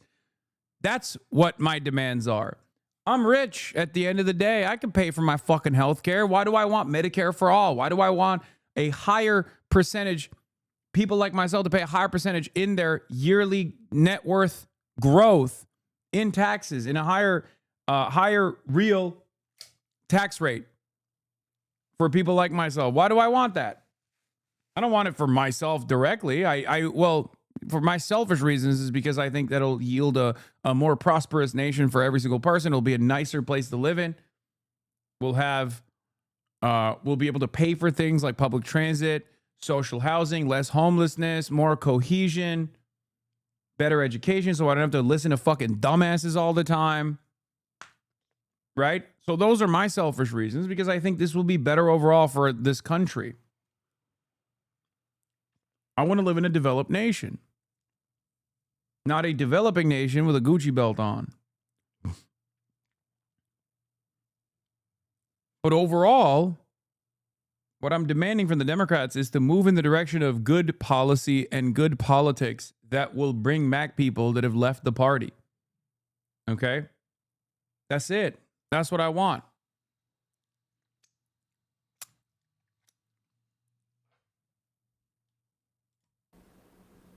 In my mind, Yeah, but I scroll through to where it was. 99, is that the... Keep going. Okay, no, okay. So right now we've seen that 42% of, I was shocked by this, of Democrats who perceive themselves as democratic socialists, 42% under the age of 35 do, 33% of all Democrats do, which I was shocked by. Yeah. That's a lot. I would expect that to be a bigger difference in those age numbers. Yeah, the older Dems. But keep going. Your Keep message going changes down. every cycle? What? The fuck are you talking about?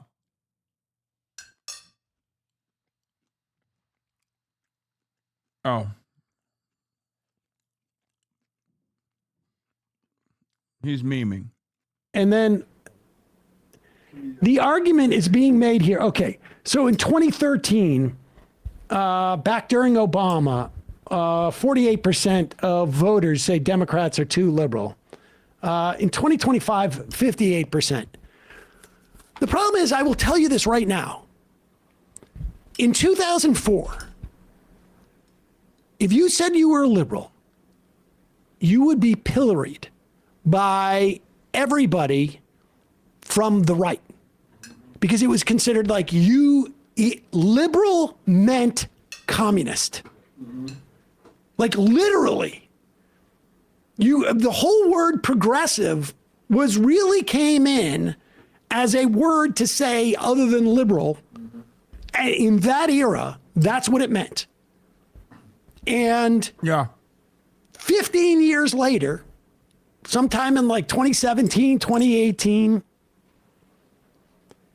if you identified as a liberal, you would not get attacked by someone on the right. Like, I had people call me on Air America saying like, you're a liberal. And I would say, dude, I'm to the left of that. And they'd be like, what? You just admitted it. Like literally, I was like, yes, I'm doing a radio show. I remember this era well. And if I said I'm a liberal in 2018 on this show, the calls I would get would not be conservatives going, you just admitted it. It would be all people from the left, mostly younger than me. A lot of people are now, saying like, I knew it. I knew it. And so the idea that like there's 10% extra who's saying that Democrats are too liberal, I don't think it means what it would have meant in 2013 or 1996. Yeah, and this stems from a lack of political education in the United States of America. And some might say that is by design, by the way. United States of America is the only country on the planet where liberal means the entirety of the left flank. Okay? Liberalism is not a left-wing ideology at all. Liberalism is a right-wing ideology. Everywhere else around the world. Now, of course, liberals will get mad at me for saying this. American liberals will get mad and they'll be like, Hasan, what are you talking about? The Democratic Party is the most like woke party on the planet. Yeah, on social policies, the Democrats are definitely a lot more, I guess, socially progressive than most other OECD nations. This is true, at least in their policy platform. Not in the implementation of certain things, but, at least like what they say they want to defend, right? But the economics of it all, the Democrats are actually incredibly right-wing. More right-wing than the average liberal party, sometimes even the conservative party. This is something that a lot of Americans do not comprehend. Americans think like liberalism is it. That's it. That's the whole left flank, from fucking communists. People like myself are called very liberal, right? And I hate it. All the way to Nancy fucking Pelosi. The reality of the matter is, both the Republicans and the Democrats are broadly liberal, but in the international understanding, like in the political theory understanding of liberal, they're right-wing. Just sucks, but it's the truth. America has a center-right and a far-right party. Or rather, if things continue the way they are, America will have a far right and a fascist party. One party that is no longer liberal at all, a post-liberal fascist party, and a right-wing, maybe not far right, but a right-wing Democratic party. Problem is, we don't have the language, the appropriate language, and the appropriate political education to understand this dynamic here, and that's the reason why you have these kinds of issues on the polling. I don't believe that if the specific delineation was made, that like all of a sudden there would be like, this massive growth of self-identifying socialists overall. I think that it would still be marginal, especially considering that we do live in a liberal monoculture. Capitalism is hegemonic. People don't have the proper understanding of what socialism is. It is a real surprise that someone like myself has even this community that I have of self-identifying socialists. Let's be fucking real. Like, this is a really unique thing for America. I think a lot of people forget how unique this is. What we have here is insane. Okay? Which is part of the reason why I never take it for granted. I always talk about, I always think about how fortunate I am, how privileged I am for this reason. So, I guess what I'm trying to say is, ultimately, due to the lack of political education, even if we were to make this specific designation between liberals and socialists, I still think a lot less people than we need would self-identify as socialists. However, it's still good to make this designation, to make this to make sure that we know what this difference is. Because slowly but surely, you could actually grow the socialist movement that way.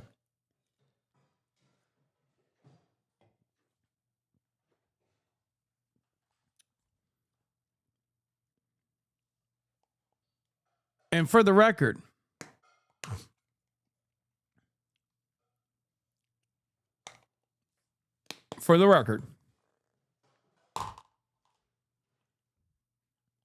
there's already also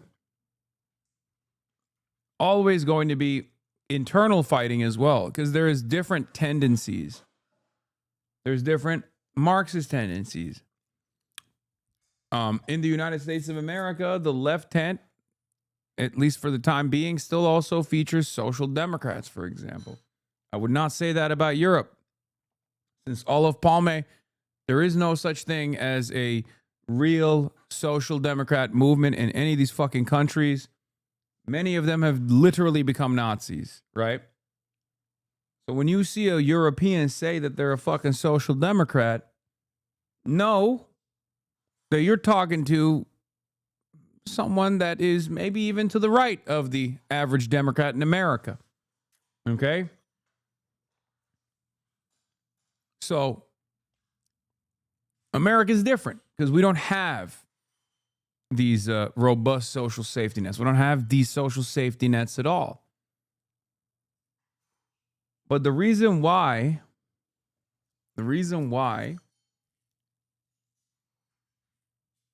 all the Euroids are chirping. Look. I said when you hear someone say they're a European social democrat, run. And every Euroid is getting mad, okay? You're a moderate. Just know you're a moderate. If you're dude, even Euro communists. I think Euro communoids are probably the closest to a fucking American social democrat. Get mad at me all day. Fuck it. I don't give a shit.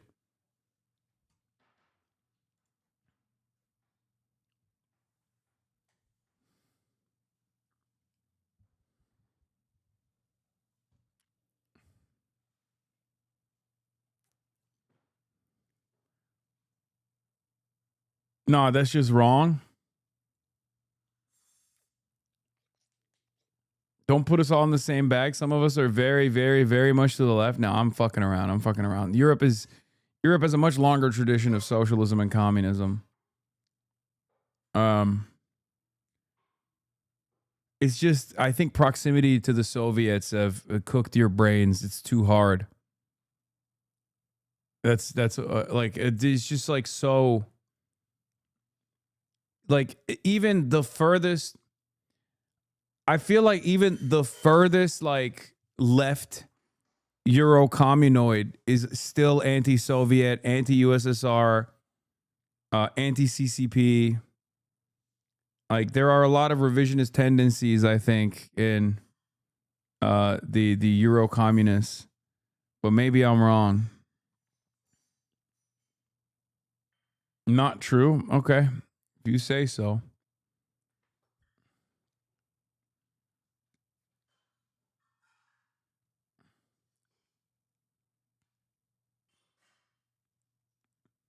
Yeah, Euro-communist party name. Kill all America Cacans in the glory of Chairman Mao. Their policies, moderate social democrat.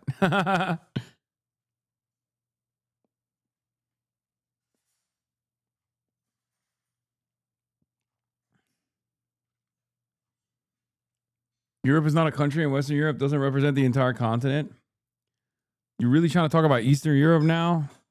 True, but Americans got used to there being something outside of liberals as a tag. They will get there one day. Anyway, listen, you guys were having a grand old time. All you Euroids were having a grand old time when I was shitting on America, okay? I'm going to get back to shitting on America now.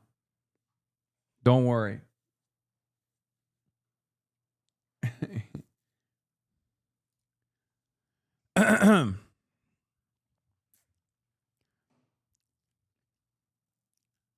In America, given the material realities, social democrats are definitely a part of the left as well, even though they're obviously capitalist.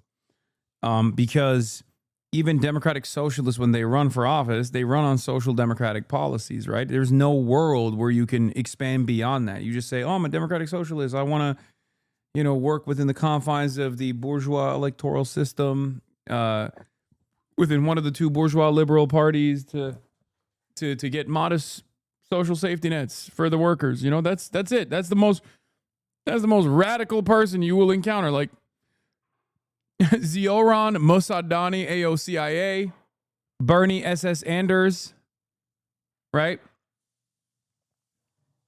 That's how it is. Let's be real.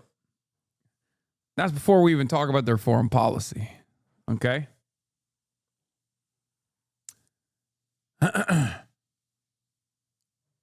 So, for that reason, I factor social democrats into this left position as well. I mean, Sam Cedar is a social democrat, right?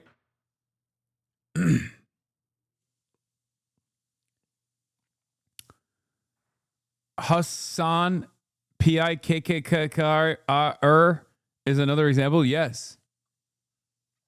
I am a gross American chauvinist, a Western chauvinist, a white supremacist through and through. This is reflected in my consistent analysis of all of the resistance front against American empire and all of its allies. This is how that's the reason why I get called a terrorist every day by, everyone pretty much. Okay, call me a terrorist, but don't call me a trot. Come on. Let's get real now.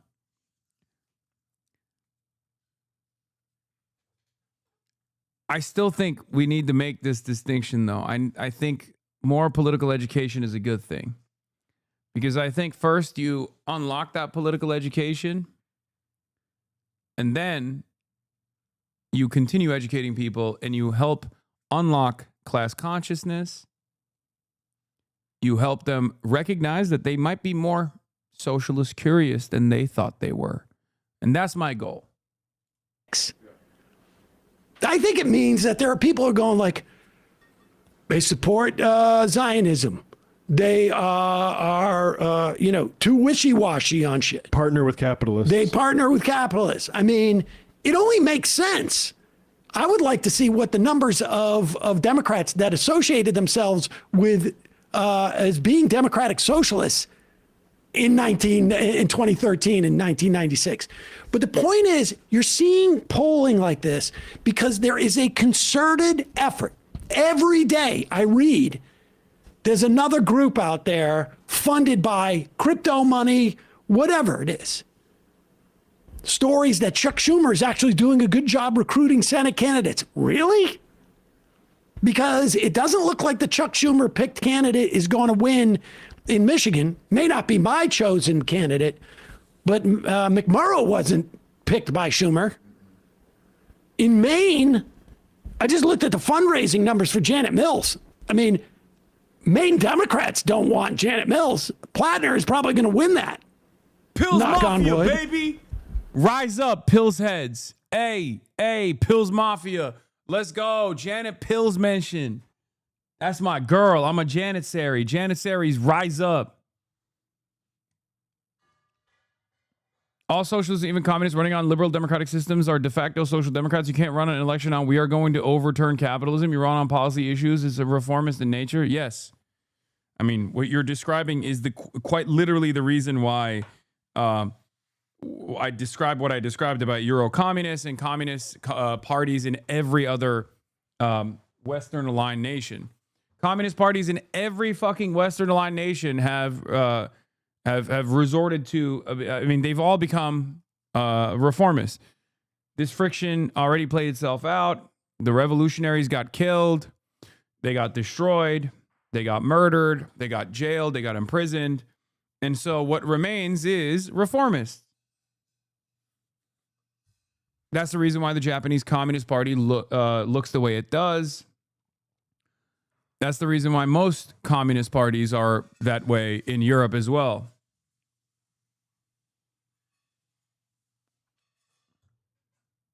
CPUSA, PSL, and FRSO aren't reformists? Yes, they're also nothing. Yeah, I know. There's a bunch of German communist parties as well. Beyond, like, you know, what people consider to be like Die Linke is the most, I guess, what is it? It's like Die Linke is the most like viable left party, right?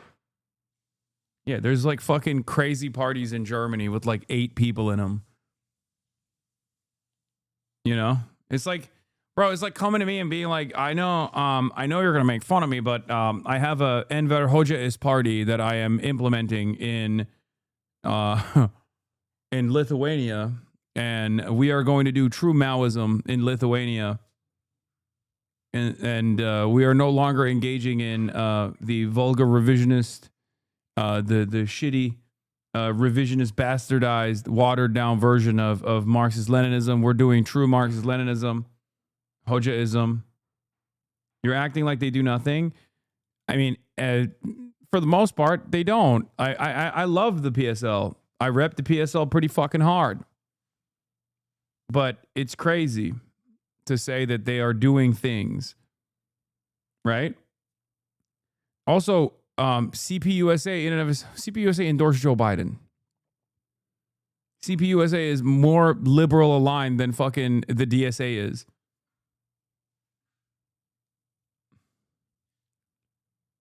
If that's the same one we're talking about.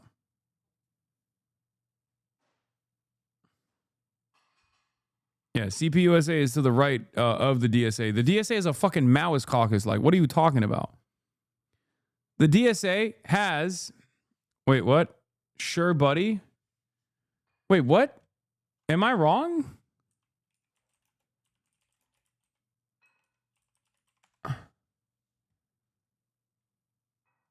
Yeah.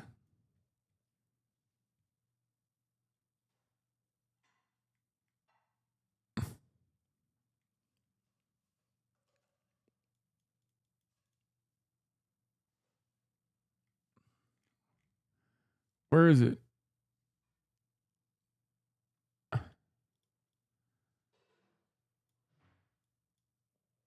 I'm pretty sure the Communist Party of the United States of America literally endorsed Joe Biden. Anyway, it's like not even a great example. I think PSL has like CPUSA doing United Frontism, except it's to elect Hillary Clinton.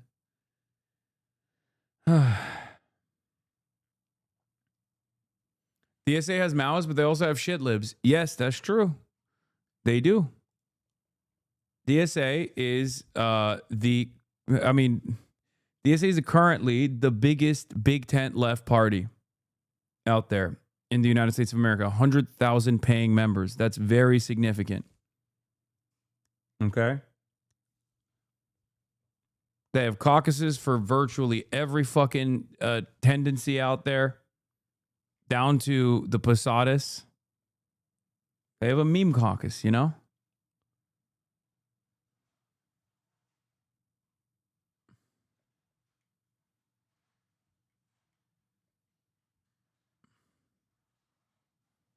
The PSL is the most effective out of all those organizations that you mentioned.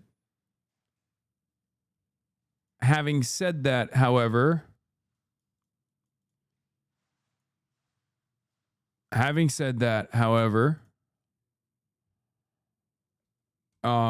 PSL, as far as like having organizational capacity beyond doing tremendous amounts of work on the ground is I mean, they don't have like a lot of I mean, they run candidates sometimes. He didn't pick Osborne. Mary Patola, was there anybody else running for Senate in Alaska? Is there? I don't think so. Like, there's no evidence that Chuck Schumer has done anything. PSL does good work, but I don't like the billionaire funding or opaque Congress structure. Nobody's perfect, I guess. Yes. They're not. But I don't really care that it's not billionaire funded. It's 100 millionaire funded, first of all. My boy, what's his name? Roy Singham. He does not have $1 billion. I think he was a 900 millionaire. Okay. Neville Roy Singham is his name. And secondly, he's woke. And I actually do respect what he does. Let's be real. I mean, that man has literally put his money where his mouth is. What more do you want? Unironically. He's also not Chinese. He's American, chatters.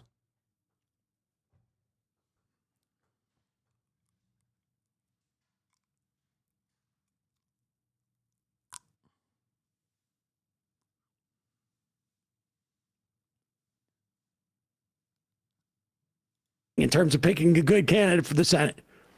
Chatter said, why no DSA in Europe? Why no Democratic Socialists of America in Europe?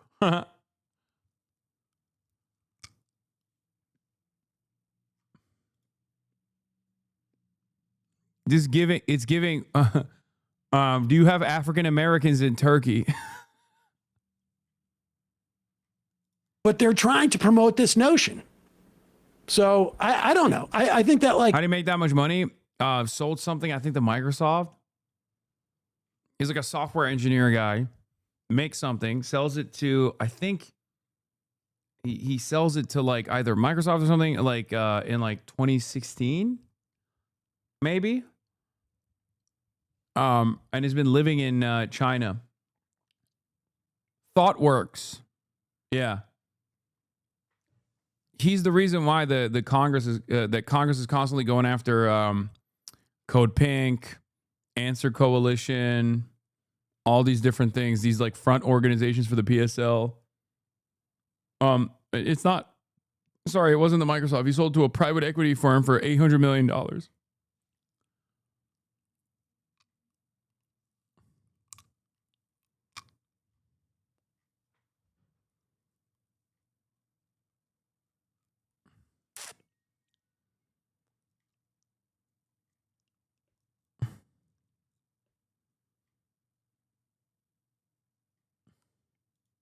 if you see somebody bitching about Hasan Piker's answering of a completely hypothetical question at a time where, if you believe that primaries are important, maybe you don't.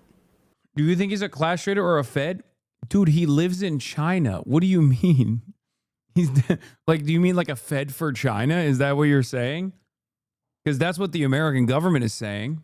Because he has a media company in China, and if you can't, as a foreigner, have a company in China that is not also controlled by the Chinese government, unless you're Elon Musk, I guess, technically. But no, he's not a fucking Fed for America. No, he is a He is a class traitor. Yes. In which case, I don't give a shit what you think, frankly. But if you believe that primaries are important, what difference does it, what he says now? I mean, it's funny that he was in a black nationalist organization as a kid. He's Sri Lankan. Did they just think he fit in or something? No, I think he's Sri Lankan Guyanese. So I think he does have some African in him. Yeah, he went to Howard. He's not like full Sri Lankan. I'm pretty sure he's no, not like Zoran African. No, he's no, he is. Let's just look it up. I don't know why we're speculating. Yeah, I think he might be like half black. Or half Caribbean, like Afro Latino of some sort. I don't know, and half Sri Lanka maybe. Singham's father, Archibald Singham, was Sri Lankan in his youth. Singham was a member of the League of Revolutionary Black Workers, a black nationalist Maoist group. Taking a job at Chrysler plant in Detroit as an activist in the group. He attended Howard University. Where did I get that he was like...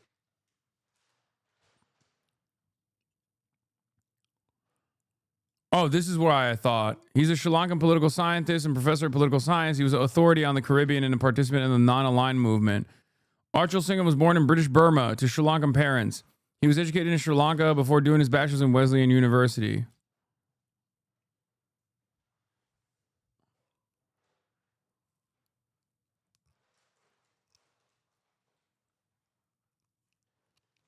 Maybe he wasn't. Maybe I just invented that he's like Guyanese or something.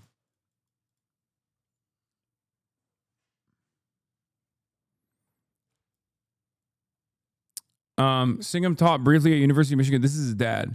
Before being recruited as one of the black scholars despite his Asian heritage by Andrew Billingsley to Howard. He also taught at University of Manchester in England before moving to Brooklyn College. In his testimony to U.S. Congress, Singham criticized 1983 United States invasion of Grenada and called for the U.S. to withdraw its troops. Singham died on the 13th of March, 1991. Two books on peace were dedicated to Singham's memory. His son is the software entrepreneur Neville Roy Singham.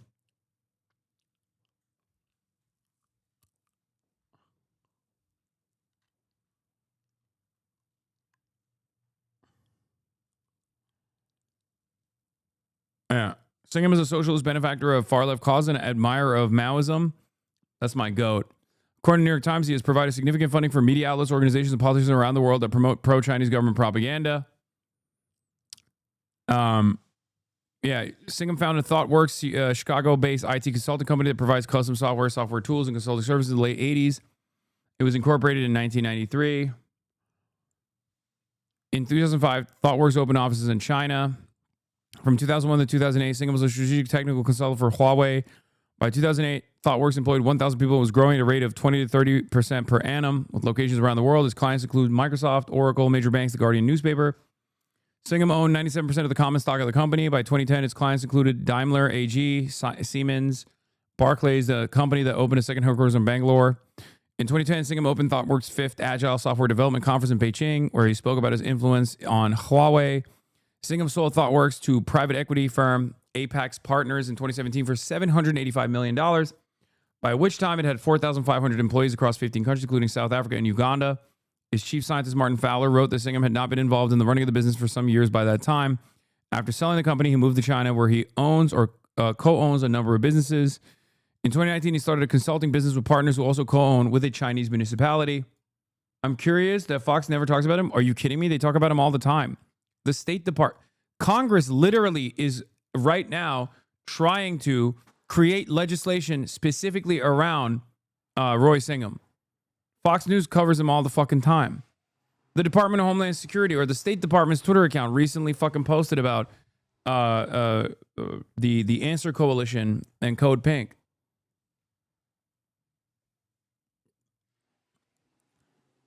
This guy is like what people think George Soros is, I guess, but except he has way less motion than George Soros. and is not like a neoliberal. His design for the world is socialist.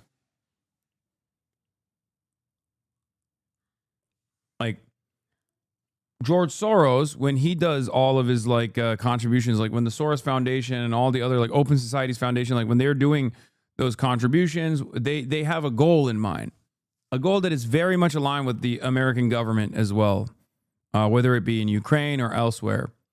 Whereas this guy's takes they're diametrically the opposite of American State Department interests. He is a socialist through and fucking through, straight up.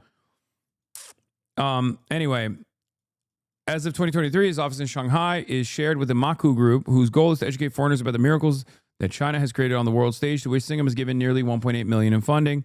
Singham praised Hugo Chavez, describing Venezuela under his rule as a phenomenally democratic place, my goat. He also described his admiration for China, where ThoughtWorks had a growing operation, describing it as a model for governance. China is teaching the West that the world is better off with a dual system of both free market adjustments and long-term planning. He's a supporter of WikiLeaks and its founder, Julian Assange. Speaking in his defense at the 2011 event hosted by the Real News Network, along with fellow activist software businessman Peter Thiel and former intelligence whistleblower Daniel Ellsberg. Alongside Ellsberg, he was also... Wait, Peter Thiel was a fucking... Peter Thiel was pro-Julian Assange?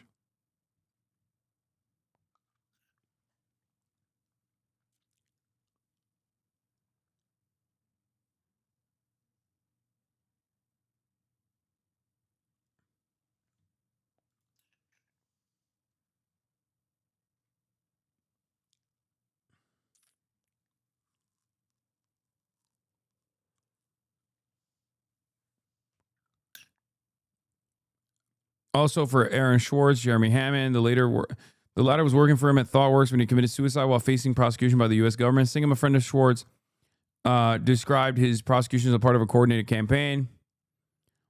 During the Russian invasion of Ukraine, Singham was funding efforts to oppose NATO enlargement. July 2023, Singham joined a Communist Party workshop about international promotion of the Chinese Communist Party. Singham founded the People's Forum. This is what I was talking about too. A U.S. nonprofit group in New York City that's been associated with organizing the 2024 pro-Palestinian protests on university campuses. This is the reason why. So it's the People's Forum is a PSL front. And so is the Answer Coalition and Breakthrough News.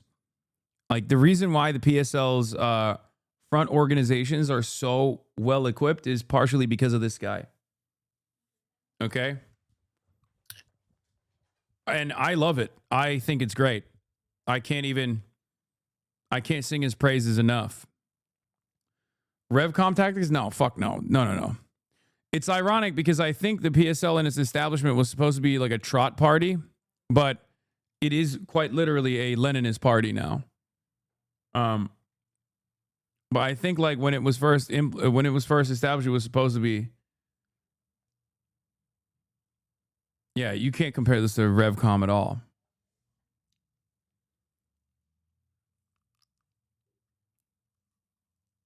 Yeah. PSL is a strictly Marxist-Leninist party. Trots coming in hot to correct you that Trotskyism is Leninism. Stop.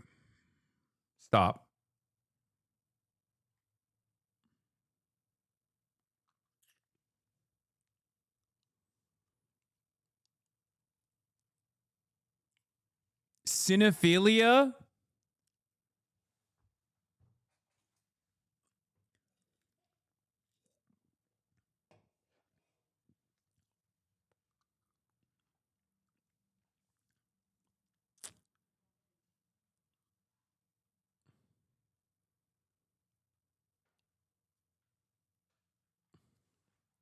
That's so stupid. Anyway, funding network and allegations of Chinese government links, all this stuff. India's enforcement directorate named Singham a money laundering case, alleging that he was the source of $380 million, $5 million given to the Indian news site People's Dispatch between 2018 and 2021 to promote a pro-Chinese narrative in the Indian media. Of course, the Indian government is going to prosecute this guy. According to a May 2023 article, the Daily Beast, there are connections between Singham and an organization on the far left that promotes CCP talking points. God, it's so fucking funny the way that they write this shit. Including Breakthrough News, People's Dispatch, and other members of the International People's Media Network. The article said that there were overlapping personnel at a number of these organizations and media outlets without the actual office locations. The article says some members of Breakthrough News leadership is affiliated with the PSL. It's true. That is true. It's a front organization. I ain't got no issues with it. Great. They're making this sound scary. It's not. Okay. Yes, he's married to Jody Evans. In August 2023, the New York Times reported that Singham works closely with the Chinese government and state media and donates to various groups, news organizations, and entities through nonprofit groups and shell companies which spread pro-Chinese government messages. Chinese state media accounts had retweeted people and organizations in Mr. Singham's network 122 times since February 2020.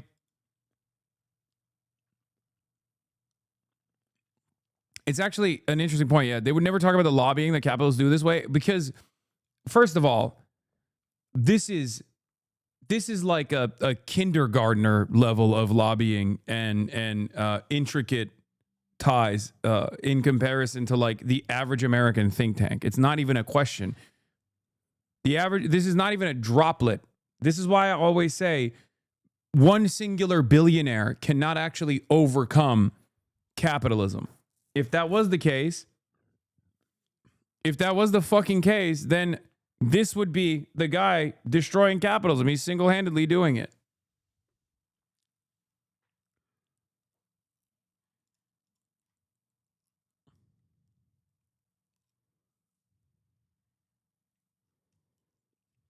So, following the August New York Times report, Marco Rubio asked the United States Department of Justice to open an investigation into entities related to Singham for potential violations of FARA.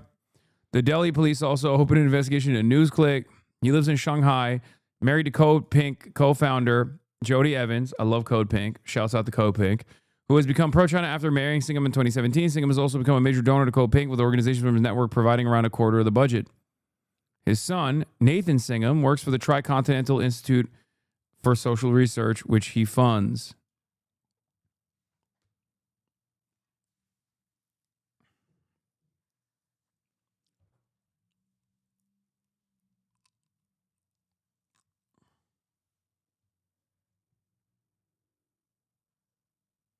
You know? Would joining a leftist party in Australia be worth it? I mean, there would be much consequences for my personal life and career. What would be the consequences? Homeland Security wants social media sites to expose anti-ICE accounts. Nice.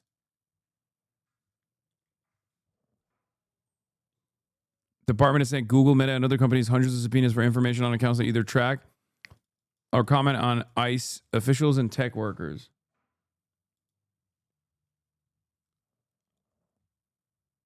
What is this? Twitch is calling out Kick.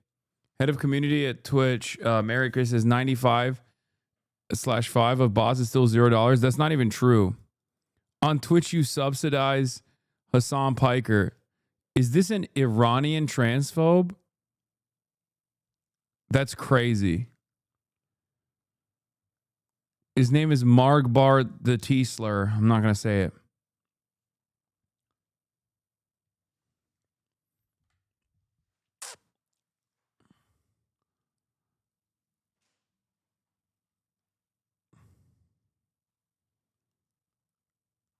Anyway. Yeah, I know Margbar means death too. Is that the guy who tortures his dog? No, that's the Department of Homeland Security Secretary Kirsty Noem. And she didn't torture her dog. She killed her dog. That's different. You're mistaken. I forgot to finish this video. Let's do it. You know, it's and I'll tell you this. I've seen politicians when they hear that Hasan is in the vicinity, and the Democrat politicians, the way they want to be on that stream, they understand this. The people that don't understand this are people that don't want Hasan to have influence. That's yes. It, this is people. I mean, Hasan is a proxy for them losing another fight. Yep. All of those people right now, we're thinking Zoran is going to be hated by now. And they're all the ones talking about, like, why is the snow still there in Manhattan? Yesterday was our first day above like 35 degrees, I think. It's been crazy. 37. I swear they're using the weather machines against Zoran. It got warmer because Zoran caved. Yeah. Yeah, Taco Zorro. They turned the freeze ray off. The world is changing very fast right in front of us. The old world is gone, frankly. The world. I love this. This is like Marco Rubio trying to say what Marx Carney said, which was already like a revamp of what Gramsci had said. Okay, I can see him like sticking his little tongue out trying to type this out on his phone. Like, the old world is gone. I think. I don't know. I grew up in, and we live in a new era of geopolitics, and it's going to require all of us to sort of re-examine what that looks like and what our role is going to be. And we've had many of these conversations in private with many of our allies. We are our allies, and we need to continue to have those conversations. And I think Saturday, hopefully, and the meetings we'll have there when Lucas and them.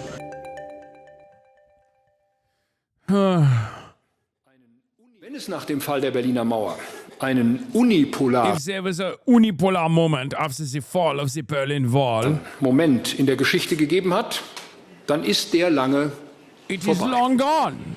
Der Führungsanspruch der Vereinigten The Staaten United States jedenfalls claim to ist leadership is being angefochten. challenged. Vielleicht schon Perhaps it has already been For 3 squandered. generations. Trust amongst allies, partners and friends has made NATO the strongest alliance of all times. Europe knows deeply how precious this is. In the era of great power rivalry, even the United States. The moment of unipolarity is gone. It was so good. It was so good when you gave us back the Eastern Deutschland so we can bring the Western Germans over there to buy out all the property and make the disgusting Eastern Germans basically slaves, yeah. Jawohl! It was so good. And now it's actually hurting us a little bit. Now we have the AfD. After decades of destruction, economic destruction, the Eastern Deutsche Front has turned into the Nazis, which of course are the pro-Palestinian people. That's what I'm talking about. Try not to make a German accent. Failed. Asmongold was right about what? Will not be powerful enough to go it alone. Dear friends, being a part of NATO is not only Europe's competitive advantage, it's also the United States' competitive advantage. So let's repair and revive transatlantic trust together. We, the Europeans, we are doing our part. Now to major news from Minneapolis, where border czar Tom Homan has announced ICE is pulling out of the city. Homan says they've arrested thousands in the surge operation, while local officials are still demanding investigations into the deaths of 2 American citizens there. And that is the backdrop of the fight on Capitol Hill. Democrats say they want accountability for ICE tactics, and they are holding up a funding bill because of it. Oh, God.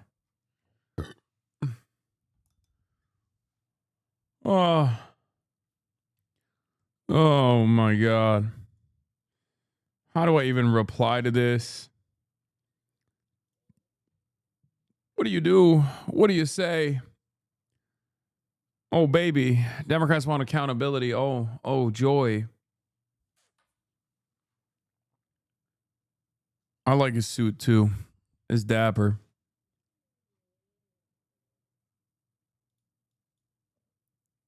What is this? They just hit you with a community note? Pure BS. I don't give a fuck. Oh my God, the neo-Nazi website has hit me with a community note. What will I do? I guess I'll just kill myself, chatter. Oh no. Brother, there was a community note we saw on that fucking website the other day that was literally r/destiny. Okay? It was... like they sourced it off of r/destiny. Have you noticed that the community notes have been packed up, by the way? Like nowadays, you don't even see it on half of the fucking AI, on half of the AI photos and shit like that. They don't even hit community notes anymore on that stuff. It's very frustrating. Why don't you muse like this anymore?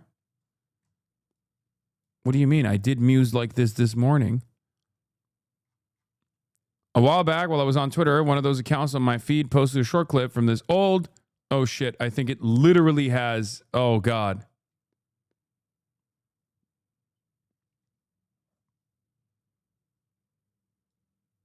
Oh, my God. It almost showed the clip.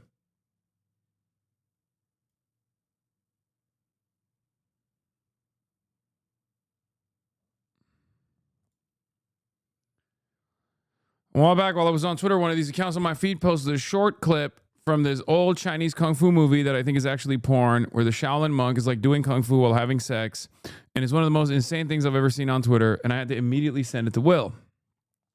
Unfortunately, by the time Will saw my text, the account had been fried by Twitter.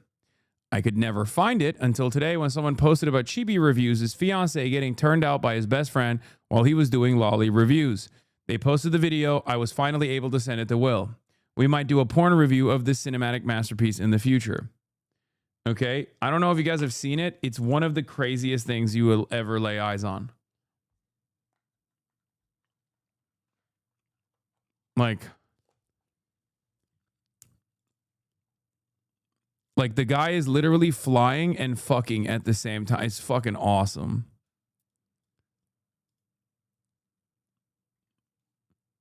I've seen it. It's hilarious. Yeah, Freaky Unk. This isn't like horny. I don't know how to describe it. This has nothing to do with horniness.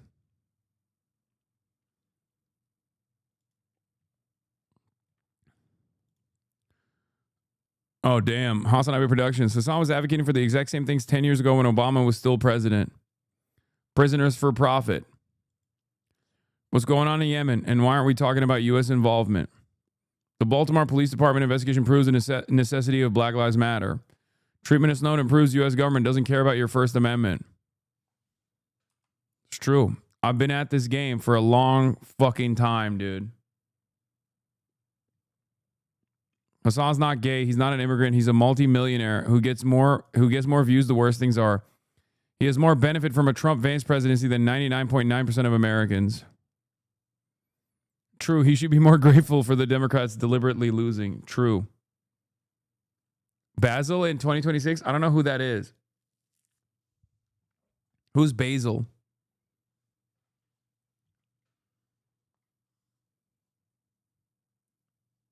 What is this? Candace is going there accusing Erica of grooming a 15-year-old? What?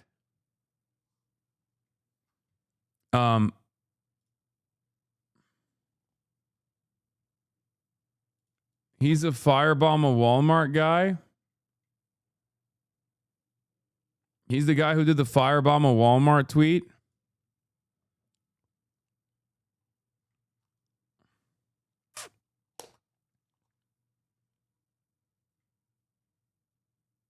Also loves Israel. Oh. Wow. Imagine my surprise. Guy who loves Israel who blocked me talking big shit. It's also so fucking funny. It is so fucking funny that these guys constantly talk about like Hasan benefits tremendously from Trump being president. Like, please stop listening to him.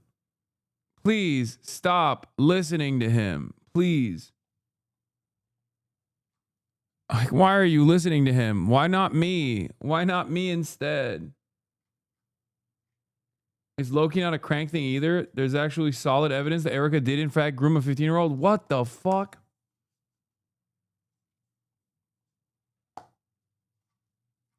What? Had received a large influx of emails because Baron Coleman had a bit of a viral episode regarding... Is Erica Kirk the most compromised person on the planet? She's like a one-stop shop of Israel, dude. Every day there's a new thing that comes out and I'm like, nah. It's like one of those things where, you know, like how Israel will take conspiracies and turn them into reality. It's how I feel about Erica Kirk. Like, it's one of the craziest stories of all time. You're like, Erica Kirk done did it again. She was, you know, dating Charlie Kirk's best friend in 2016, and Charlie Kirk was literally playing basketball with him, and now Charlie Kirk's best friend is a part of the Turning Point USA conference, and you're like, haha, that's not real. And you're like, oh my God, that's literally real. How is that possible? How is that possible? They'll be like, it was kind of weird the way she reacted to the untimely demise of her husband and the father of her children. And then you're like, nah, you're being a little crazy. And then she does the flare works, right? The fucking, you know, crazy WWE style funeral proceedings. And you're like, okay, that's a little weird. I don't really understand what's going on. And then a couple months later down the line, you find out days after he died, she's like smiling and dialing about fucking selling selling t-shirts. This is the minor's account that posted text between her and Erica when he was 15 and she was 25.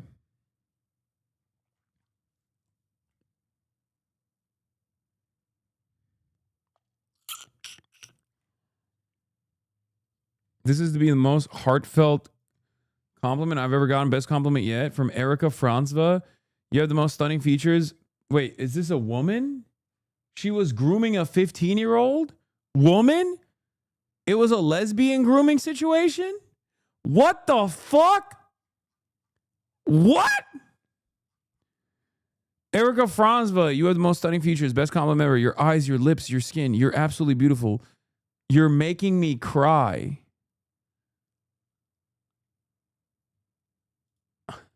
A seemingly weird relationship that Erica had with a then 15-year-old girl named Jillian. Erica was 25 years old at the time, and they developed a relationship that some people believe amounted to a type of grooming. Now we have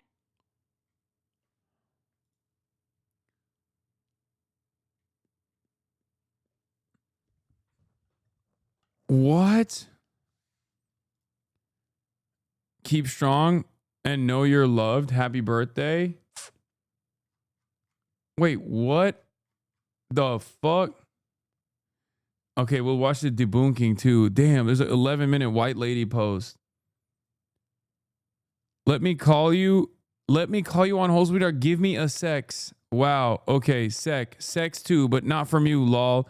Holy shit, you always make me laugh. I don't bat for the other team just yet.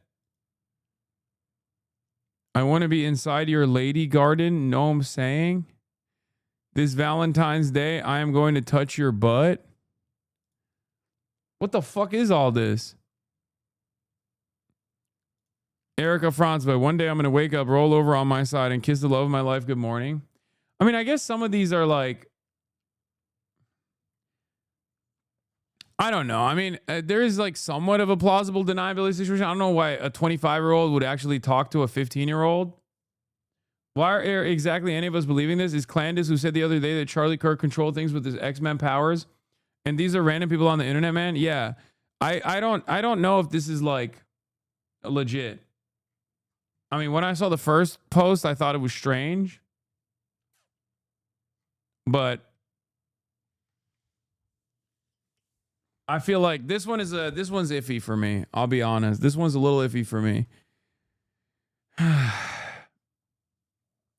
I mean, I'm seeing myself out of this. Okay, let them fight if they want to, but I don't think this is,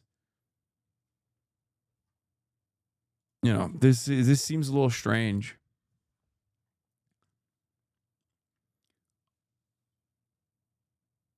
Sorry, I mean, Charlie did control street lamps with his X-Men powers. That's just science fact, but she's not always right. No, the stuff that's like real is the shit that Turning Point USA people send to Candace Owens, like the Zoom calls and stuff. Like that stuff is strange, right?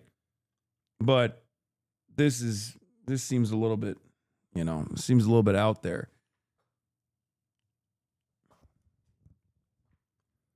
I don't know. It's weird. It might be a stretch. I think it is.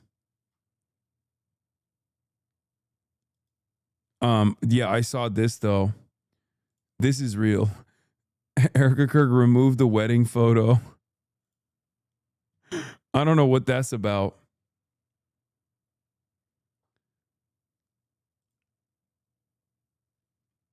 Clavicular's cortisol levels were absolutely erupting after being frame mogged by the leader of the center-left, Adam Friedland, who was bug maxing on his talk show. Yeah, this is pretty crazy. I can't believe it. Unbelievable. Unfucking believable. Yeah, Adam is in actually remarkably good shape. It's surprising.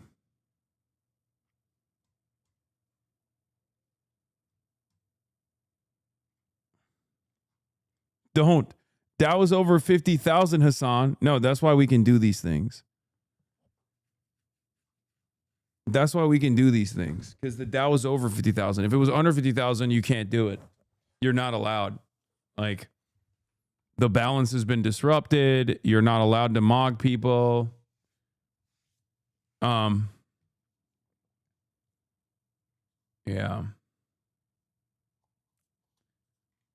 All right, I'm super tired. There was a bunch of other stuff I wanted to get to, but unfortunately, that is for tomorrow.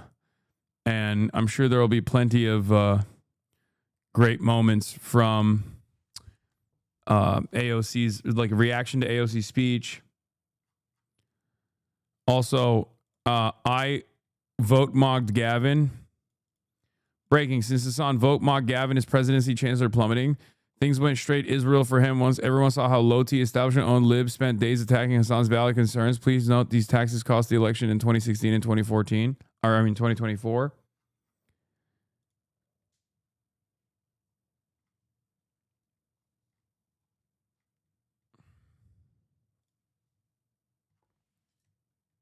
Just remember, we did that. I'm kidding. I don't think we did that, but, you know, we'll take it. Did you meet the Cope folks in Vancouver? Did they give you an Evict Kenson button? Yes, they did. Anyway. Love you guys. That'll be all for today. Only 5 hours you betrayed us and betrayed the revolution? Yes, this is true. Because I'm fucking tired, okay? Here it is. New Hasan is streaming. Bye, everybody. Stunning lo-fi introduction, starting off the day. All the chatter's trickling in, hostile people hate. Sunny Los Angeles, California, says Hasan. Stun luck to the stun luck to the topics just begun. 'Cause there he is again, Hasan is streaming. Hasan is streaming. There it is again, Hasan is streaming. Hasan is streaming. Reviewing a Chinese train, telling Kaya place. Sun and Asmin chatter loves, giving Grinning's grace. Zoran winning NYC, woke two back with the force. The Rogan of the left, to me a dumb himbo still of course. The Charlie Kirk assassination, the Fear and Online show. 8 full fucking years of this, and plenty more to go. Doing fun stuff tomorrow, throw PBS up on the screen. A man-made horror reaction brought to you by this life's dream. 'Cause there he is again, Hasan is streaming. Hasan is streaming. There he is again, Hasan is streaming. Hasan is streaming. kicked out of the DNC, IRL we march the goat, combating the propaganda that shoved down people's throats. CBS Israeli news, a coup, a regime falls, a full-blown fascist takeover, and still the duty calls. Total radicalization coming out to sea. The system will always fail, it's up to you and me. On these daily streets, whether short or whether long, have helped millions of people keep it moving right along. 'Cause there he is again, Hasan is streaming, Hasan is streaming. There he is again, Hasan is streaming, Hasan is streaming. But hey, what can you say? That's BBS for you. But he'll play games real soon, just you wait. Say, hey, what can you say? That's BBS for you. But he'll move on real soon, just you wait. Ba-da-da, ba-da-da, ba-da-da-da-da-da. Hey, what can you say? That's BBS for you. But he'll pull your lungs real soon, just you wait. Sha-da-da, sha-da-da, sha-da-da-da-da-da. Hey, what can you say? That's BBS for you. But he'll do jet advice real soon, just you wait. But hey, what can you say? That's PBS for you. Brought on by viewers like you. Just you wait. Just you wait.